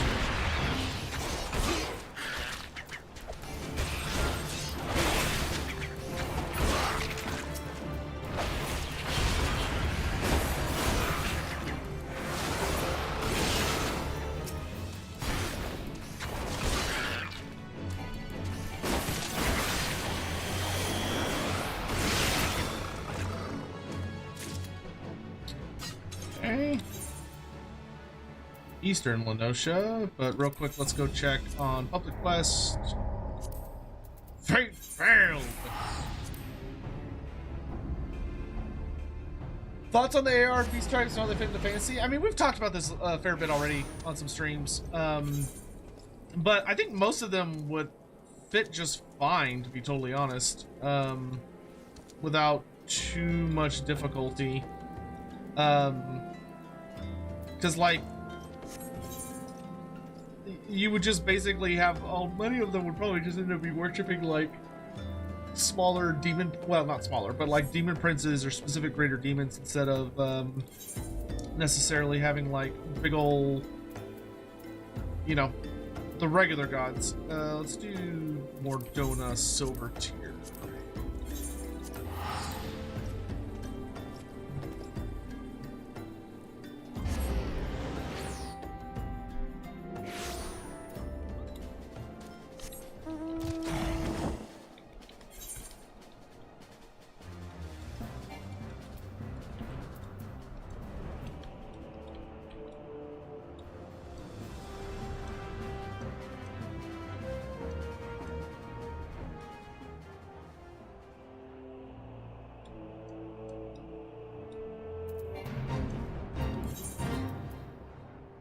Oh, lake cobras. Those are right here.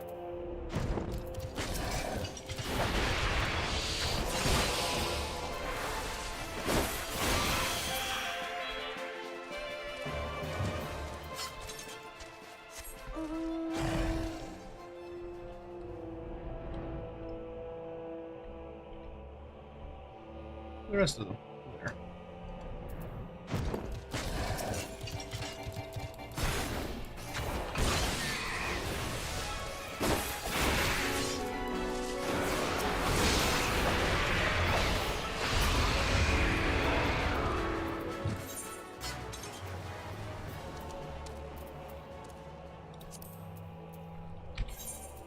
Eastern Lenosha.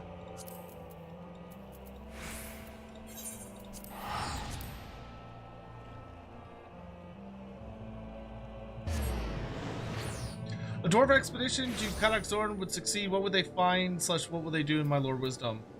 What they would do is they would do their best to explore the hold and collect as much information as possible. They would not have any realistic chance to retake it without there being like a crazy amount of other shit going on.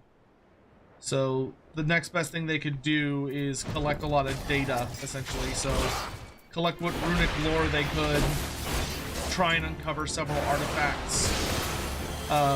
The most important thing that theoretically would be possible would be for them to either, in the most extreme example, it would be to discover the Glittering Realm, which the Glittering Realm is where the ancestor gods supposedly learned a lot of whatever made them borderline divine. Was this like kind of mysterious otherly realm. At the very minimum, it's where they learned the truth behind rune magic. So from there, the question would become, if they do discover the Glittering Realm, what awaits them inside? You know, it's old one shit, more than likely. So would they be able to utilize it? And if not, you know, what's plan B? East Shroud, so well, I guess I should check this plan real quick. Balrog versus Bloodthirster. I'm gonna be honest, I don't know enough about Balrogs. Balrogs to me are really tricky because they seem to fall into that really nebulous territory that a lot of Tolkien stuff does, where like the power levels are just not very well defined. Like there's no easy way to compare anything in Tolkien, in my opinion, to like almost any other universe, because Tolkien's stuff tends to be very like loosey-goosey, where like, you know, he has very soft magic. Tolkien has one of like the softest magic systems I know of, where it's not defined at all, and like the rules are not explained, and it's all very, you know, it's very mythological, because it, in my opinion, it reads more like, and you know, this was obviously his intent, but it reads more like you're reading the history of like an actual place. But, you know, all of the events are long since past, and there's nowhere you can, like, reference anything or double-check anything. You're literally just kind of, taking the word of the readers, but there's no way to check anything, because it's all gone. So, in that sense, like, it's... You know, the only thing that it's really seems possible to compare from Tolkien's universe tends to be things like men, right? Like, you can compare a lot of the humans or a lot of, like, the straight-out fighters to other settings without busting your balls. But when you get to any, like, the creatures, especially the, like, demigods or godlikes, all that, in my opinion, tends to fall apart real fucking fast.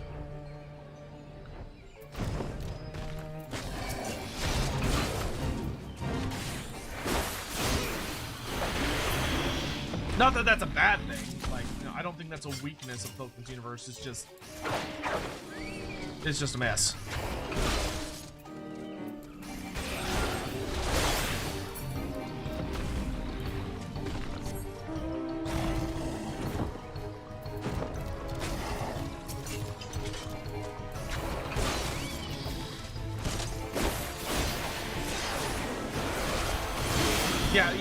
Yeah, Sauron and Gandalf and Saruman, especially that little trio, like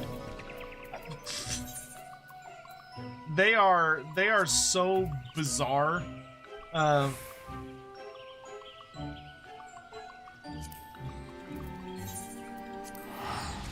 That, like, why even bother? Because you're not gonna get anything done.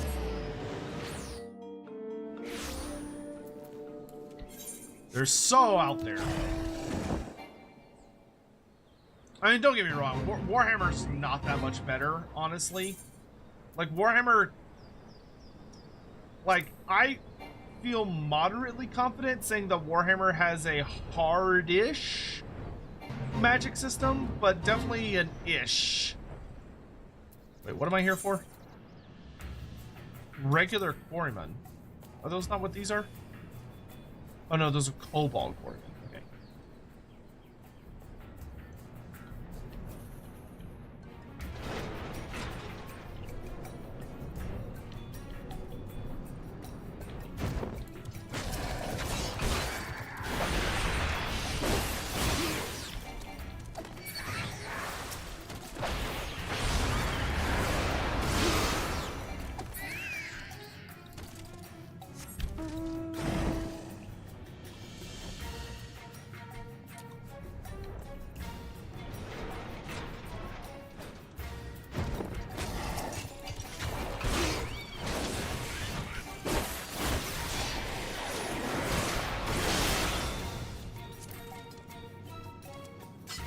Nice. All the enemies are done. Which is a bit unfortunate. I was hoping we would have all these done first.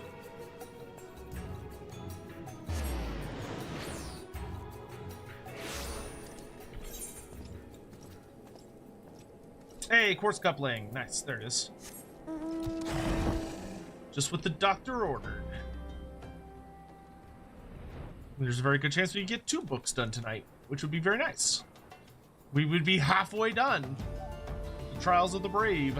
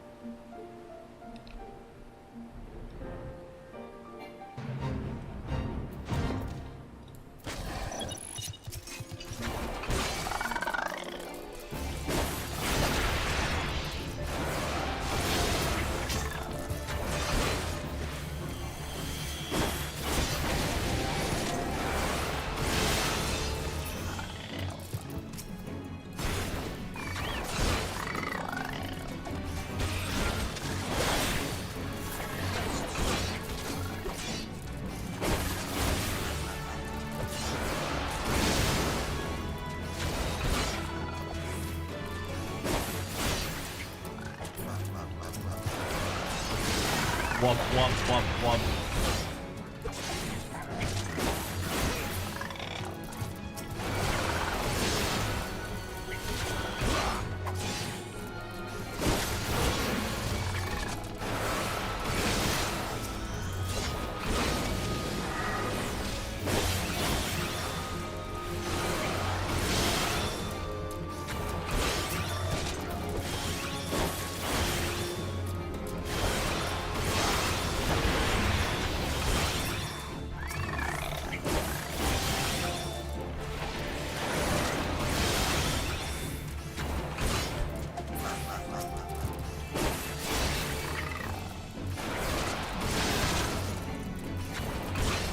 What about Doom Demons? I don't know jack shit about Doom Demons.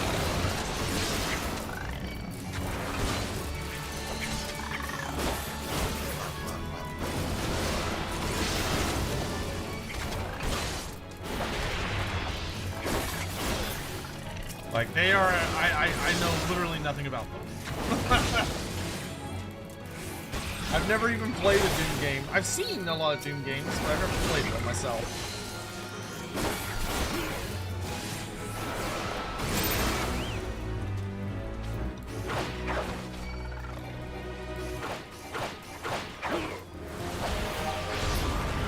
Fuck you.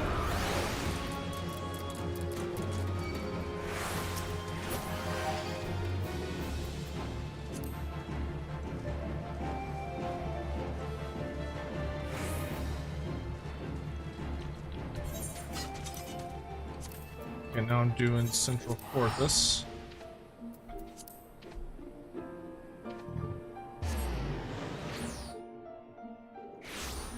Did I ever play Monster Hunter? No! It always seemed like... Oh, there he is, Bellyful. Nice! I love when all the fates that I want spawn at perfect, convenient times. That makes me happy. I am aware of Monster Hunter, and it always seemed like one of those games that I would really like, but I never got into playing it.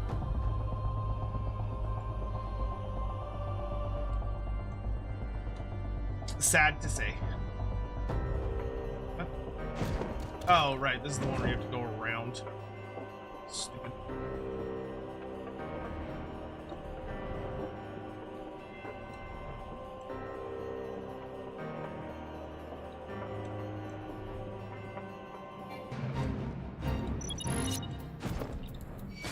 What's up, big man?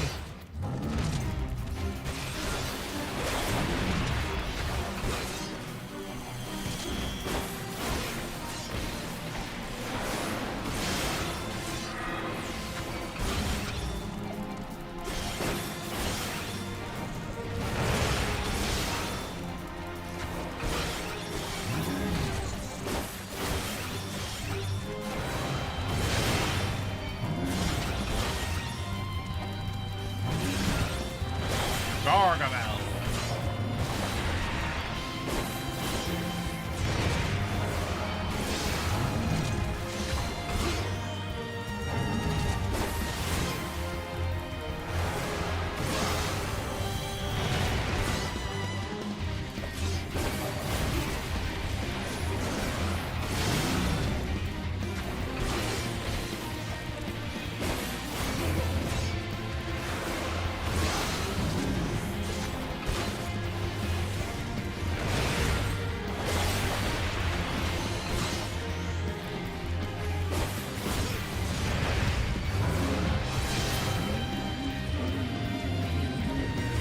Final Flash Flood, thanks so much for coming by. Have a great night, dude. Alright, now I just need my dungeons. I think my Chocobo leveled up.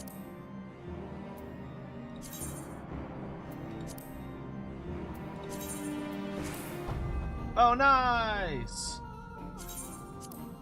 My Chocobo is a level 10. Hooray! Good job, Sadie. You're a big girl now.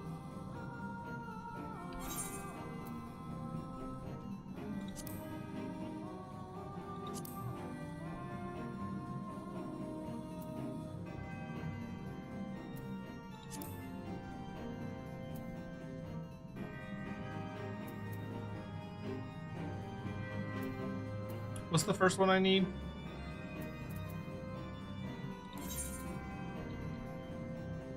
Brave Flock. I haven't even unlocked Brave Flox's hard one. Copperbell Mines. I can blow through that one by myself.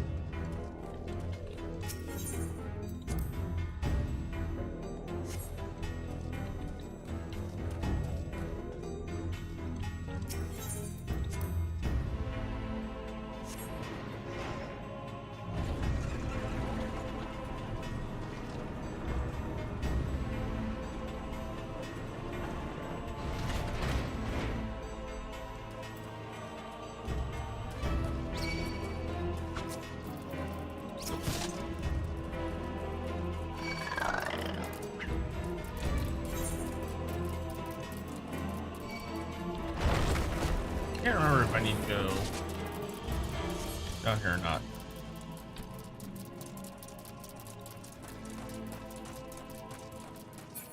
Is there like fire sand or something here? No.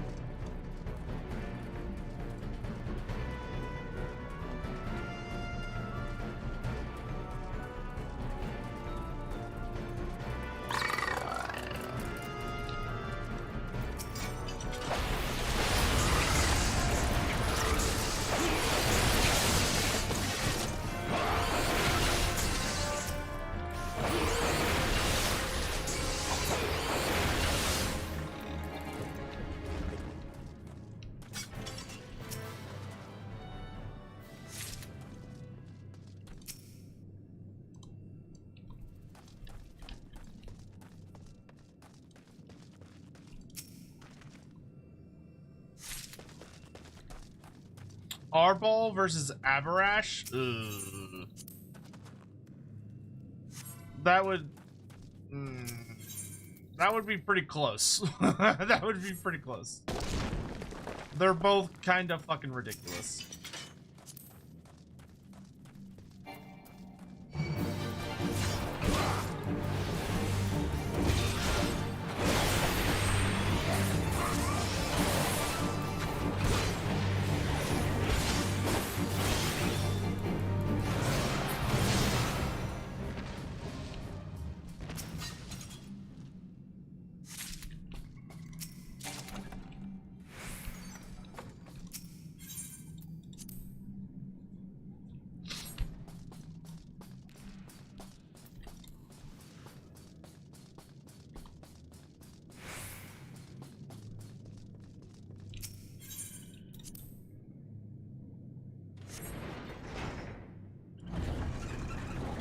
How many years do we get an Asvar Cool Mini? Oh, geez.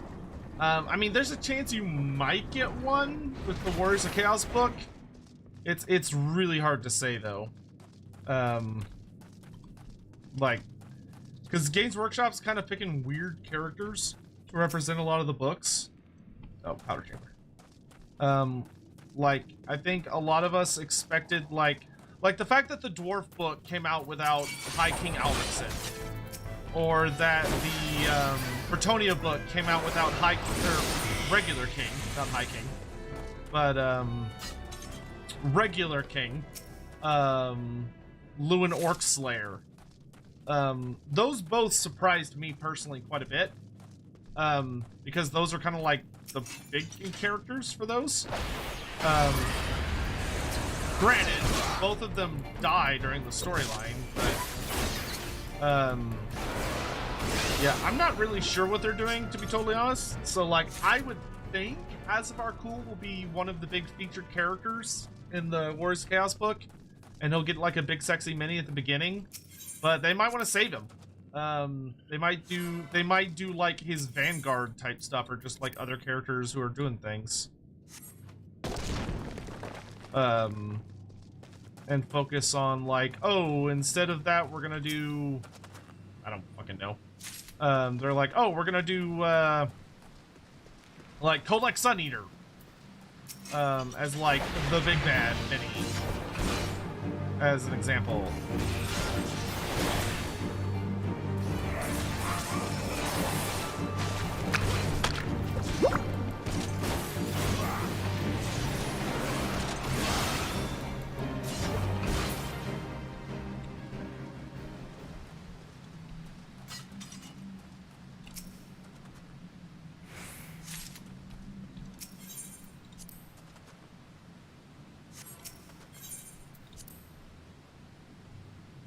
Yeah, Ingrid Death Sword would be good. I would absolutely love Ingrid Death Sword. That would be super hype.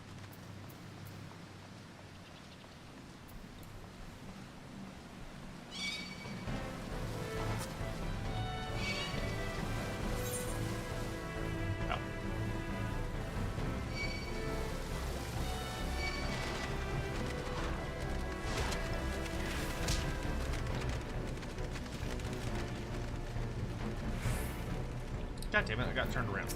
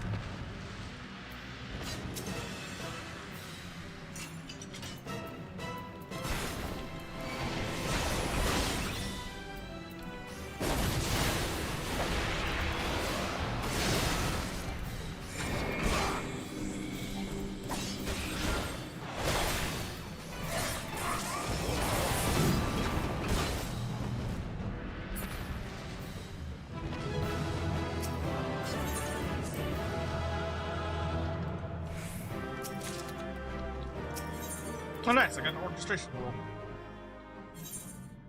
When do you think they will come, what their plotline will be? I don't know how fast or slow GW is going to be about their stuff. Like, that is very difficult to predict, to be totally honest.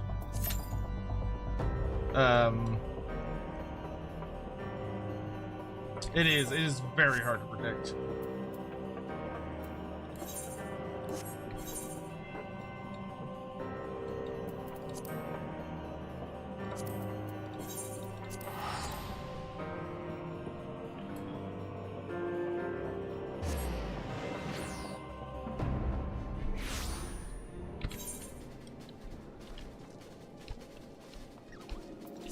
You know, I need to go knock out some of these ones where it wants me to, like... Okay, this one is confront Odin. Reattune to the Aetheryte at Nataland. Alright, let's go get some of these out of the way so they're not cluttering up my quest log anymore.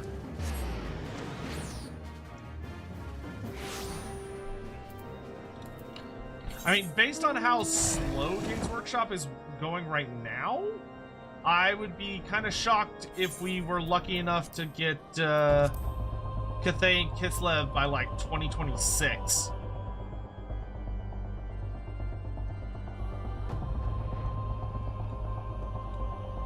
Because what? It's already been how long since the Old World came out? It's been what, 6 months since the Old World came out, and they've released 4 factions so far out of like 9.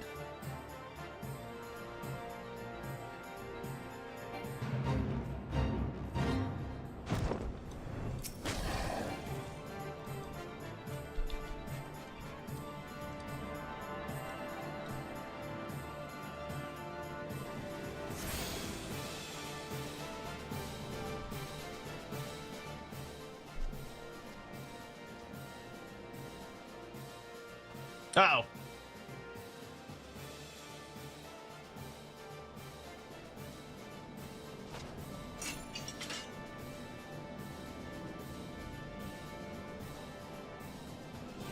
I was not expecting Ascian's butt surprise.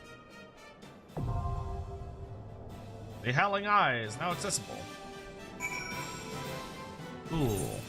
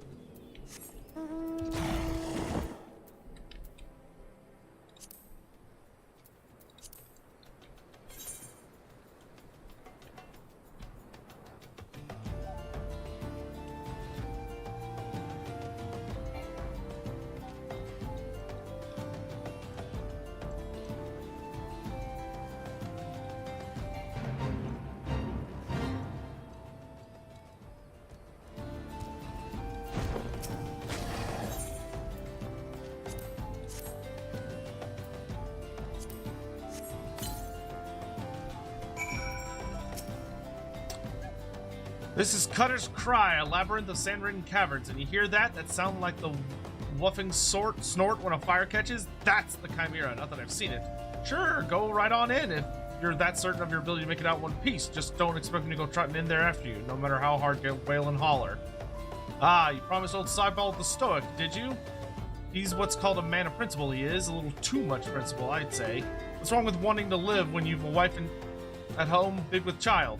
The tale goes that rather than facing the fate spun for him by Nemea, he hid beneath the mangled body of his leader and watched as his companions were torn apart one by one, all so that he might return home to see his son born. Should he have died a hero rather than lived a coward? Was being able to see his son worth having the boy grow knowing his father was a craven, a disgrace to his friends and family? Should I ever find myself faced with a similar decision, would I have the courage to walk the righteous path? Now you know the true reason I will never step into that cave.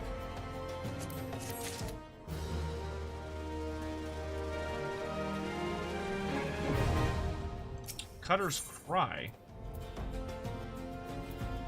That's a little 38 dungeon.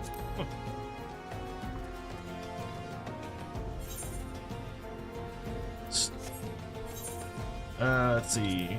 Whirl of a time.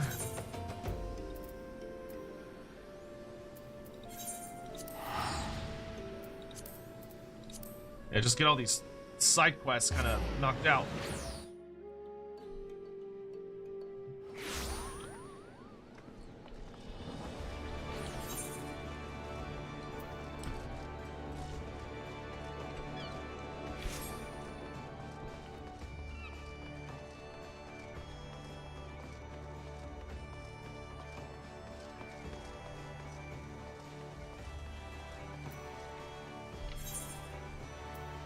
Oh, it's the upper decks.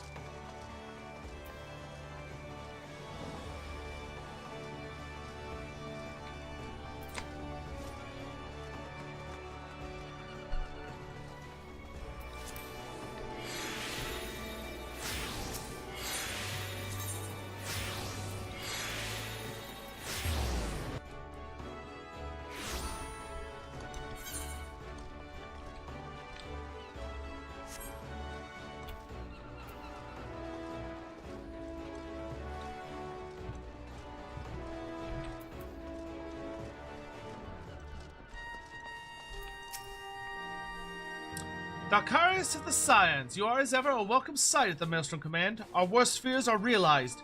The primal Leviathan has returned to threaten our shores. We did not think it possible for the fishbacks to summon their rapacious god without a considerable longer period of preparation, but there could be no mistake.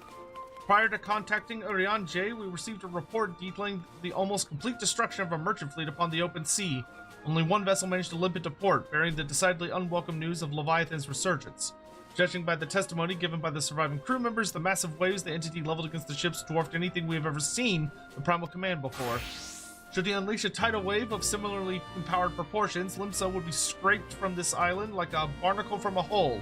It is with such dread imaginings in mind that I bid you sail for it to slay the Lord of the Whirl yet again. Our strategy remains unchanged. The twin vessel, the Whirl Eater, is already being prepared under the command of Storm Marshal Slasselfriend. Make your way over to the Marabi dry docks once your own preparations are complete. Seek out Sergeant Strolona and she'll see you safely aboard the ship. The Navigator guard and protect you. Hey, Octocraft, what's up, my dude? Almost 3 years, I know, dude. Did this happen, man? Time fucking flies. That's the scary thing about it.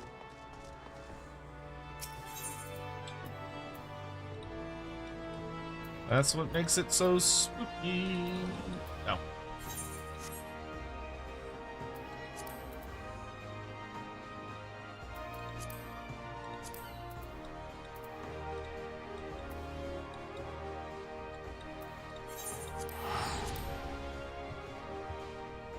Of the four primals you faced so far, what would you say is the scariest in real world of Warhammer returns?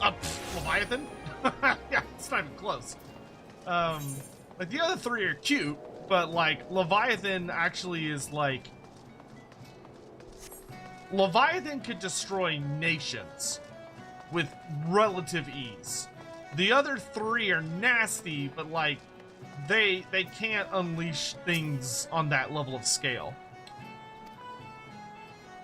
I'll give the signal for the towing vessels. Okay, entire crew is willing to lay down your lives. Ensure you reach your targets there, so you just concentrate on skewering that overgrown serpent.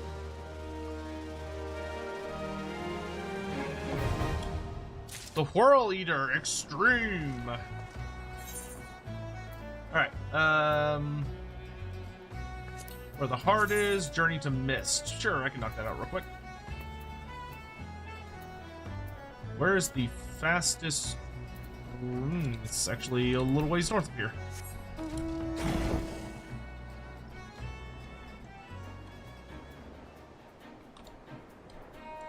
Just getting all these little annoying quests out of the way. You're 22? Well, happy birthday, Mr. Octocraft. I hope you're having a wonderful day. A big congratulations to you. Happy birthday. I hope it's been a great one.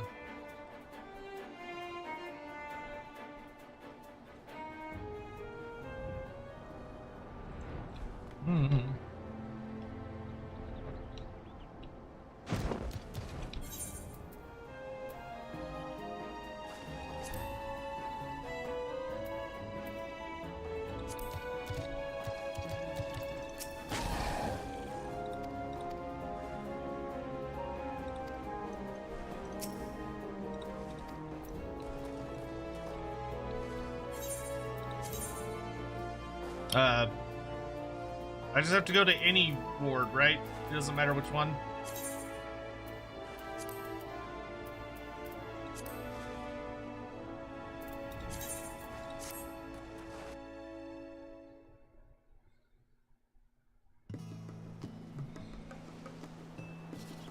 Oh, this is pretty. I'm not much of an island paradise person, but this does look nice.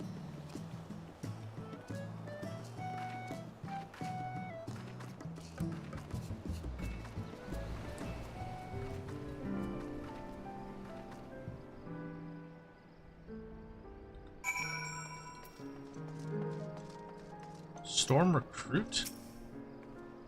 Greetings, adventurer, and welcome to Mist.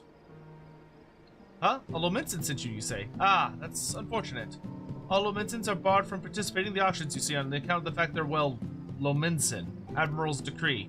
If you find the area to your liking, though, please consider speaking with the resident caretaker. She can guide you through the process of purchasing a plot for yourself. I will definitely purchase a house someday, but I won't do it here. Okay, I think that's all I needed here. Oh wait, in there... Yes, there is either right here. Oh, you can't attune to it. Okay, that makes sense. Oh, that does make sense, because you can't, yeah.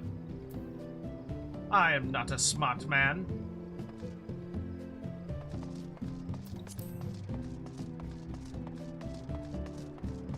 There are more primals in the game? Oh, neat. Well, isn't what's-his-face technically a primal? Ooh, nice. That took a hot minute. Light party.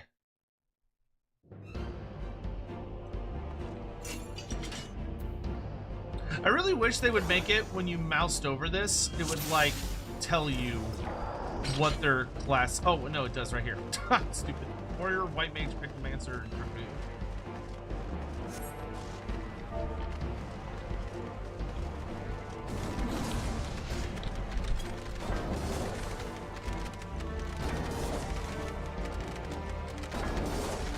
Ow, ow, ow, ow!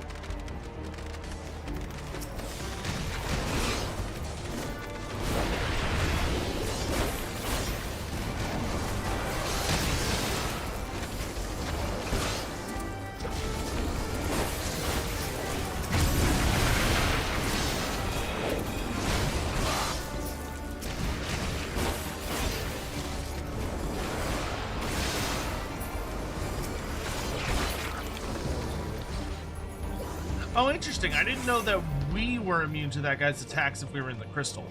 Oh.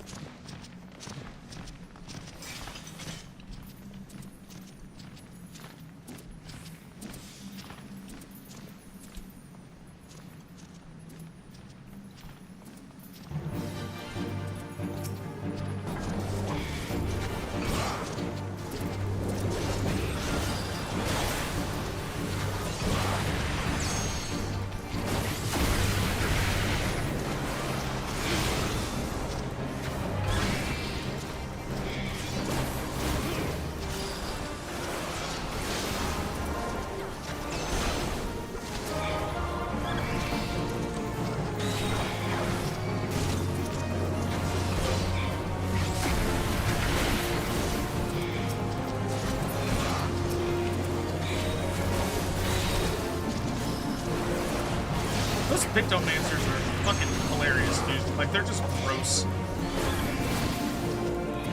Like, I don't even need to worry about the ads. The Pictomancer's AoE is so over the top, he just kills everything.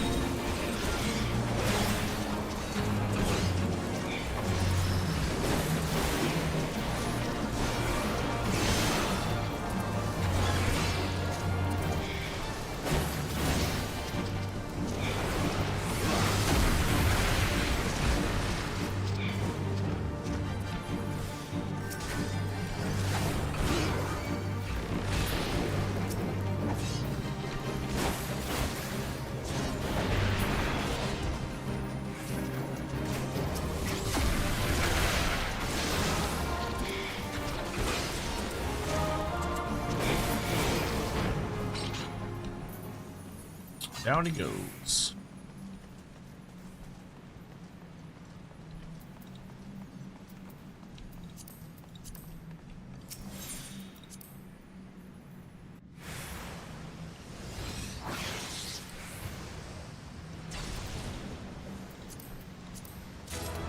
Do like fancy pants.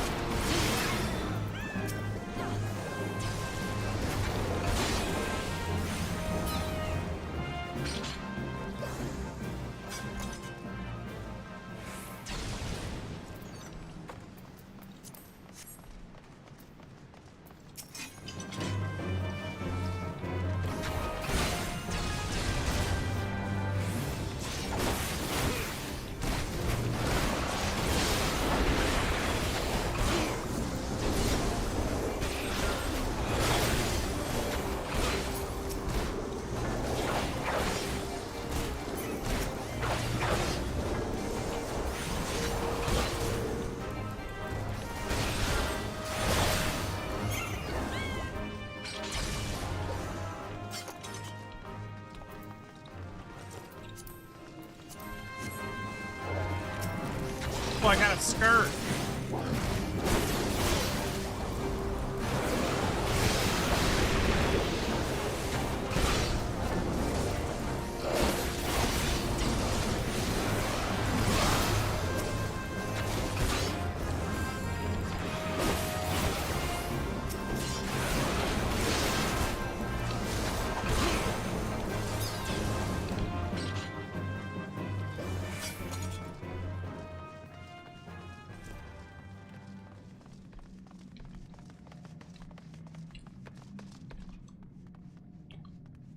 Dungeons are long.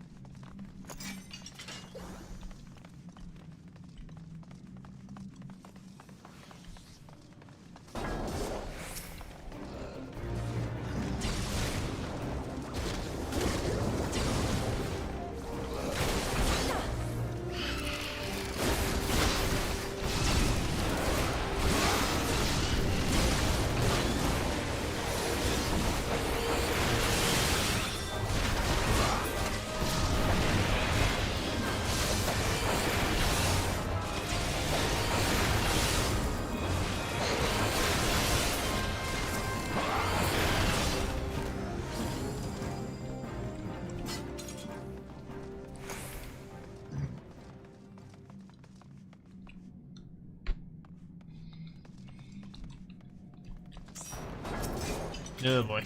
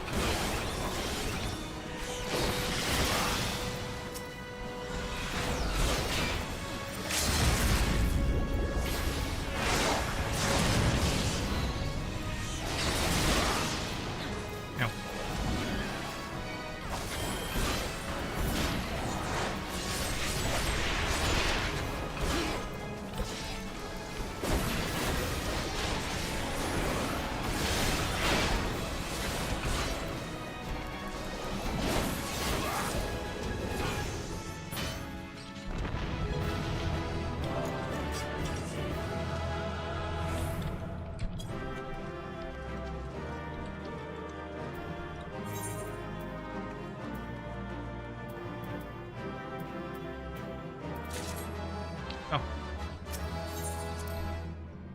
I didn't do it fast enough. Alright, so the only thing I still need is a dungeon I don't have. I just realized.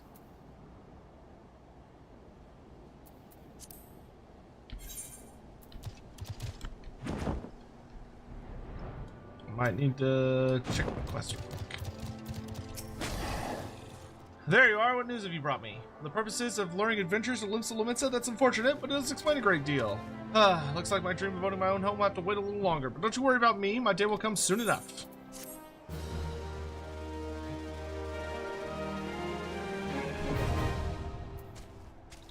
Oh, nice. I can teleport to there now. Okay. That's a guild leave. Which I'm unable to open map this time. Fuck. Where is that? East Shroud. I go destroy that real quick. That way it's not just sitting in my stupid thing.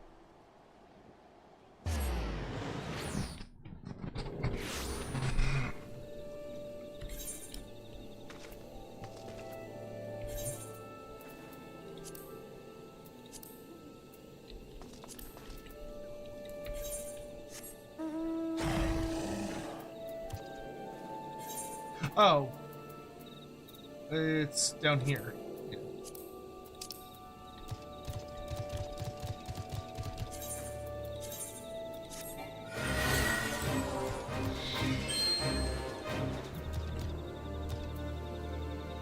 Who? Oh, you.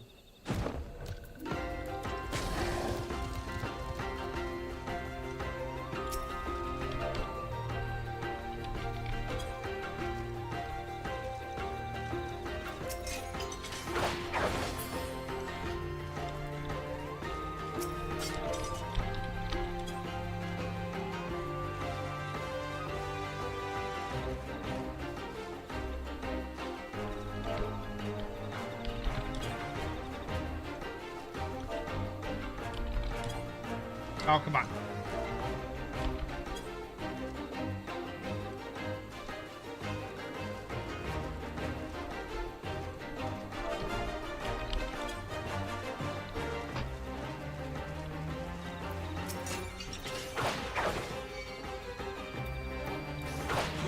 Hey, Rod, have a good night. Thanks so much for coming by and saying hi. I'm almost done myself.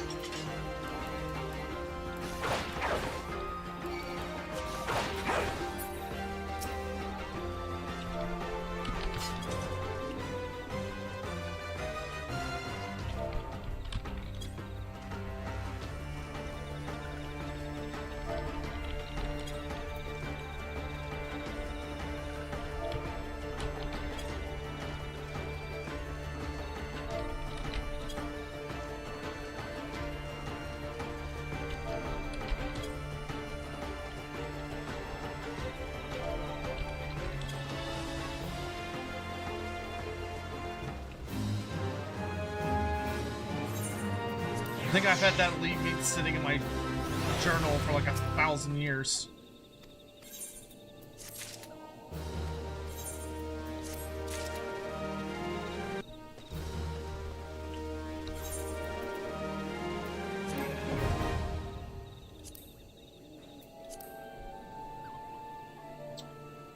See, that's Tasha Hard.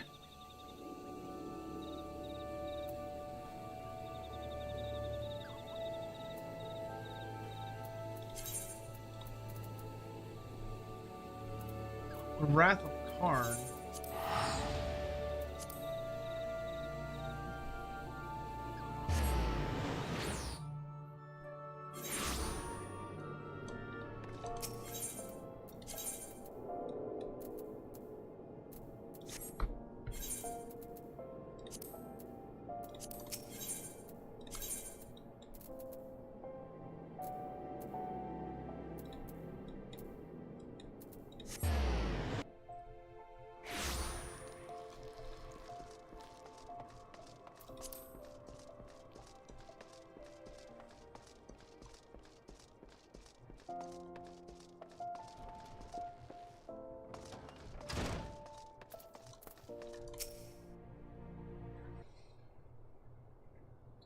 Heard about our petition, have you?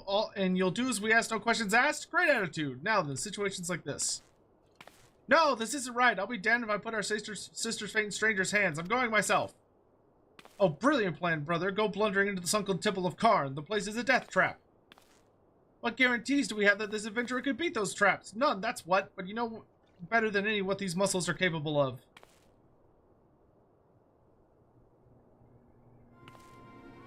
What the hell do you mean you've beaten those traps already? Wait, you're the reason Neneko's in this trouble. I'm gonna end you, I swear it. Calm yourself, brother. This adventure's not to blame for what happened. Besides, he's perfect for the task. Let's start again, shall we? I am Sesaruka, and this is my twin brother, Popakuli. As you may have gathered, we need you to mount a rescue mission, the Sunken Temple of Karn. After you defeated the temple's snares and traps, the place is officially open for research. The concern partnered with the Order of Nalbval to fund an expedition. I and the research team was led by none other than Neneko, our little sister. She's the one who wrote the book on the ruins of Silde. The research to end all other research on the place. Nobody except her was going to figure out that Silda and Ulda are both descended from the Beladian civilization. The Sunken Temple of Karn is the native rock. No way in seven hells is she not going to lead that expedition. But who comes bumbling in? A band of relic raiders. That's who. The greedy horseman set off a trap, and now our little sister is stuck in this digging place. Poxy bastards, putting Neneko in danger? If they aren't Tonberry mints already, you can be sure that I'll end up myself. And that's the situation as it stands. Talk to Bibi Moo at the entrance to the temple, and she'll let you in. You go and get Neneko out of there in one piece, you hear?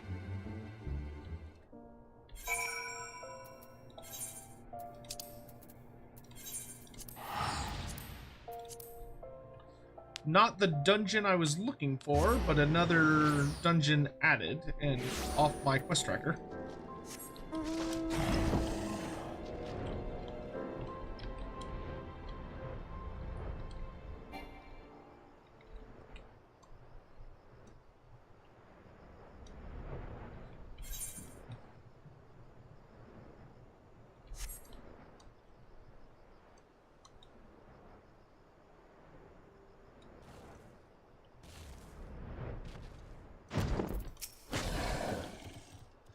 Welcome to the stately ruin that was and is the sunken temple of Karn. What a relief they actually sent someone who's been here and knows the drill. Twins, they could be a little overbearing. They'll need some of the imperiousness soon enough, though. What falls on them to run the concern?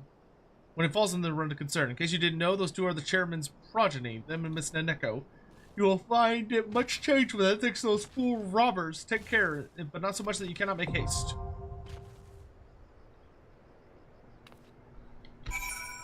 Okay. So keepsake is, let's see, I don't think I have the one.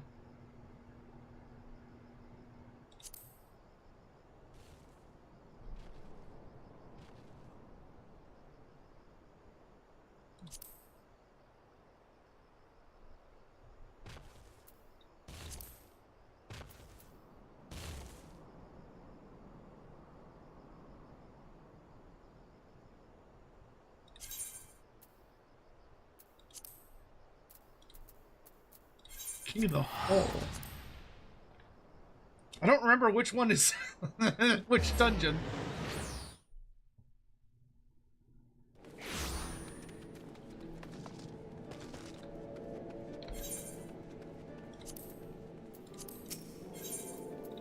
Let's try this one.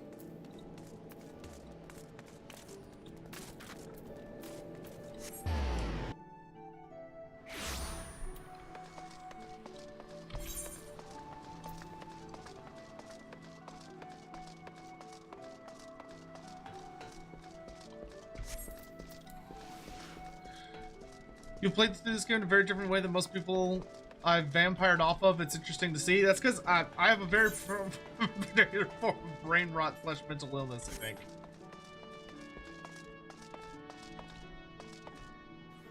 What?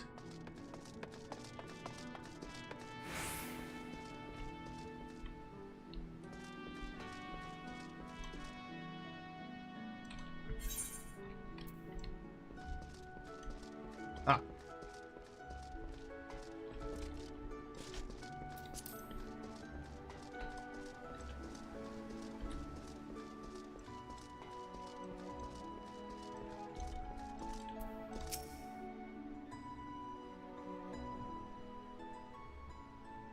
You're Dalkaris Adrasi, are you? The chief will be pleased to hear that you came. Now, time is of the essence, so I'll get straight to business.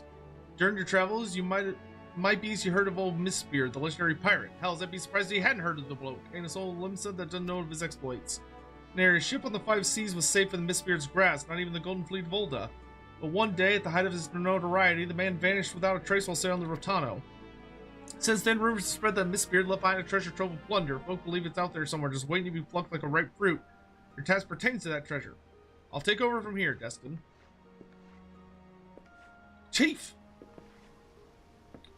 Greetings, my friend. It's been a while since you sent Leviathan to the bottom of the Indigo Deep. Before I begin, let me make it clear that I do not request your aid in my capacity as Storm Marshal. Nay, the matter is purely private.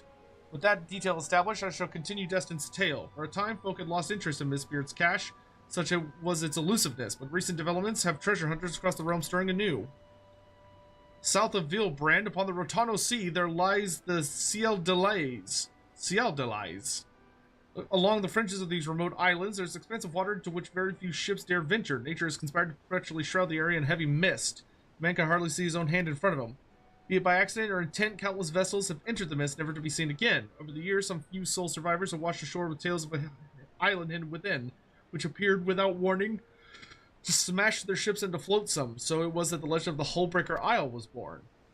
In the wake of the calamity, however, it came to be that the mist would lift under certain conditions, and as luck would have it, on one such day, a merchantman mistakenly sailed straight into the area. The ship eventually came upon a deserted isle, where it made an astonishing discovery: the Har, Mistbeard's own flagship, lying broken within a cove. Though he yearned to explore the wreck, the captain wisely chose to return to familiar waters where the wisps could regather.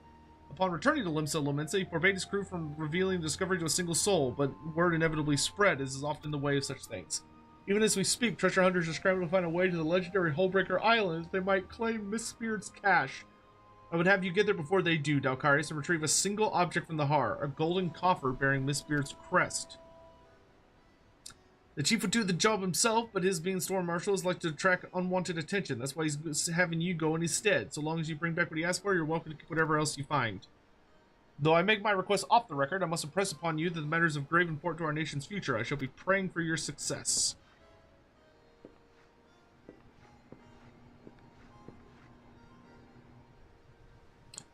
Now, no doubt you're wondering how to get to the isle. I've got a ship moored at Morabi dry docks. Meet me there when your preparations are order, and I'll ferry you over.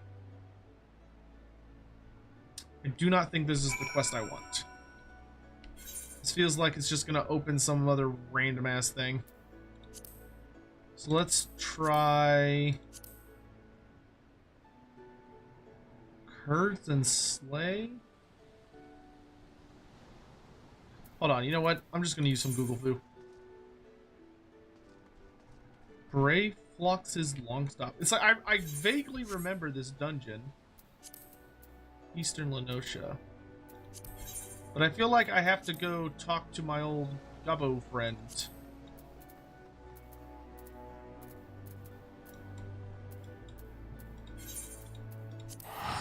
What am I looking for? I'm looking for a quest that gives me access to the hard mode of a dungeon I have already done before. It was this dungeon, I think.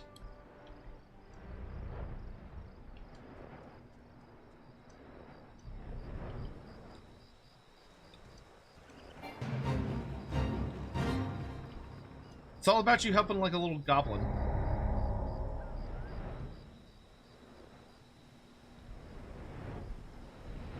Yeah, it's this one. Brave Flox. I have to unlock the hard mode of this dungeon, but I do not know how to do that.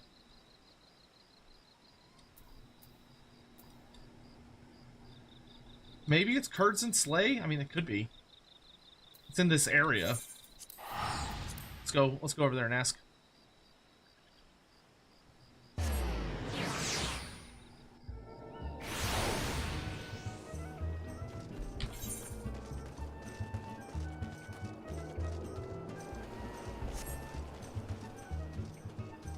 It's like they're both Eastern Lenosha, so maybe?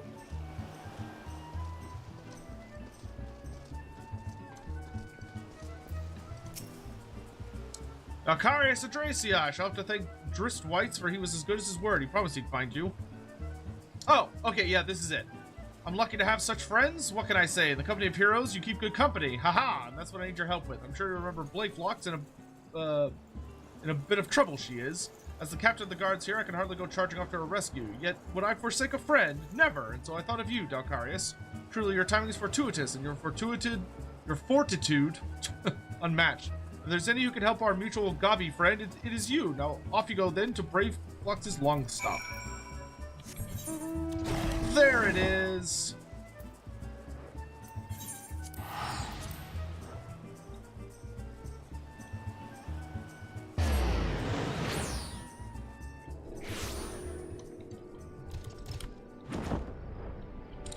Ideally, we will activate this, find a party within like 5 to 10 minutes, knock it out real fast, and I'm done with this trial. And we'll feel very accomplished.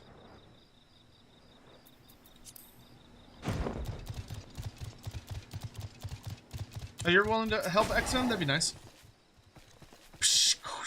Goody Uplanders here to give lift hand to Gobby Flock of Brave Flocks. Uplanders tongue flaps make for happy Gobby. Brave Flock's ear catch enemy foot noise. Illuminati, one Brave Flock's secret. Dirty take they try and try. Psh. Stinky sweet secret recipe Brave Flocks can give to Gobby friend. Brave Flox's cheese is most tasty fresh, and now Brave Flox is a hunted Gobby. Brave Flox is no cheese maker. Brave Flox free cheese recipe from Illuminati. Cheese is Gobby birthright. No Gobby die make Illuminati cheese lords. But now they want to make Brave Flox dead Gobby. Brave Flox give Uplander lint-handed pastime, yes? Mighty Rockman fall with Gobby help, yes? Now it's time come for Lint-hand to be Brave Flox's Iron Fist.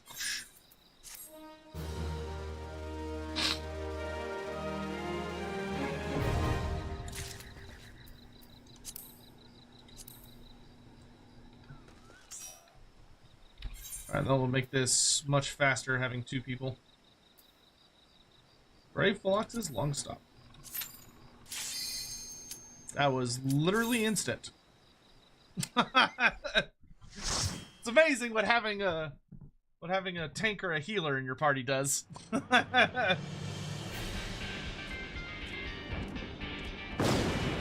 Oh.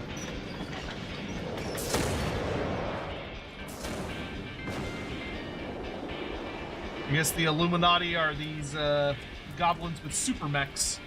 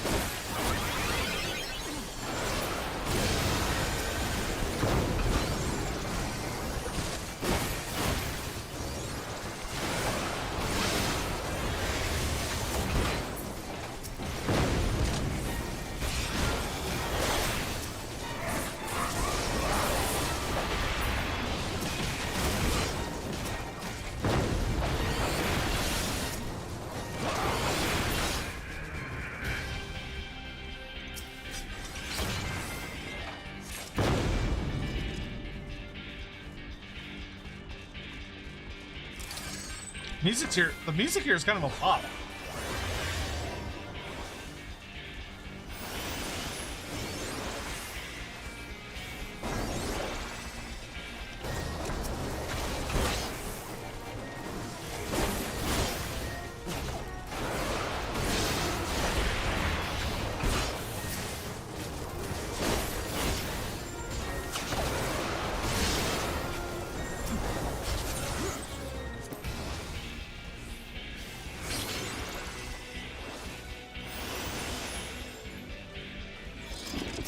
Illuminati Commander.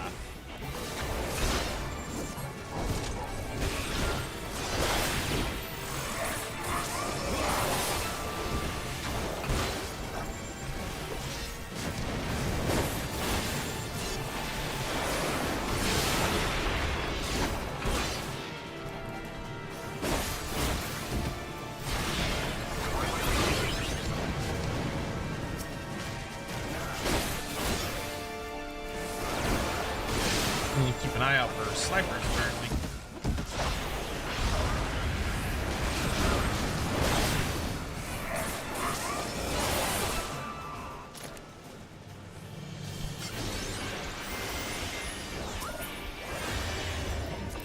Down he goes.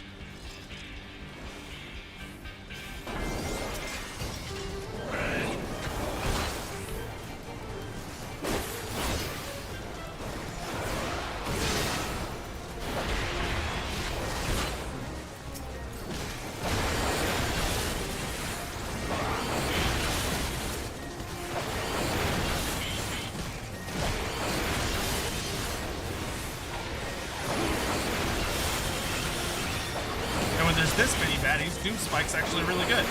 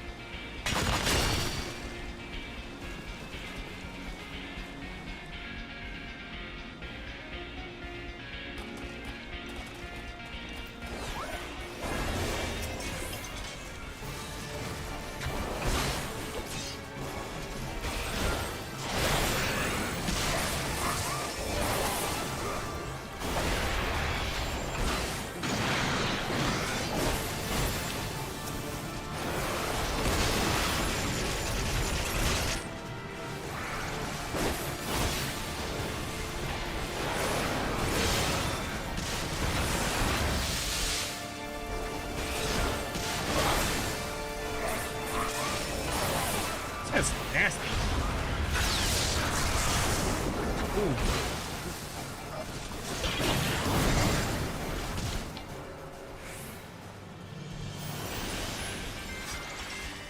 Down you go, bitch.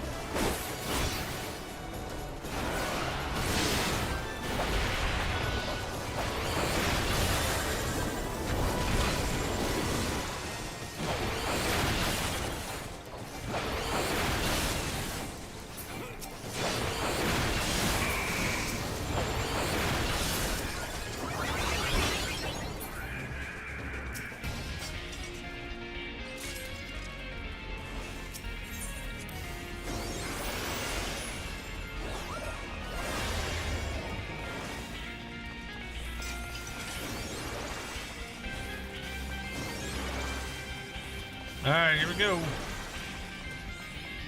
Boss fight time! Got me facing off with this dude? Your Illuminati will not have cheese!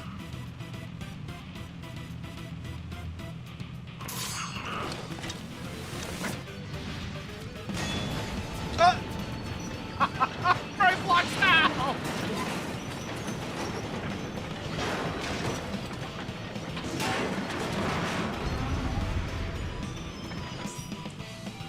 I cannot believe they just shot brave blocks out of the air like that. Ow!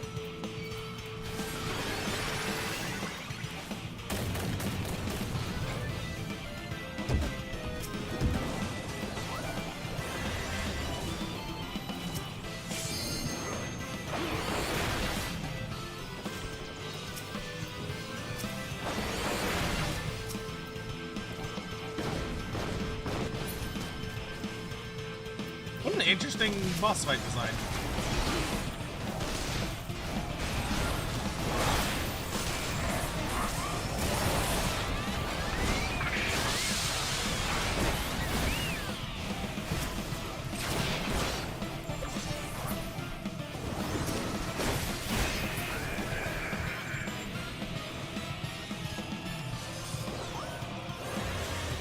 This guy's got like actual mechanics.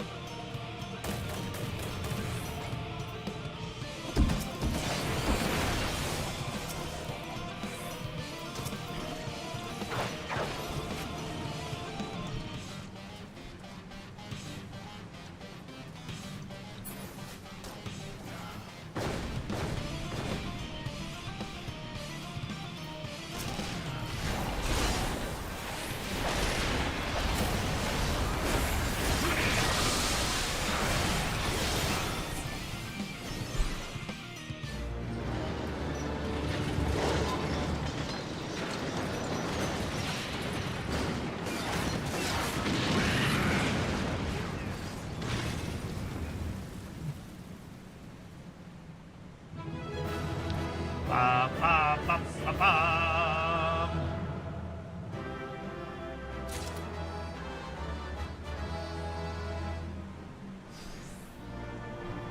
World is unready for cheese.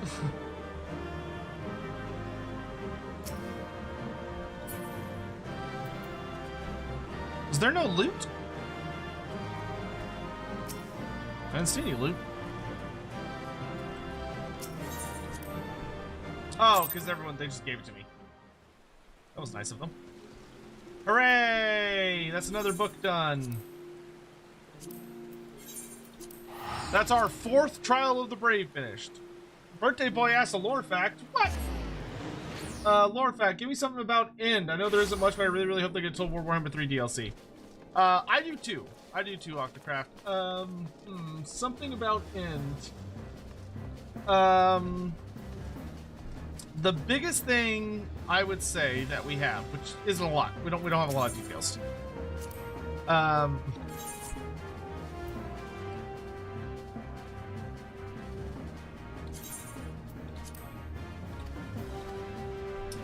I would say it would probably be the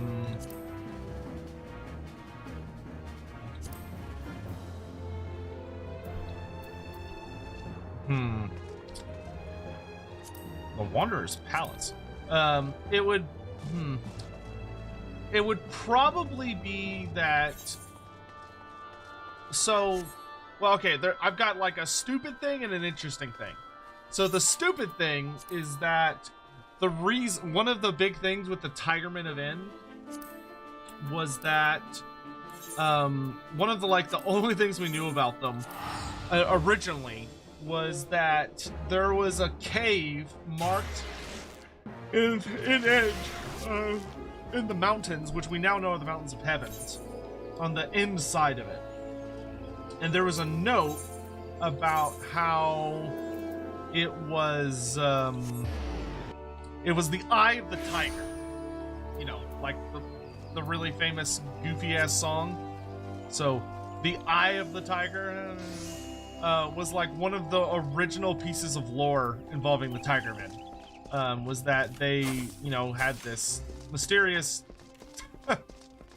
cave where they trained and were great mighty warriors fighting to kung fu music and yada yada. Just dumb shit. But nonetheless, this when we get to more interesting things, I'm trying to think what is like probably the most interesting thing that I have heard going for End. So we know that End is called the Land of 1,000 Gods. One of the really big questions that's been hovering over End since it was created, essentially, has to do with what exactly does that mean? Like, what does it mean to be the land of 1,000 gods?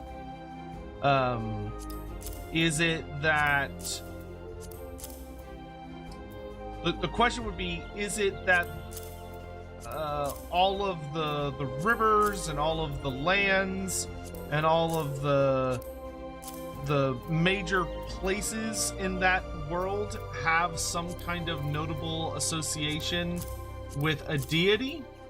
Or, if you want to get really conspiratorial, is it that there are individual creatures, individual entities, or things of that nature that instead are the gods?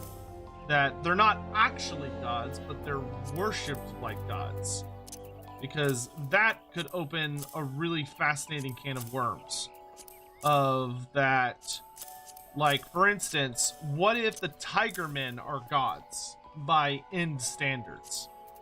Because then we would be dealing with a situation where they're not gods in the traditional sense that the old world understands gods.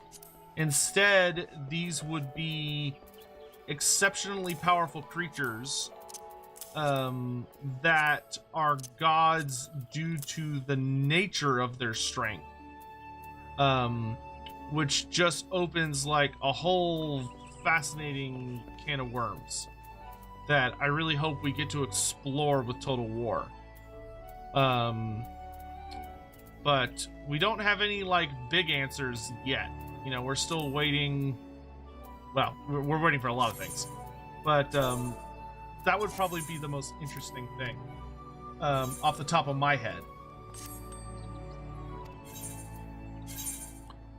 Would just be, what does this mean, and what is this gonna look like for us? And there's a very good chance everything I said made sense in my head, but as I was talking out loud, made absolutely no sense because I'm quite tired. So I'm rambling a bit. Okay, last thing I need to do before we're done for the evening is I want to... Wait, I can only dye my... Wait, why can't I dye all of my gear?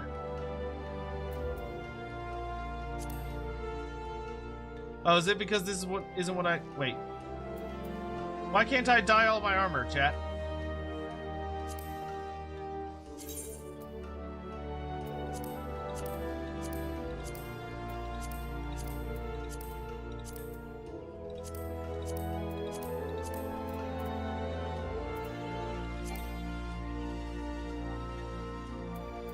That makes me sad. I would like to dye my stuff.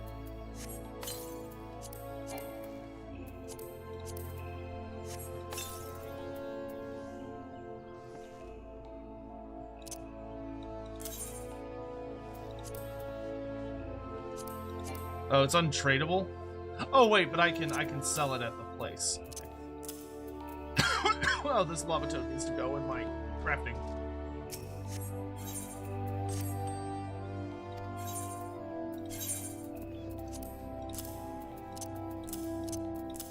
The rest of these I can hang on to because I can do things with them.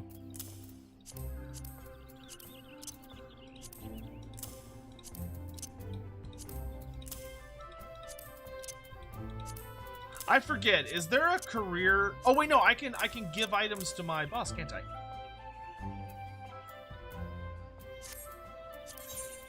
Oh yeah, the guy near the waterfall. Let's go do that. And that'll be the last thing for tonight. For now.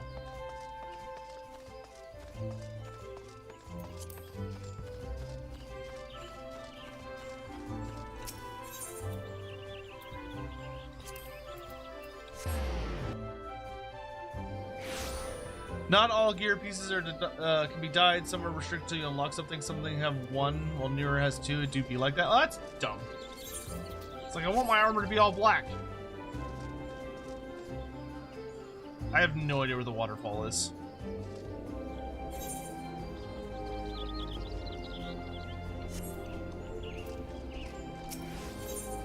Is the waterfall a location?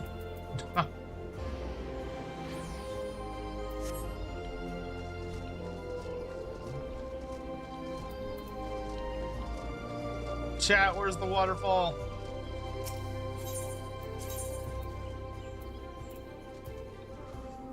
Oh, it's near the amphitheater. Okay, thank you.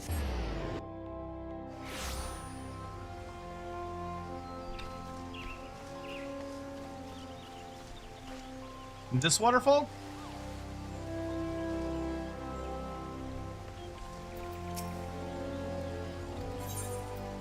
Oh, that's Link Chills.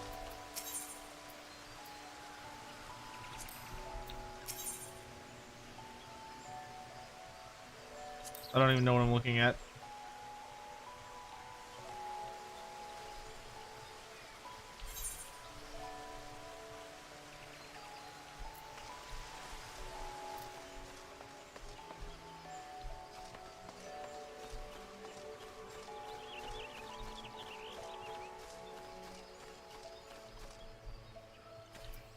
Oh, I see it. I see it. I see it. I see it.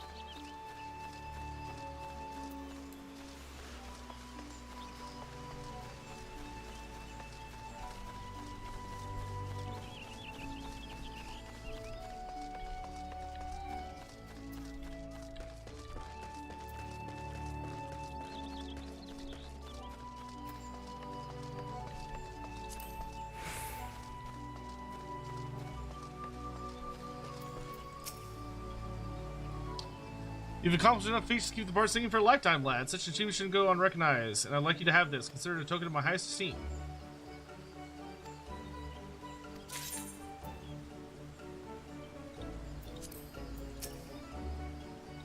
Okay. So I could get a goblin cat, a ribbon. Oh my gosh. I have 22. Wow, look at me. This will give me a mount.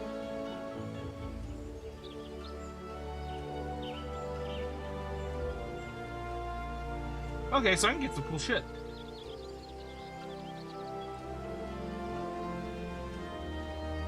What is a voidal resonator?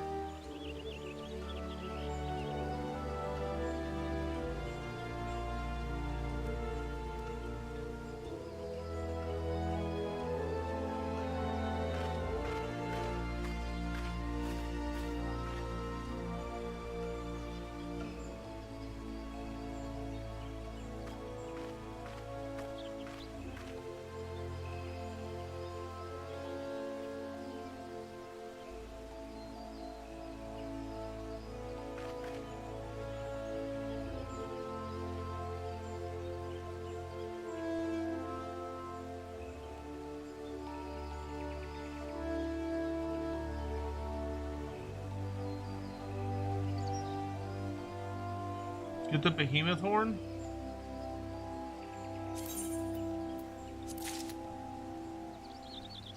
You say get the voidal resonator?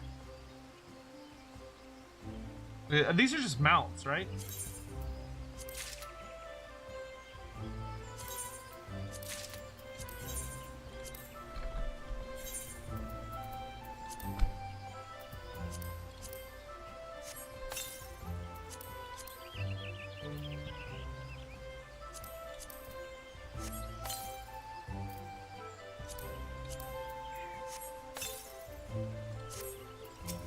What else you got? What is a Cascadier uniform?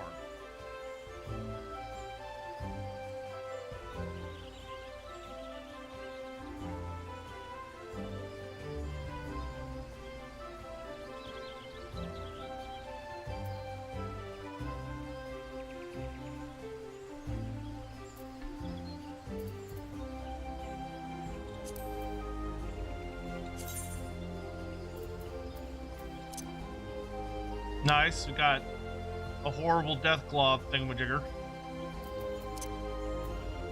Good old behemoth.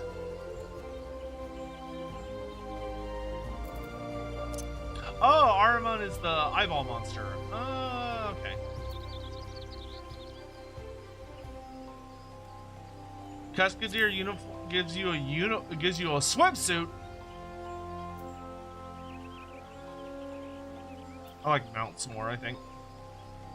So I could get this and something else. Yeah, get that.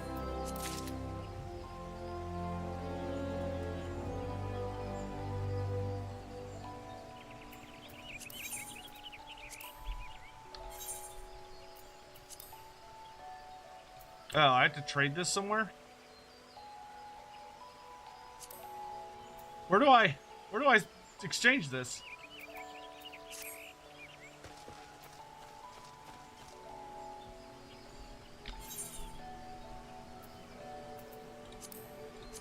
I want to see my new mounts real quick.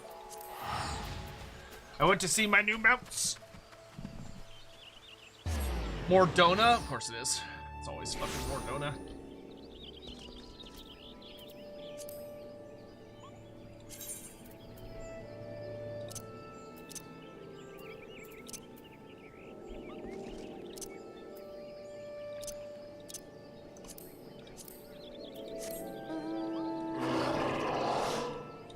Oh, I like the way he sits on it. That's really cool.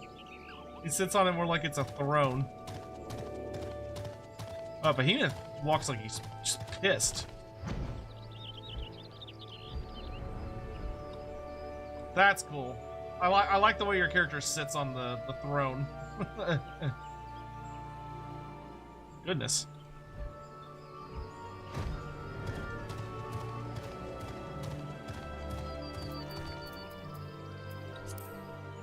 What else we got? We also picked up Araman.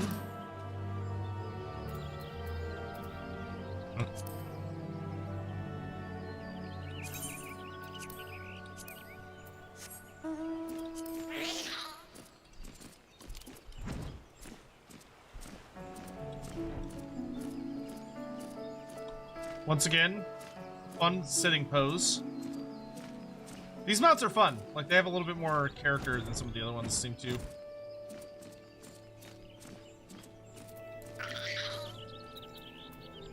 in the sense that like your character sits in a very unique way. We also got the Death Claw.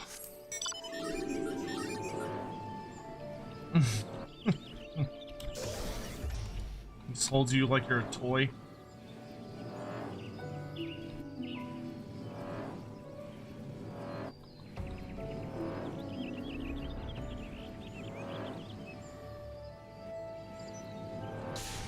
Cute.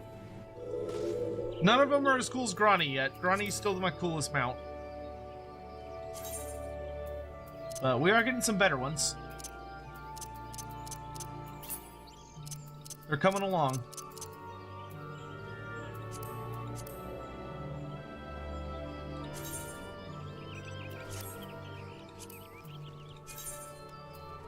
What new minions have I picked up? I got the Mortal Seedling, the Tiny Rat, Puff of Darkness, Chameleon with a little goofy thing on its tail, Wind Up Onion Knight, Wind Up Garrett. Is that all of them? I've got a full page of minions. Neat. All right. Well, I hope you all had a good time. We got a lot done. I'm really pleased. We got Echatl 9 up to rank 5, right? Yeah, we're rank 5 with the Echatl, which is great. We only have one more rank to go before we're done with them for a good hot while. Elena. Where the fuck is Elena? There she is.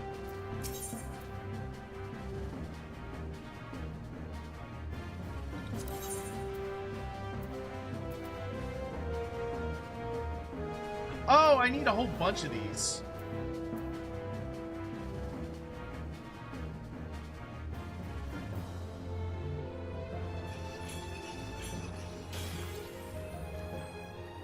Fun.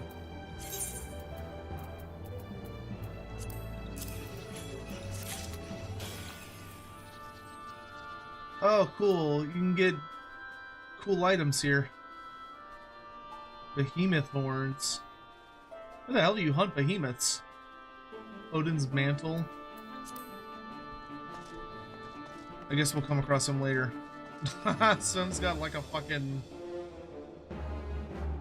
That looks ridiculous. Your characters... Wait. Wow, they're just carrying you like a big old...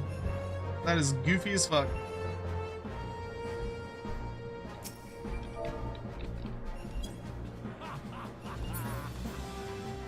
Alright. I forget, does this count as a rested zone? I think it does. Mordona counts as a town, doesn't it?